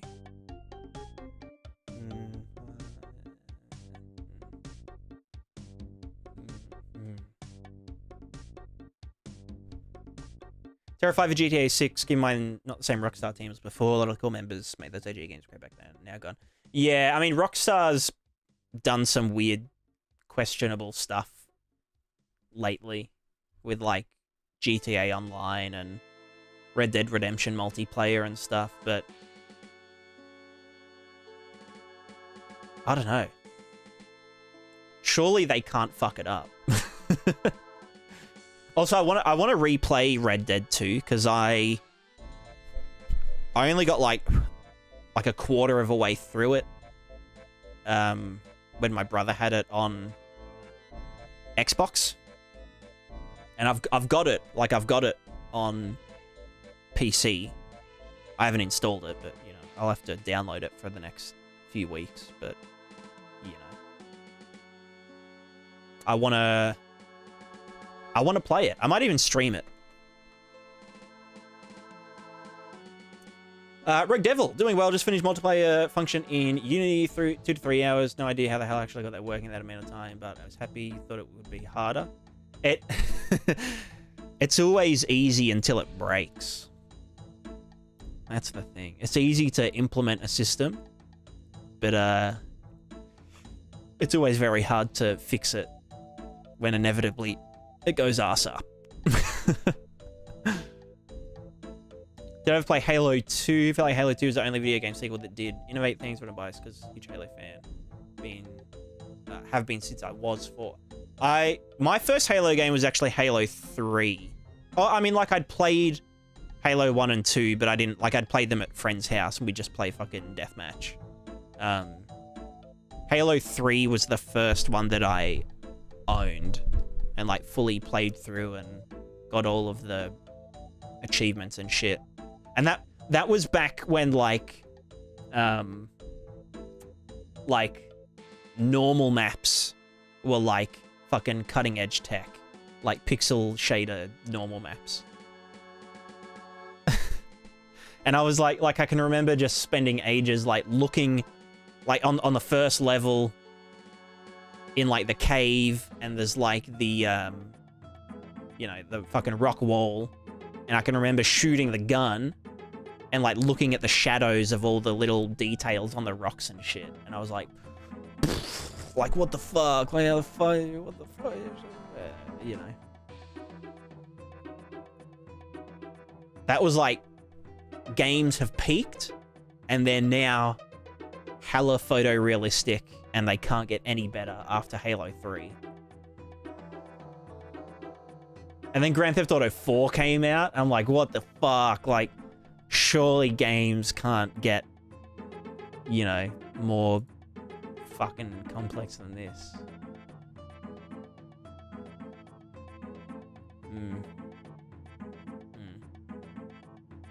All right, I'll be back in a couple of minutes. I'm going to get something to snack on. Then we're going to finish this thing. I know we said that last hour. Then we're going to finish this thing. Then something.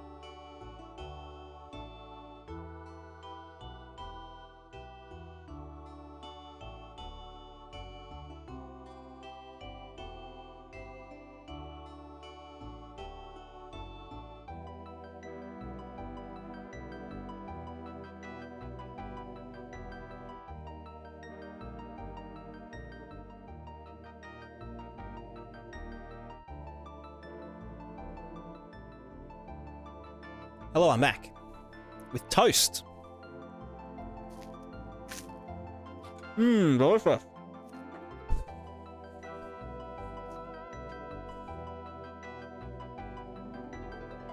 I just love toast.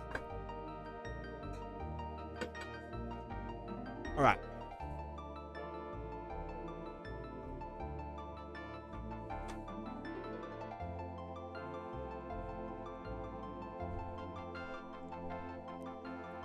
If we're being realistic, when Tim Sweetie does retire someday, you think that Epic Games would go public? That's what worries me about future of UE5. Possibly. But I feel like the only reason that Unreal has been as successful and widely adopted as it has been is because it just delivers unprecedented value for, you know, for money. And I think that business model works, you know? Like, the better Unreal Engine is, the more people will use it, the more, you know, the more money they make in royalties.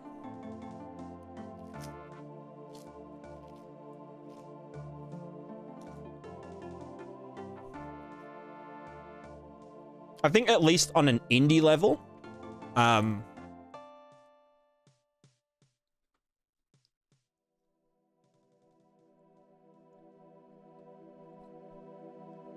an indie games level, Unreal will never change. I don't think it really makes, like, they wouldn't make any, like, money from it, from, like, charging hobbyists to use it or whatever. I think if they ever are just gonna pull more money, they'd be doing it from gigantic companies that, you know, that are leveraging the engine and whatnot. But, like, yeah, their whole business thing is get as many people using Unreal Engine as possible. No.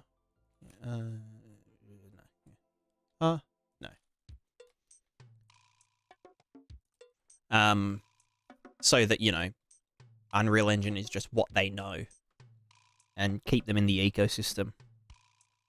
It's kind of like how Blender, like a lot of studios are moving to Blender as their primary 3D application because, like, everyone uses Blender.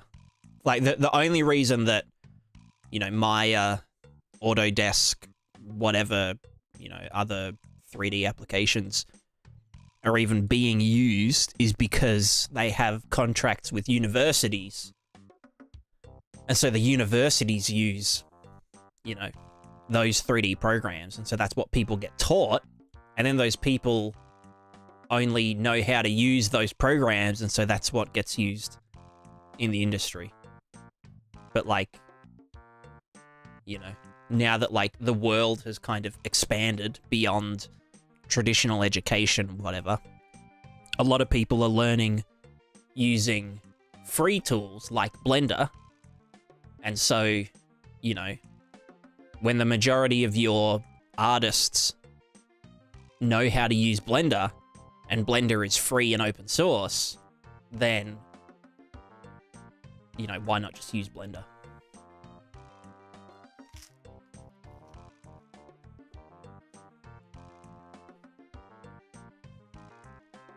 Would you switch over to go use Stitch Script? I'd stay with Unreal. I'm too invested.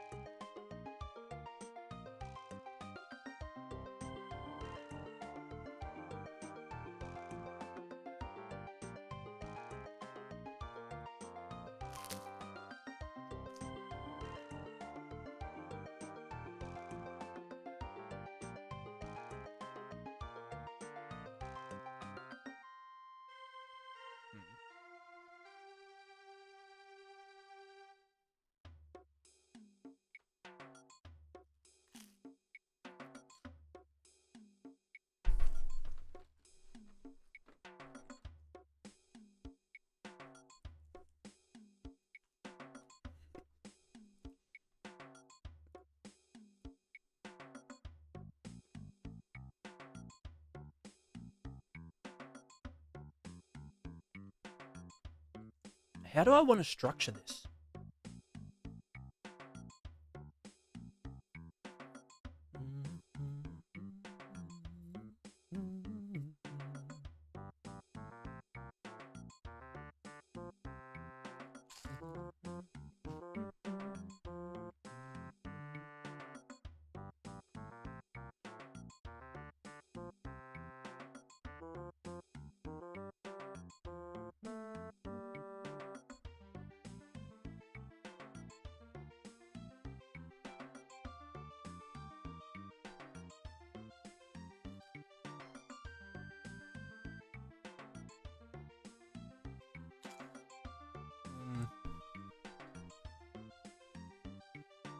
Yeah, I'll do it separate for now.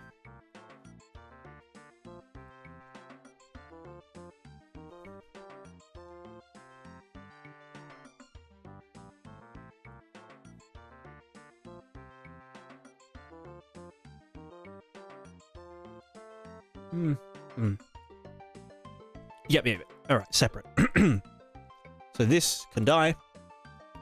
Fit inform capsules, blah, blah, blah, blah, blah. Deform component. We've got the toggle. Blah, blah, blah. We search for the thing. Add component to deform list, which does the thing. So then we need a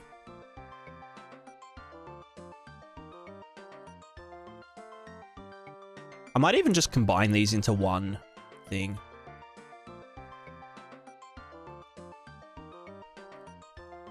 So this will just be called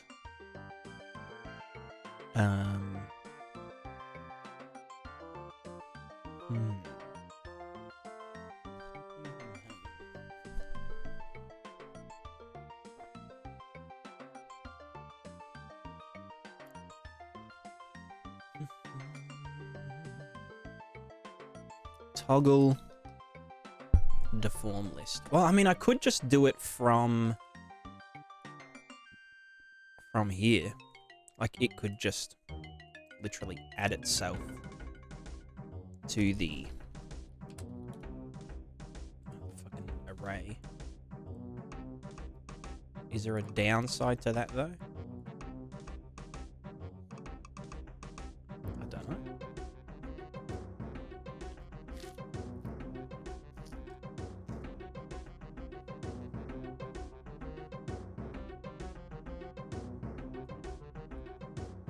Not really.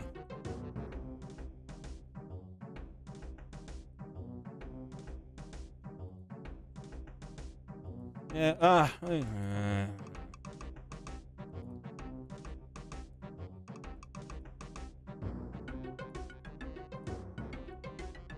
all right, so we need a parent component.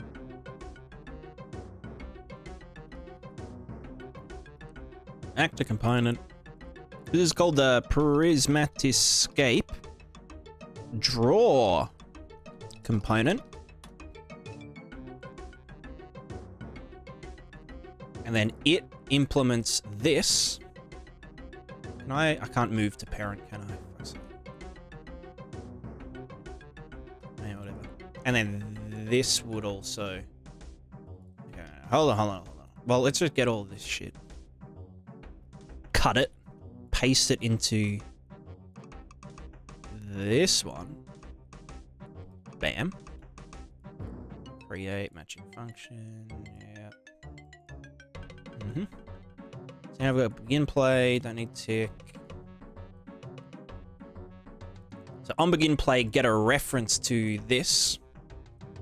Oops. Fuck. This. And call that function.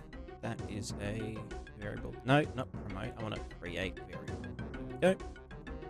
Cool. So that's going to toggle drawing, which is then going to get the Prismatiscape manager, which is then going to... Oh, why? I pressed the wrong fucking button. I've been on... How long have I been on that window for? I've been doing work for like the past 5 minutes.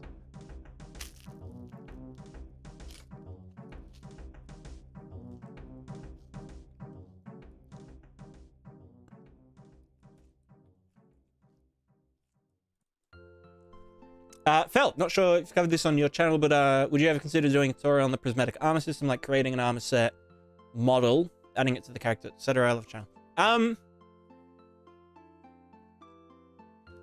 I've sort of covered it in the devlog number 11.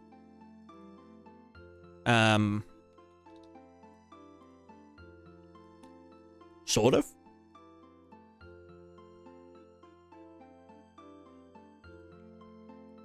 What do you mean already exists in...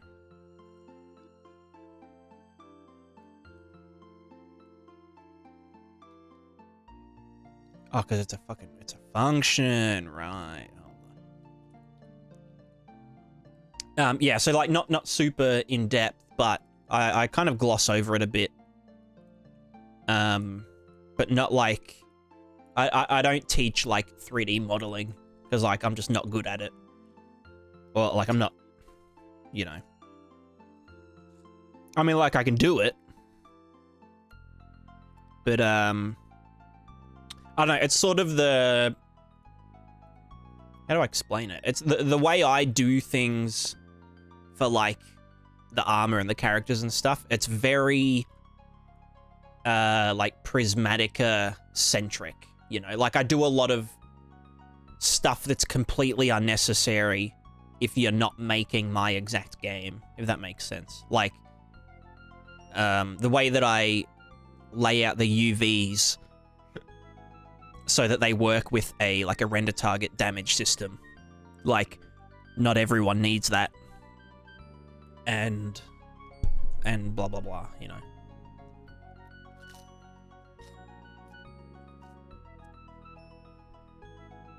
So it's kind of the... If I made a video super in depth about it, it would basically be how to make armor and characters for Prismatica.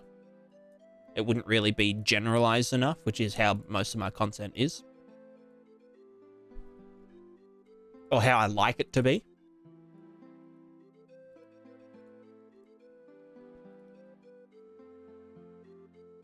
Why is this an event? You know what, let's turn it into a function.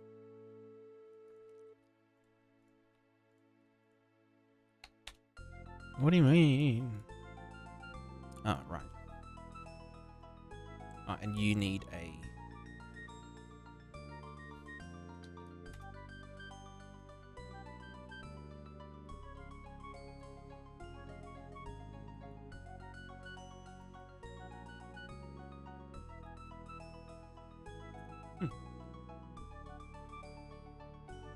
Where is the cat? The cat is... Two of them are outside. One of them is asleep on a chair somewhere. And the other one is a stray cat that would piss everywhere if I let him inside for too long. So, the short answer is they're not in this room.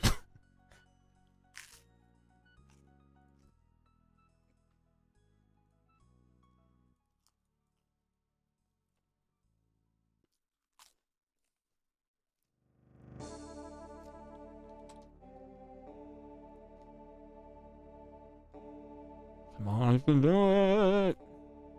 Please. Don't freeze on me.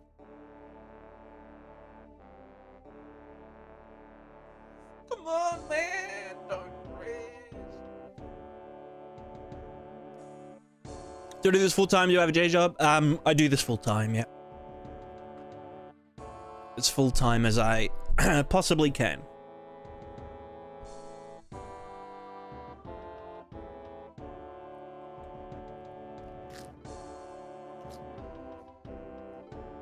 The engine's frozen.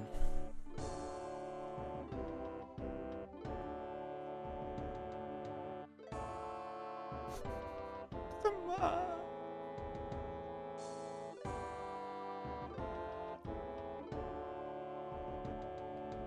Alright, we'll give it 10 more seconds.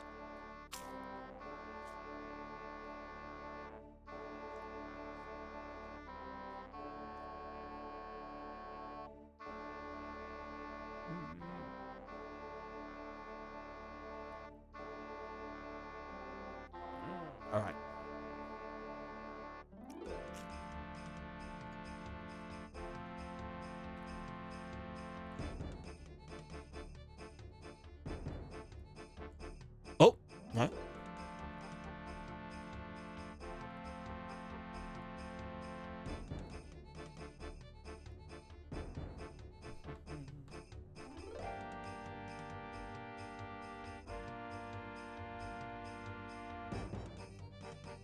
Is this your dream job, that being game dev? I mean, I don't really view myself as a game dev. I view myself more as a dude that... I don't know, I feel like game dev is a term for, like, people that actually make games. Whereas I just kind of doodle. I just doodle around and do funny shit.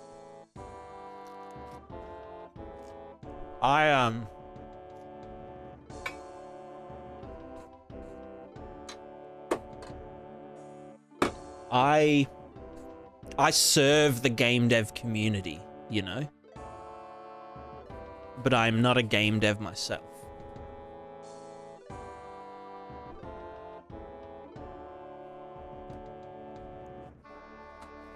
Fucking crumbs everywhere. Ugh.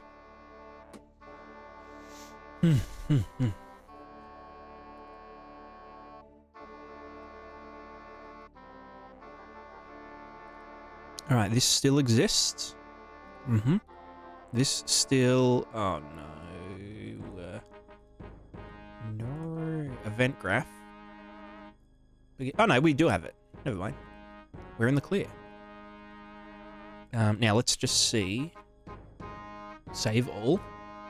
Deform component is derived from actor component. Let's reparent you. I can't reparent from here, can I? I have to go into here and do it. File, reparent, draw component. It did it that time. Very good. We can kill that. We can kill that. We can kill that. Because we have them here and there from the parent.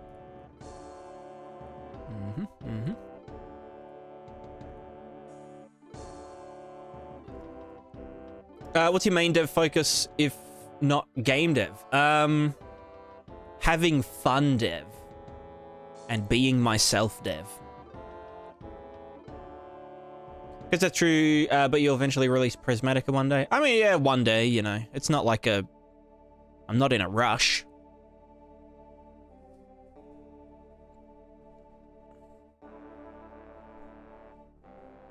I'm just learning. I'm still learning. I mean, I've only been doing this for 3 years. You know, like the first time I opened a game engine was 3 years ago. So I'm a complete noob. Complete nerd.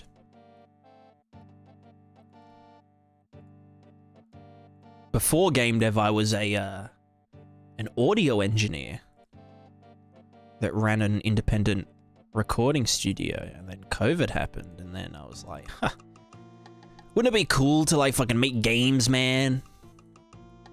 You know, like in high school,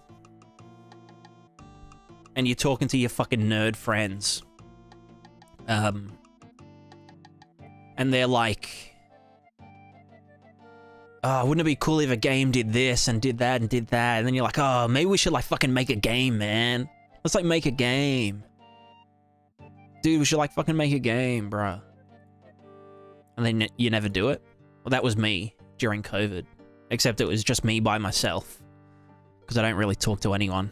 And I was like, fuck, wouldn't it be cool to like fucking make a game, bruh? But like, talking to myself.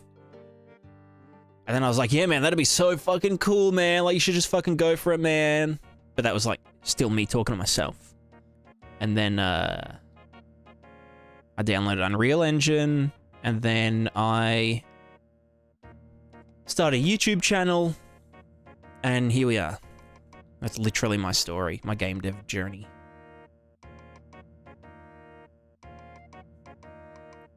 How did I grow up? I did grow up in the 90s. I'm in my 20s. I'm in my 20s. How much of the game are you keeping secret from your audience, system, story, etc.? Systems-wise, 0%. Story-wise, I could say that I'm keeping the story a secret. But like maybe I just haven't written it yet, you know. No, I've I've got a lot of I know a lot about the Prismatica world, but it's not that I'm like keeping it a secret. It's just that it's not story time yet, you know? It's systems time. Mid-20s or late 20s? Yes.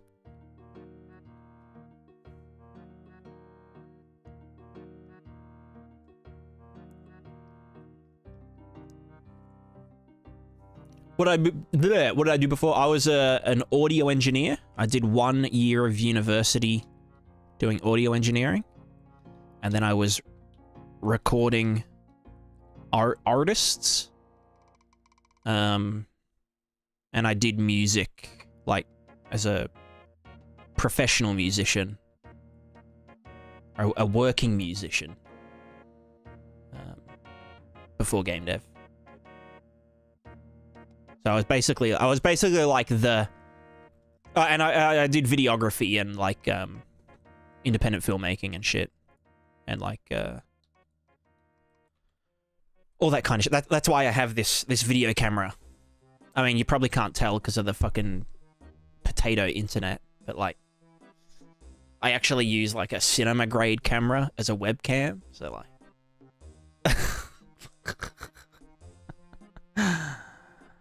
I want to fucking die.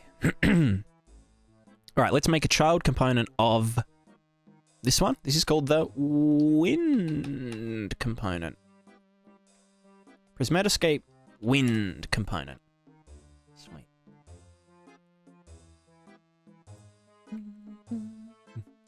Super Resident Evil in a few years, game dev experience. I mean, but that's like 3 years of like full-time, like literally no life game dev experience. So like, if you compare, let's say someone was learning game dev, maybe like generously like 2 hours every night, no breaks, you know, while they're working full-time or whatever. I've like condensed that down into like 3 years, like 10 years worth of bullshit. I mean, it sounds cocky as fuck saying like, oh, I've got like fucking 10 years of experience under my belt. But like, no, I'm not saying that. I'm just saying that I have a lot of free time because I'm a full-time whatever this is that we're doing.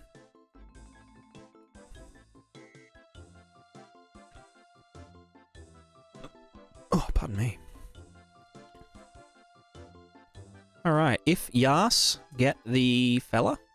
Get the wind component array. And if Yas, then add Unikey. Bam. Self. Bam. What the fuck? Oh, that's looking for a deform component. Yeah. Hum. Do I want to do it? Yeah, no, I guess I should, because then there's no way they could get confused.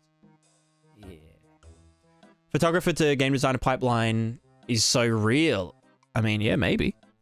There's definitely a lot of transferable skills from music and video and photography and audio and whatnot. And I also used to play Factorio, like, a shit ton. So, like, that's why I can, like, make my way around the, you know, the blueprint system. Because it's literally just an assembly line. From left to right.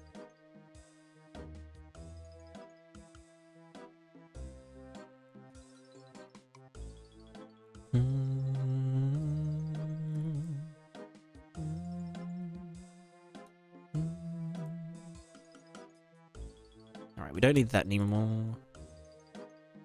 We don't need pulse at locations. Right, that was because capsules and blah blah blah. I might even yeet it. Pulses don't move, do they? No. Did any devs inspire you before this whole journey? Yes. Kindred Games, Kindred Studio. I forget what he calls himself now. Who makes swords and magic and stuff. That was an inspiration for me to start game deving. And also, I'm trying to think, but no one else is coming to mind.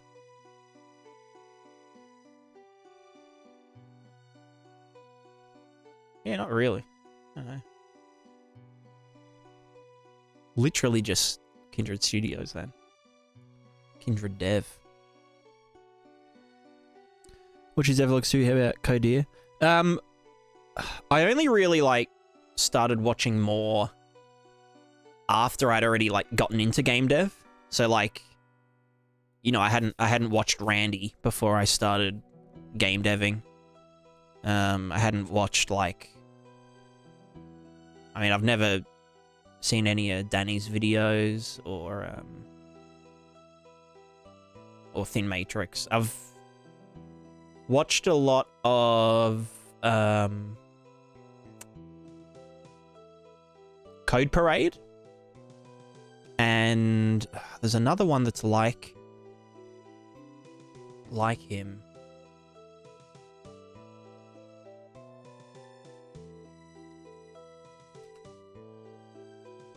I'm trying to think. I'm trying to use my brain. Oh, Sebastian Legu, which are just like, yeah, like exploratory technical videos. That's kind of the stuff that I'm more interested in, is just like people not necessarily trying to make the next fucking, you know, the next Call of Duty, or like make a Diablo clone or whatever, but just people that are sort of people that are exploring shit and trying new ideas and not necessarily worried about the outcome of it. They're more concerned about the process of doing it, and, you know, telling a story about the process of doing it and that kind of shit.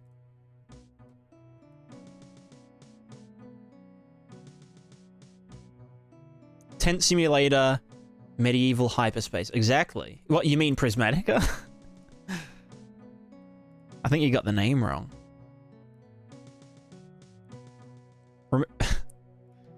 I still have vivid memories about the tent simulation stream.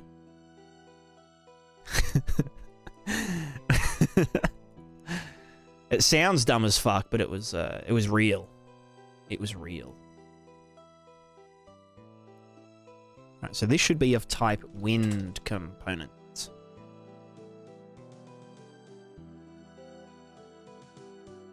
Yeah, because if we're going to have paint components, they have to be separate and blah, blah, blah. So that's fine.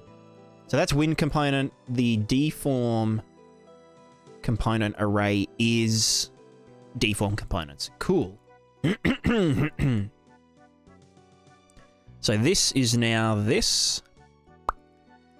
And the wind component is now this. And we can add you to there. And then if you are not... If we're toggling off, we can remove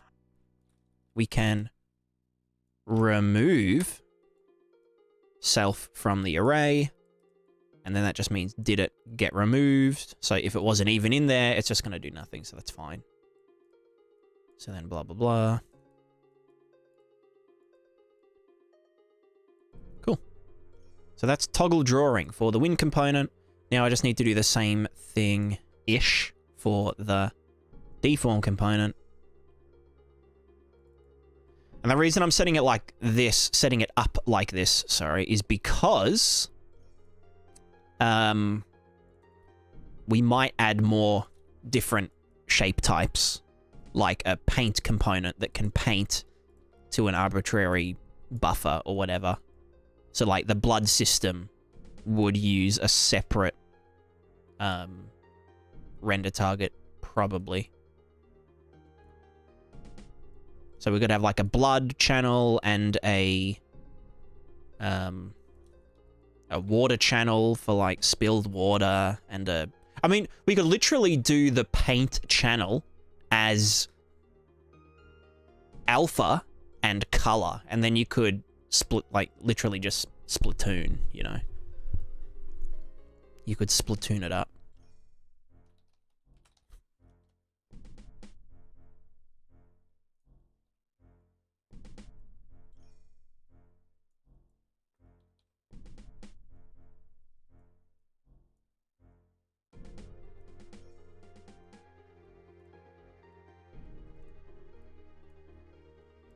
Cool, cool. Okay, good. And then all the other stuff is the exact same. Back to draw component, and that's literally the only function it implements is toggle drawing, and also get the reference to the manager fella. And that should be set to yes. Cool. Alright, so now we have the wind thing. Let's go to the deform thing and call the, well, we're just going to copy this, put it in here. Can I not paste function? Paste function. Cool. This is called get wind capsules, except with no spaces. And then literally that. That's fine. And then, fucking hell. In here, we want to call from the wind thingers, get wind capsules. For each component, get their capsules, chuck them in this bad boy. This naughty, naughty boy. Oops, don't fucking crash, piece of shit.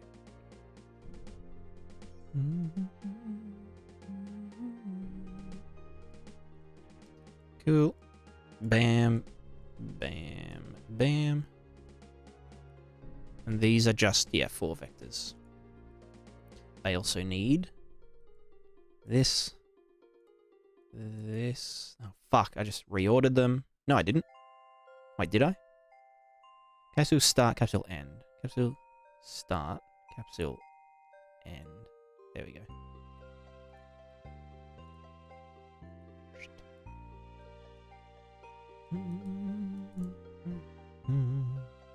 End.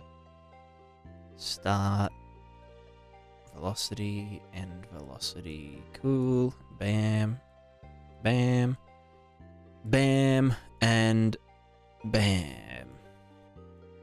So we populate all our arrays, which again, we might do this differently once we figure out Niagara interfaces. But that should work for now. You don't even have to return there. Fuck that shit. Right, so go through, gather all the shapes from registered components, get the deform ones, get the wind ones, all good. And then, well, are we flushing them? We're not. We should do that. I mean, I could just make them temp variables, but then I'd think they could potentially move around in memory. If they were local, no, they'd be part of that.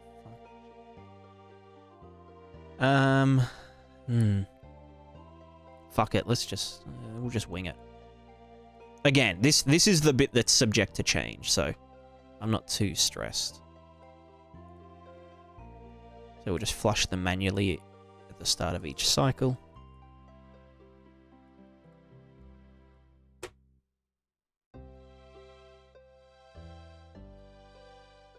I know in C++, someone, I think it was Hellcat, was telling me you can, reserve, like you can allocate memory for the maximum size of the array or something, so that it doesn't resize in memory or some shit.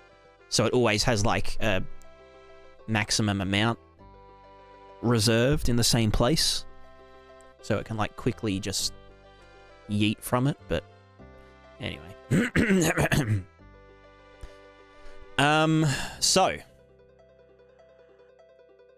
where the fuck am I? Set grid tick variables, wind capsule start location and radius, wind capsule start blah blah blah blah blah. So they all are getting set.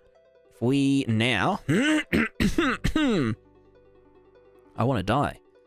If we go to wind component and we go duplicate, no, not duplicate, fuck. We want to, no, fuck off. Shit, what the fuck? Alright, go forward, step forward. Oh, fuck's sake, just delete this shit. Alright, we want to create child blueprint class. Prismatiscape wind component underscore basic. So then this will get in the function, get wind capsules, don't call parent. We literally just say start location, make array, make struct, and do that for all of these.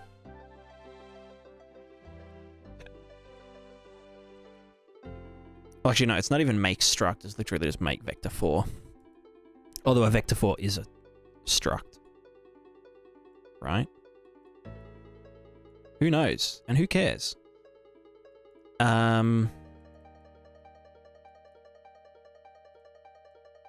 don't even need to break them out, do I? So let's just say get wind capsules, get owner, get actor get actor location. Can I get actor velocity? Actors don't have velocity, do they?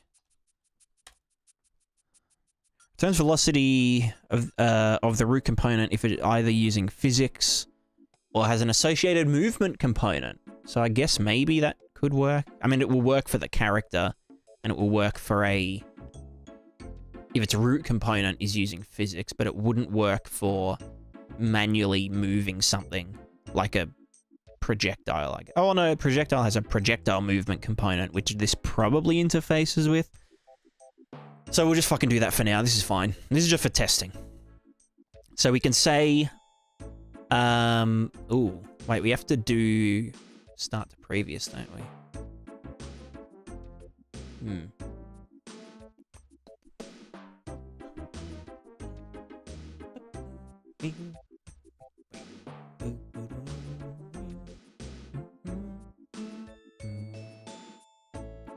Violent Weasel, hello. I'm doing good. I'm doing good. We're just chilling. We're chilling. I'm doing a multi-stream today, which is a I'm streaming on Twitch and on YouTube, and I don't know. I like it. I like it. I mean, it's kind of hard. Like, I haven't been looking at the Twitch because I'm using OBS to actually monitor both chats at once. I haven't like looked at the all the channel point redeems and shit, so I might just disable them for now until I kind of figure out a better way to sort all that shit out. And I don't have the YouTube chat up on the thing, but yeah, it's fine. We'll get there next time. What's your opinion on short-form content? Personally despise short-form content and social media as a whole. They don't get the appeal of it. I think it's just lazy. That may be a hot take. I mean, yeah, I think short-form content's hot trash. I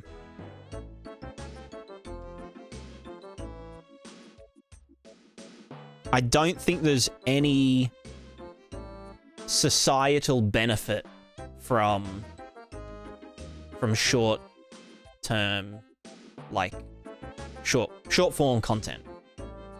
you know? It's just,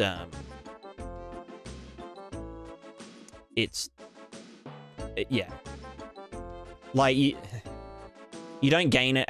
And like, okay, look, if it's like little educational snippets, like if it's, you know, educators kind of just doing short form content because that's what people, you know, react to or whatever, then like, yeah, okay, whatever. Like, it's fine. But like TikTok and shit, it's, you know, I mean, I haven't been on social media for like 10 years, so like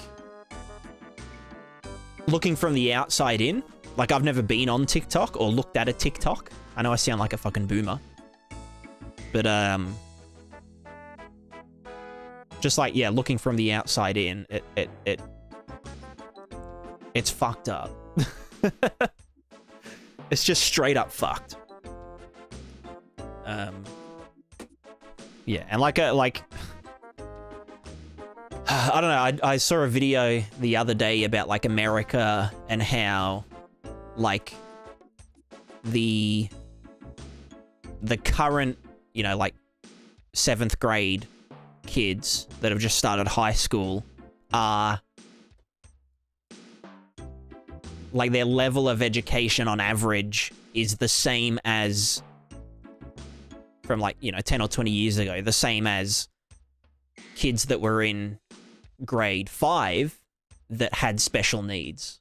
So like today's, you know, grade 7s are the grade 5, you know, special needs kids of 20 years ago. And that might just be in like public schooling. I can't remember the specifics and stuff, but like it sounds pretty hyperbolic. But I honestly wouldn't be surprised if it was fact. Because like I've got like, you know, younger cousins and stuff that are all TikTok brain rot, you know. And people thought people thought my generation was fucked. Like, you know, oh, fucking video games and heavy metal music and, you know, satanic worship and all that kind of shit. You know, kids aren't gonna fucking know how to change their tires and whatever. But like, okay, yeah, like, fair enough. I don't know how to change a fucking wheel on a car. I mean, if you gave me some instructions, I'd be able to follow the instructions to change the tire on the car, you know, and if I had all the right tools and shit. Like, yeah, okay, yeah, I could easily learn it, but I don't know. Yeah, it's just, all I have to say is it's just basically fucked. Just straight up. Lexington, hello. Want to thank you for your videos. They're just the right amount of technical and practical in the examples. Thank you. That's exactly what I'm going for, is technical and practical. And relatable and casual, you know. Work at Bungie, which has been amazing, but in a big machine, my contributions are extremely specialized, and stuff like yours helps me pursue my own personal game projects in here.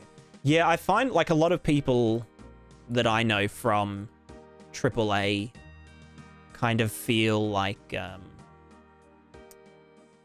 not undervalued, but like I guess in AAA it's like there's so many tiny little pieces that, you know, make up the whole product.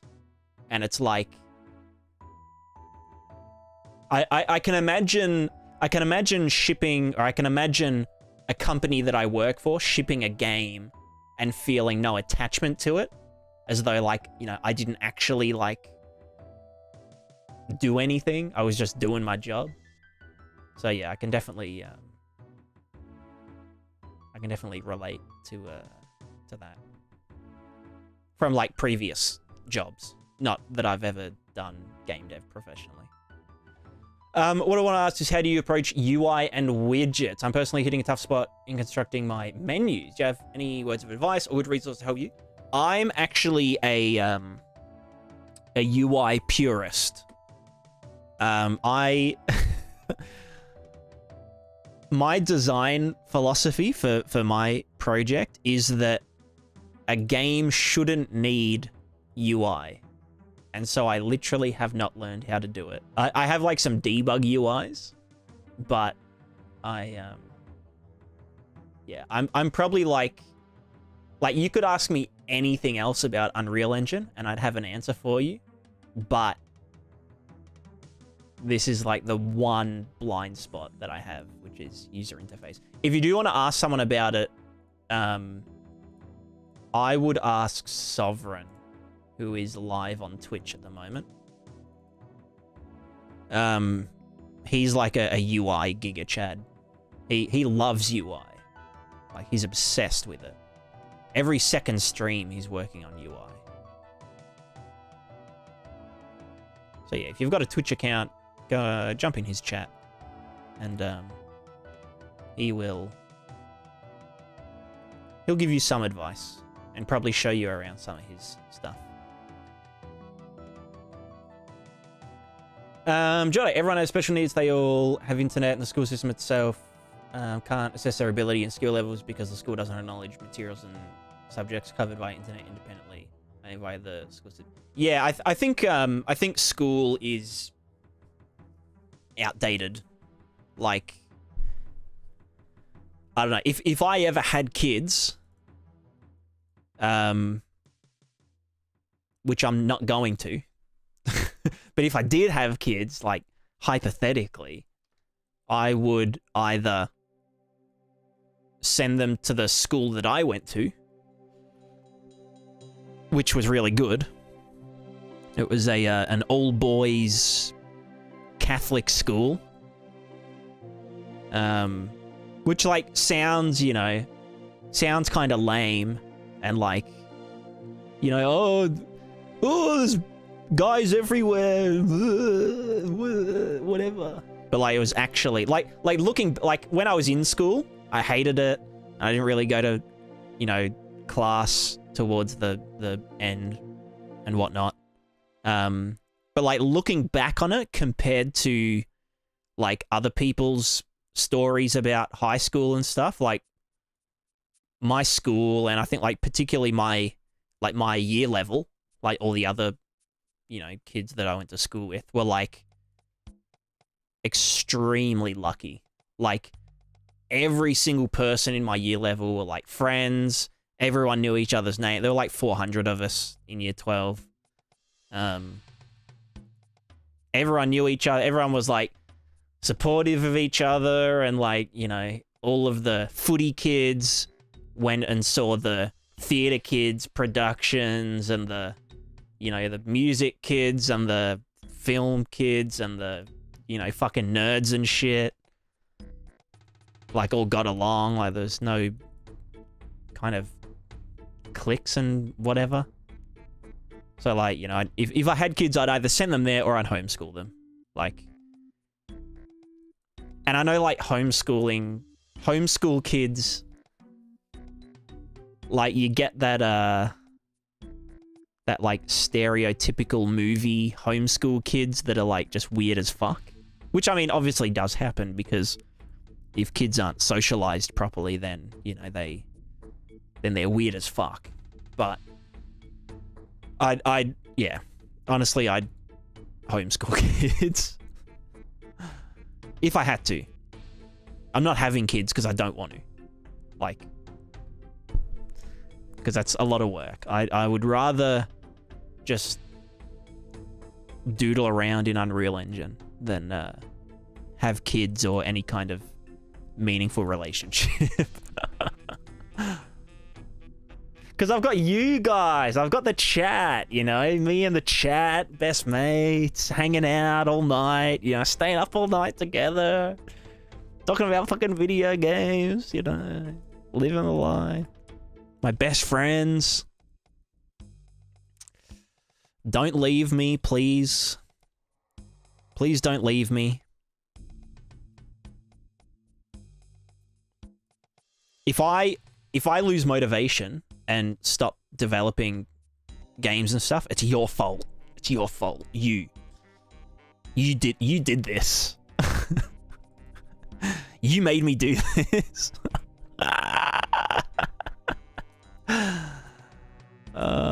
Fuck my life.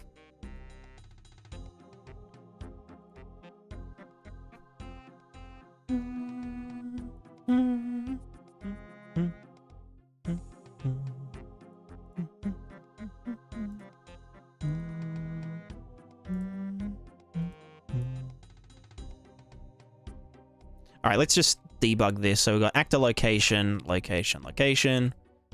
Is that? And location, yeah. Oh. Oh. Let's just say radius 20. Reverse parasocial relationship. Nice. Yeah, I mean that, you know. That's a thing. That's totally us. That's totally us right now. Haha. It's funny.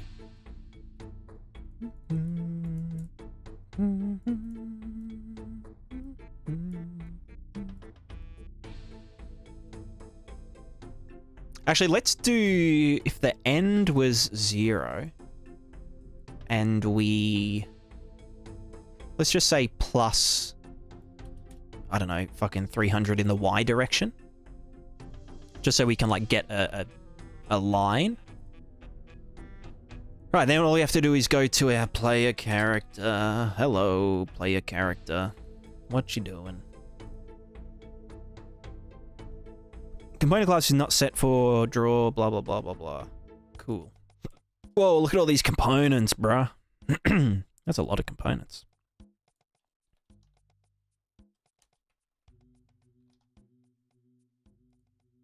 Will not be instance additional one. Yeah, where did it go? Escape? No, it's not there. Also, I don't need that landscape proxy mesh anymore, do I? Because we don't use... Yeah, no, that's fine, it's fine.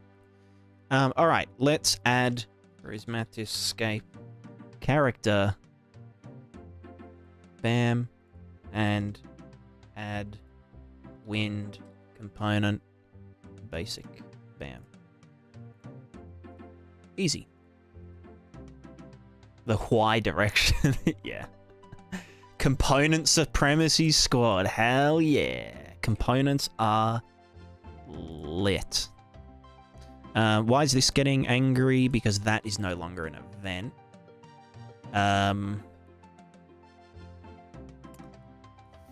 Fuck. That was doing a thing. Because it goes fast. And when we set it to do that... Okay, so this is just a matter of doing... Bam, bam. Kill that. Kill that. Deform weapon. Get no, what is it? Toggle. Toggle, toggle, toggle. On toggle drawing, this needs to do this. And also do the parent function, I guess. And also set... Okay, wait, we do it more like this, probably. Probably, maybe. Where it's like, hey, if this is true, set that to the thing and set that to... Actually, no, this should get done either way. But using that. Fuck off. Using that. Bam, bam. Something like that. I don't really care. I just don't want it to break completely. And then that doesn't... So that was getting wind shapes, but that's a dead component. That's a dead thinger. Because we'd have two separate components, you know?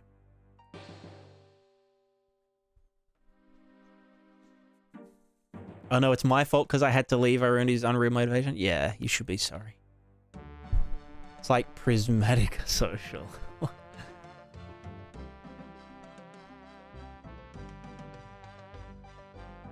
Oh, Prismatica more important than so. Yeah, I guess so. If I worked for someone else, I wouldn't care on the same capacity. Yeah, that's true. I almost never take part in streams, so I thank you for taking the time for me on a work right now. That's all good. That's all good. That is all good. How would I ever find the time to have kids with my 43 cats? Yeah, I wouldn't. I need more cats. I might make more cats.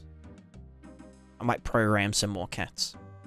Not sure if you tried it out, but whenever I tried adding fresh, nothing special material to nanite landscape, tried building lighting, the editor was crashing for me. So strange if you tried nanite landscapes. Mess around with you. I haven't actually used nanite at all yet. Just because I don't know. I don't really need to. I feel like, especially because I'm like a top-down Giga Chad, you know? Like, we're in top-down land. The sort of, like, the per vertex culling that nanite offers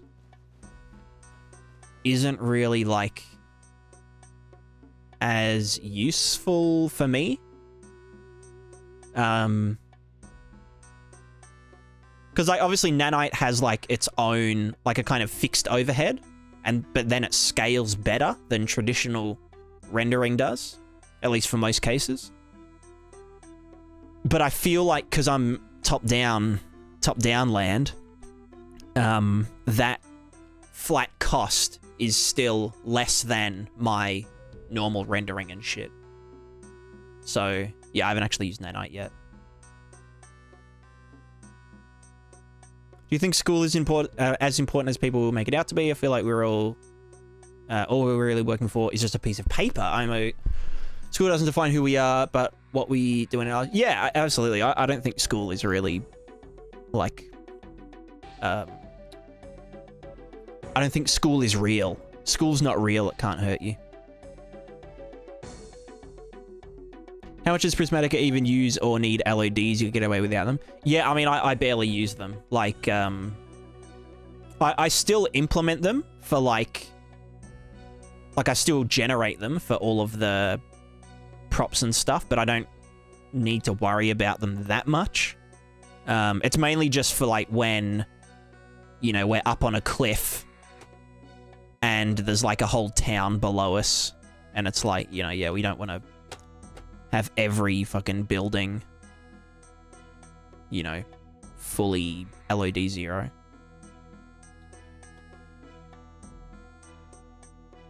Nano Landscape made my editor crash too, sometimes go kind of beta, I think. Yeah, it's beta AF. It's beta AF. You need to get on the Sigma OG landscape system. Or even the Sigma... literally just a cube. A flattened cube landscape system.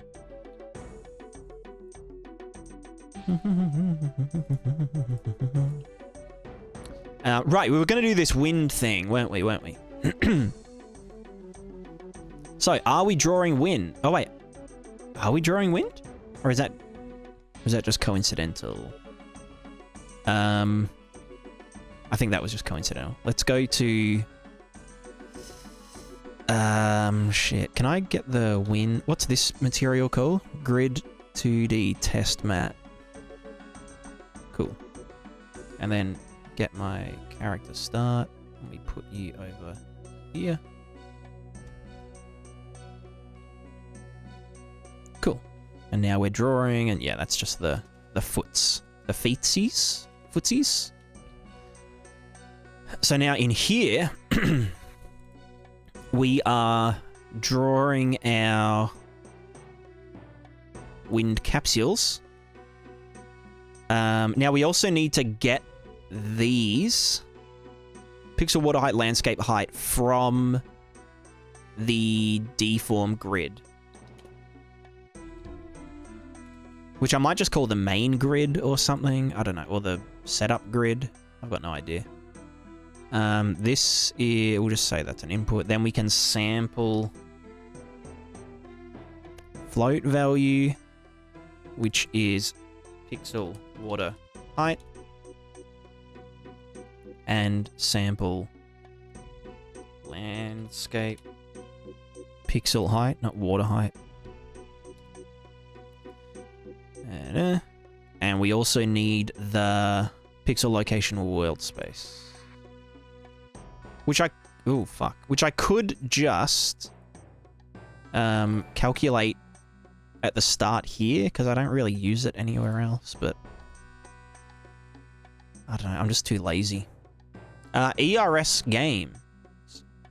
Where did you... It's that cursed subscribe thing again. Where's that even coming from? I'm so confused.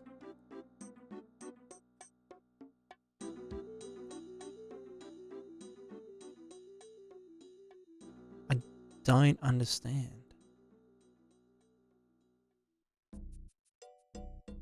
Huh.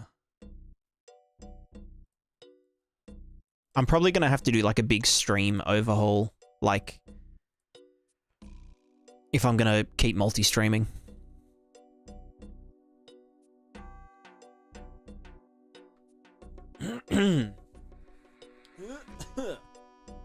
Midgard. Currently playing around with Niagara. I want to use vertex animation textures to render loads of units. Do you have any resources on VAT and Niagara? I don't, but Sovereign was doodling around with that exact thing for his GameDev Jam, Epic Jam Mega. So I'd go to, he's streaming on Twitch right now. Just look up Sovereign Dev and ask him, and don't tell him that I sent you. Because I've sent a few people to his stream to ask him questions. And he's probably getting sick of it. He wouldn't be getting sick of it. Unless...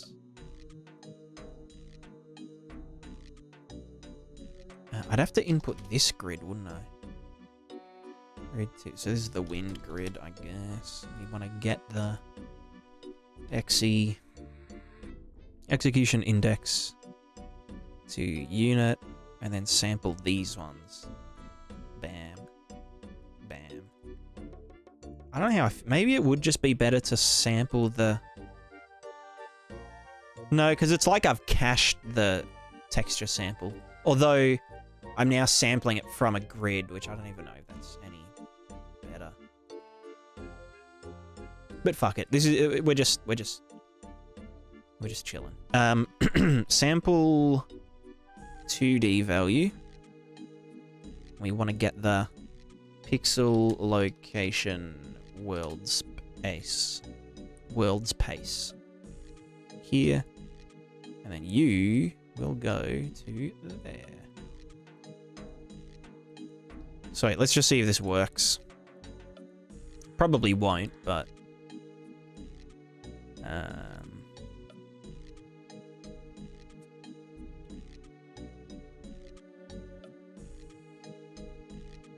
yeah. The reason I have to sample is because the wind might be at lower resolutions.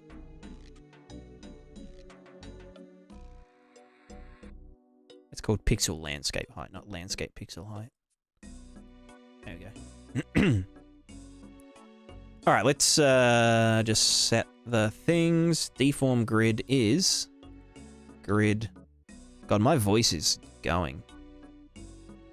I forgot to warm up before the stream. Do my vocal warm-ups. Wind interaction height 500. 500. Pardon me. So then, draw wind capsules, wind simulation. Did we end up adding the wind shit? Wind input. Yeah, we did. All right, let's test. Oh, it is working. And I didn't have to cock around with anything.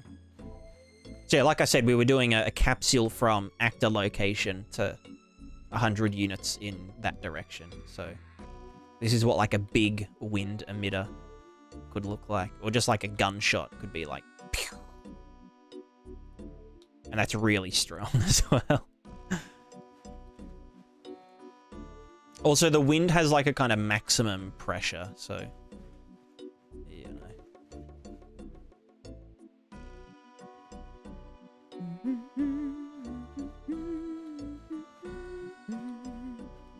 Let's just go to the grassy ass. Wow, that's so weird that it should probably smooth the wind out a bit, right? No, let me, oh god. Let me up. There we go. Pew. Pew. And pew. Pew.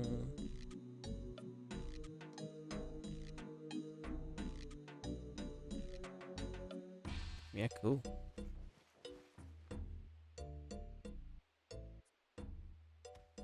So that's just drawing wind. No deform, no nothing. Although, why is it... Oh, let me test something. Oh, no, I guess that's right. Yeah, and the water ripple wind stuff works.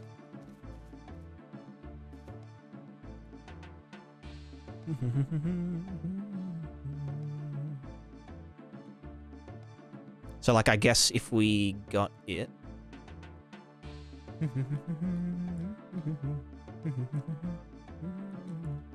Just read your Patreon tiers. Could you explain to me what one-on-one help sessions mean? It means that if you have a specific game dev problem, then I am more open to giving you, like, comprehensive one-on-one help. As opposed to if you post in the, if you post a question on you, I mean, like, I reply to 99% of YouTube comments to the best of my ability, but, like, there's only so much I can sort of do through just, like, you know, answering vague, badly worded questions on YouTube comments.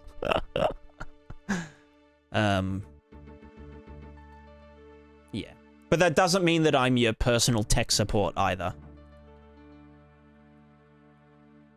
It just means that there's a Patreon help chat in the Discord that I look at first before I mean, to be honest, I haven't actually opened Discord in, like, 2 weeks, because, like,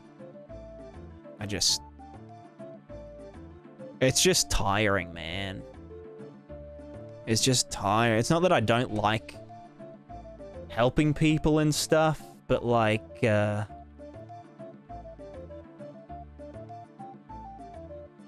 you know, okay, you know, like, when you, you know when you haven't checked your emails for, like, a week, and you know that when you do check them, there's gonna be a week's worth of emails that you have to catch up on, so you just keep not opening your emails?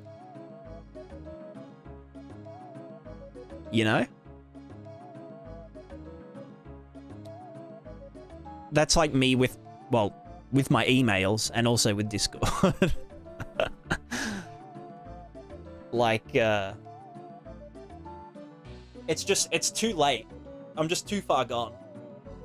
I've just removed myself from any way of contacting me. Which is how I prefer to live, you know. I'm very much a, I'm a fucking lone wolf, you know. I'm a Sigma male, you know. I don't even know what that means. But that's me. Speaking of, go check your emails. Nah. Nah, no thanks. Fuck that shit. Sent you a oh, okay, yeah, I'll check it then. I do need more fridge magnets. So I can pin up like all the photos of me and my friends, you know. Me and all my friends hanging out and doing friend stuff and taking photos, you know.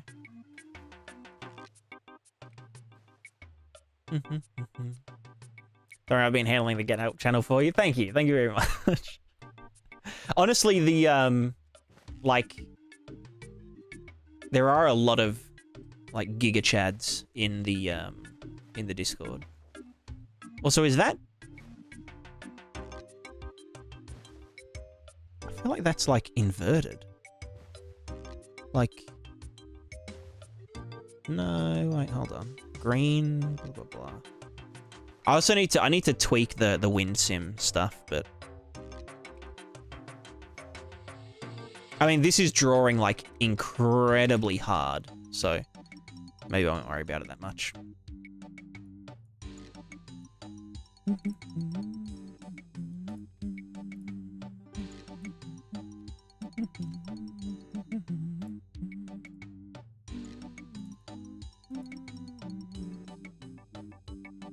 Wind component basic. So what if we said, okay, no, that is the strength of the last one. It's 0. So why doesn't that actually... Star velocity is 3. Maybe I don't lerp the strengths.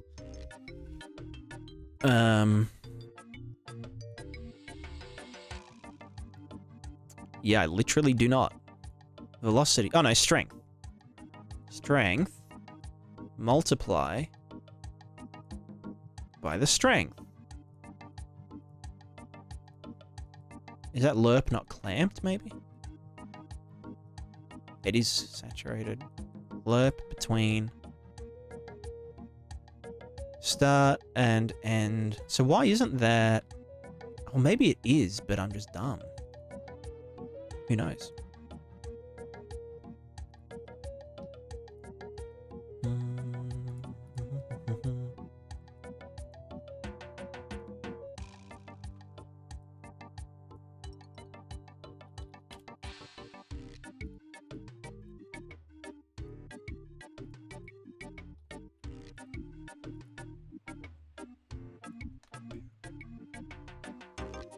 You know, I can see the strength fading towards the end, but it's not as... Well, no, I guess because it's so... Because it's clamped. The values get clamped. Yeah. You know how it is. You know how it do be. How it doob. But yeah, imagine, right? Imagine for a second... Hold on, let me just really slowly walk here.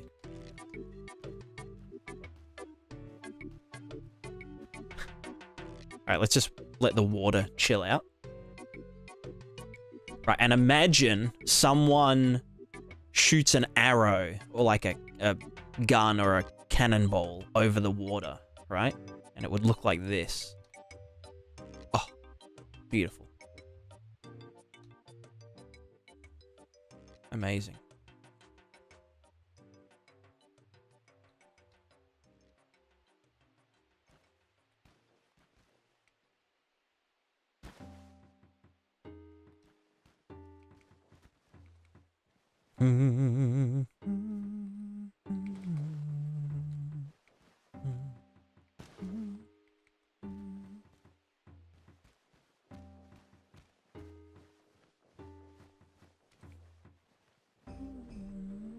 Ah, yeah, the fucking leaf particles. Whoop, whoop.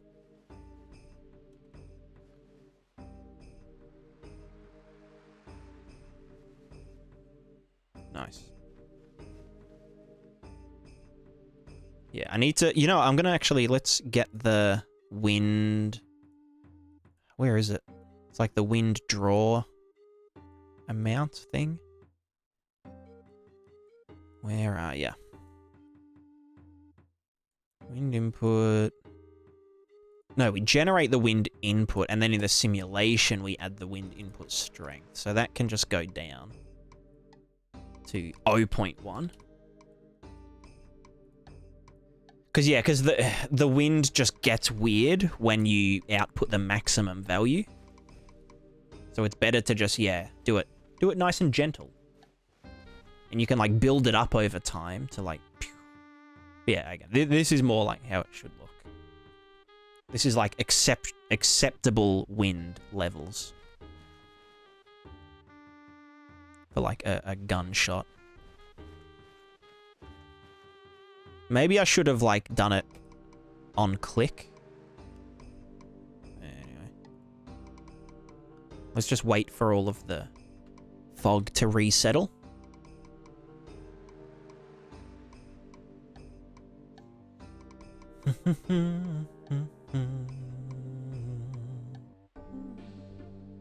Night now. Hell yeah. We got some patron Giga Chads in the chat.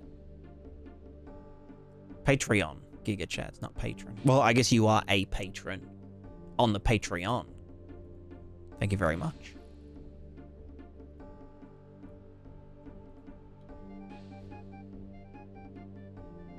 Yeah, that looks a lot better now.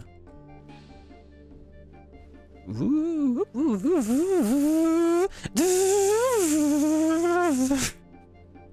the fuck? Who is this guy? Why is this guy on my computer screen? Fucking nerd. Car nerd. Any car nerds in the chat?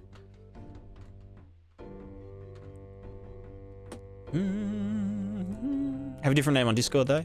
It'll link from Patreon to. I mean, you got to link Discord to your Patreon account and whatnot. But yeah. There's a 1.5 year gap on my Prismatica knowledge. Are you guys still planning for a release? Yeah, one day. Yeah, maybe one day. You know, I mean, you know, it's yeah, one day. No, one day. One day.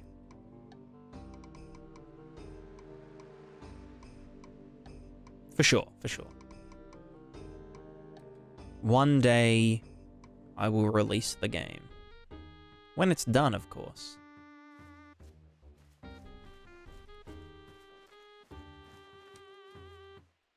But at the moment, I'm just working on this little plugin, you know? It's already connected? Hell yeah. Hell yeah. Hell to the yeah. Alright, let's see what... Oh, can I get up there? No. Fuck's sake. Let me in. Let me in. Let me in. Fuck's sake, I'm gonna have to... Oh, God. Oh, why? Well, I'm fucking dead. Yep. Ah. You know, I'm bleeding out. Too bad. Too bad, too bad. I just want to see what this could potentially possibly look like when actually used for real gameplay. Not just me dicking around in this test cell. Okay, so let's imagine I just launched an arrow from a crossbow. Wow, that looks amazing.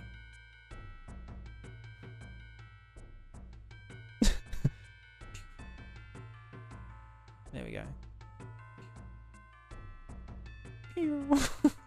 That's it. That's it. Classic.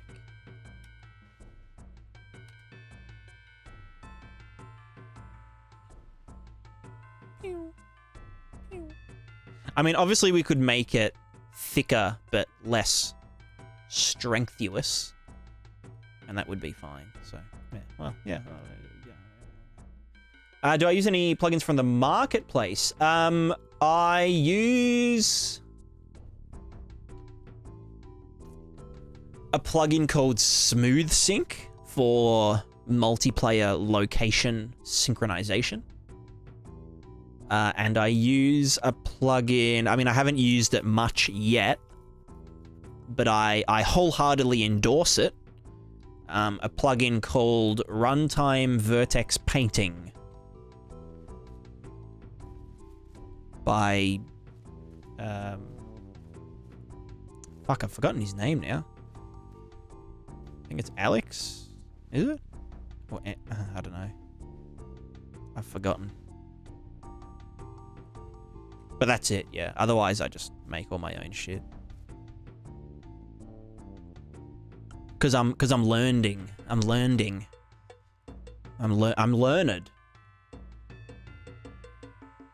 Had a great time. Do you stream tomorrow? If so, then at what time? Yeah.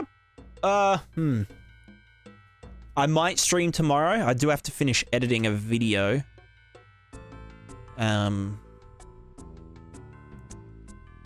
but I might. But yeah, I usually stream between the hours of 9 p.m.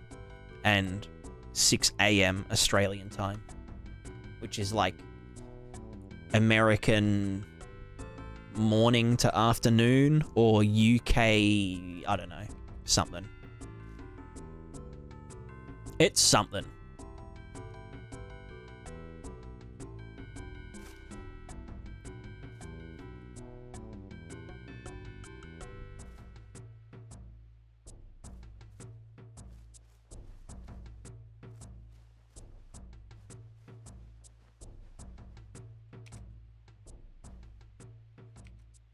God, the wind is so goofy.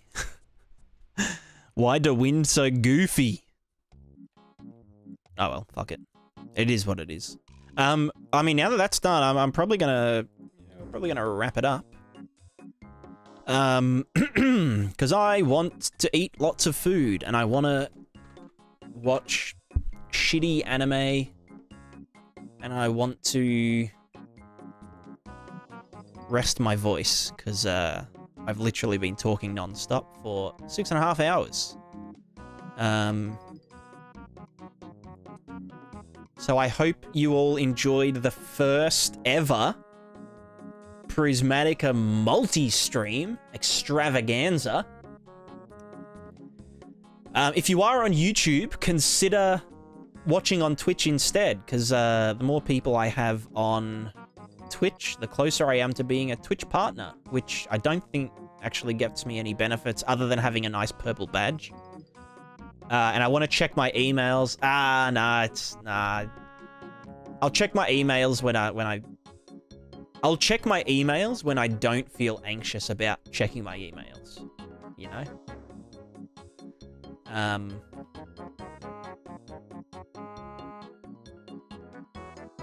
Yeah. Anyway, we are going to raid Sovereign Dev. Just if you shouldn't use ReStream when you're a Twitch partner, you could get banned. No, they changed the terms of service like 3 or 4 days ago to allow multi-streaming between any platforms, as long as you don't degrade the Twitch experience in doing so. So, there you go. That's for non-affiliates, affiliates, and partners, unless on a specific contract, like partner plus, you know, like a specifically specified agreement with Twitch. So yeah, otherwise I wouldn't be doing it, because why would I do it if I'd get banned, you know? Unless I just want to live on the edge. Hi Frank, can you show some Prismatica gameplay? I cannot, because the game is in a very I've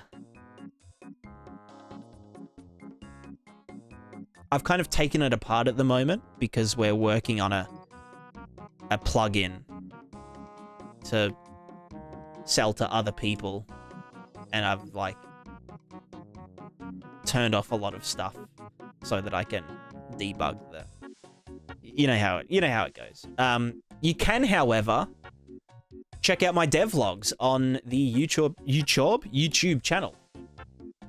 I have a 15-part devlog series that goes over all of the devloggy stuff. It logs the development of the game, and I show you a lot of gameplay and stuff in there. If you can even call it gameplay, I don't know. It's a weird project. It's a game that isn't about the game. It's about the friends we made along the way. So, it is 3D. There's 3... It's actually 4D if you count the dimension of time.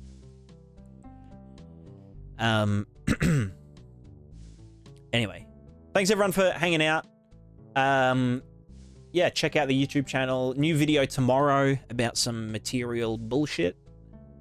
If you do want to support monetarily, you can do so for as little as $1 per month through the Patreon, which I just linked in the Twitch chat.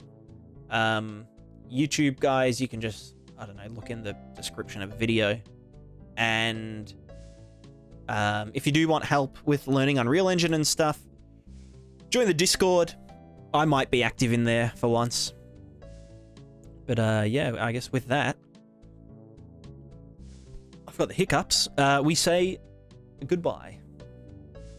And we also have to raid Sovereign on the Twitch. Hold on, don't go anywhere, Twitch people. Let me just do this. Raid Sovereign. No, pick. What do you mean pick it? I said Sovereign. Fuck. Sovereign Dev. There he is. Start raid. Alright, hold on. Just wait 10 seconds. Why he didn't raid you yesterday? Well, that's because I didn't stream yesterday, didn't I? Right? Right? Anyway, I don't just raid Sovereign to get in his good books. What are you talking about? Anyway, see you everyone.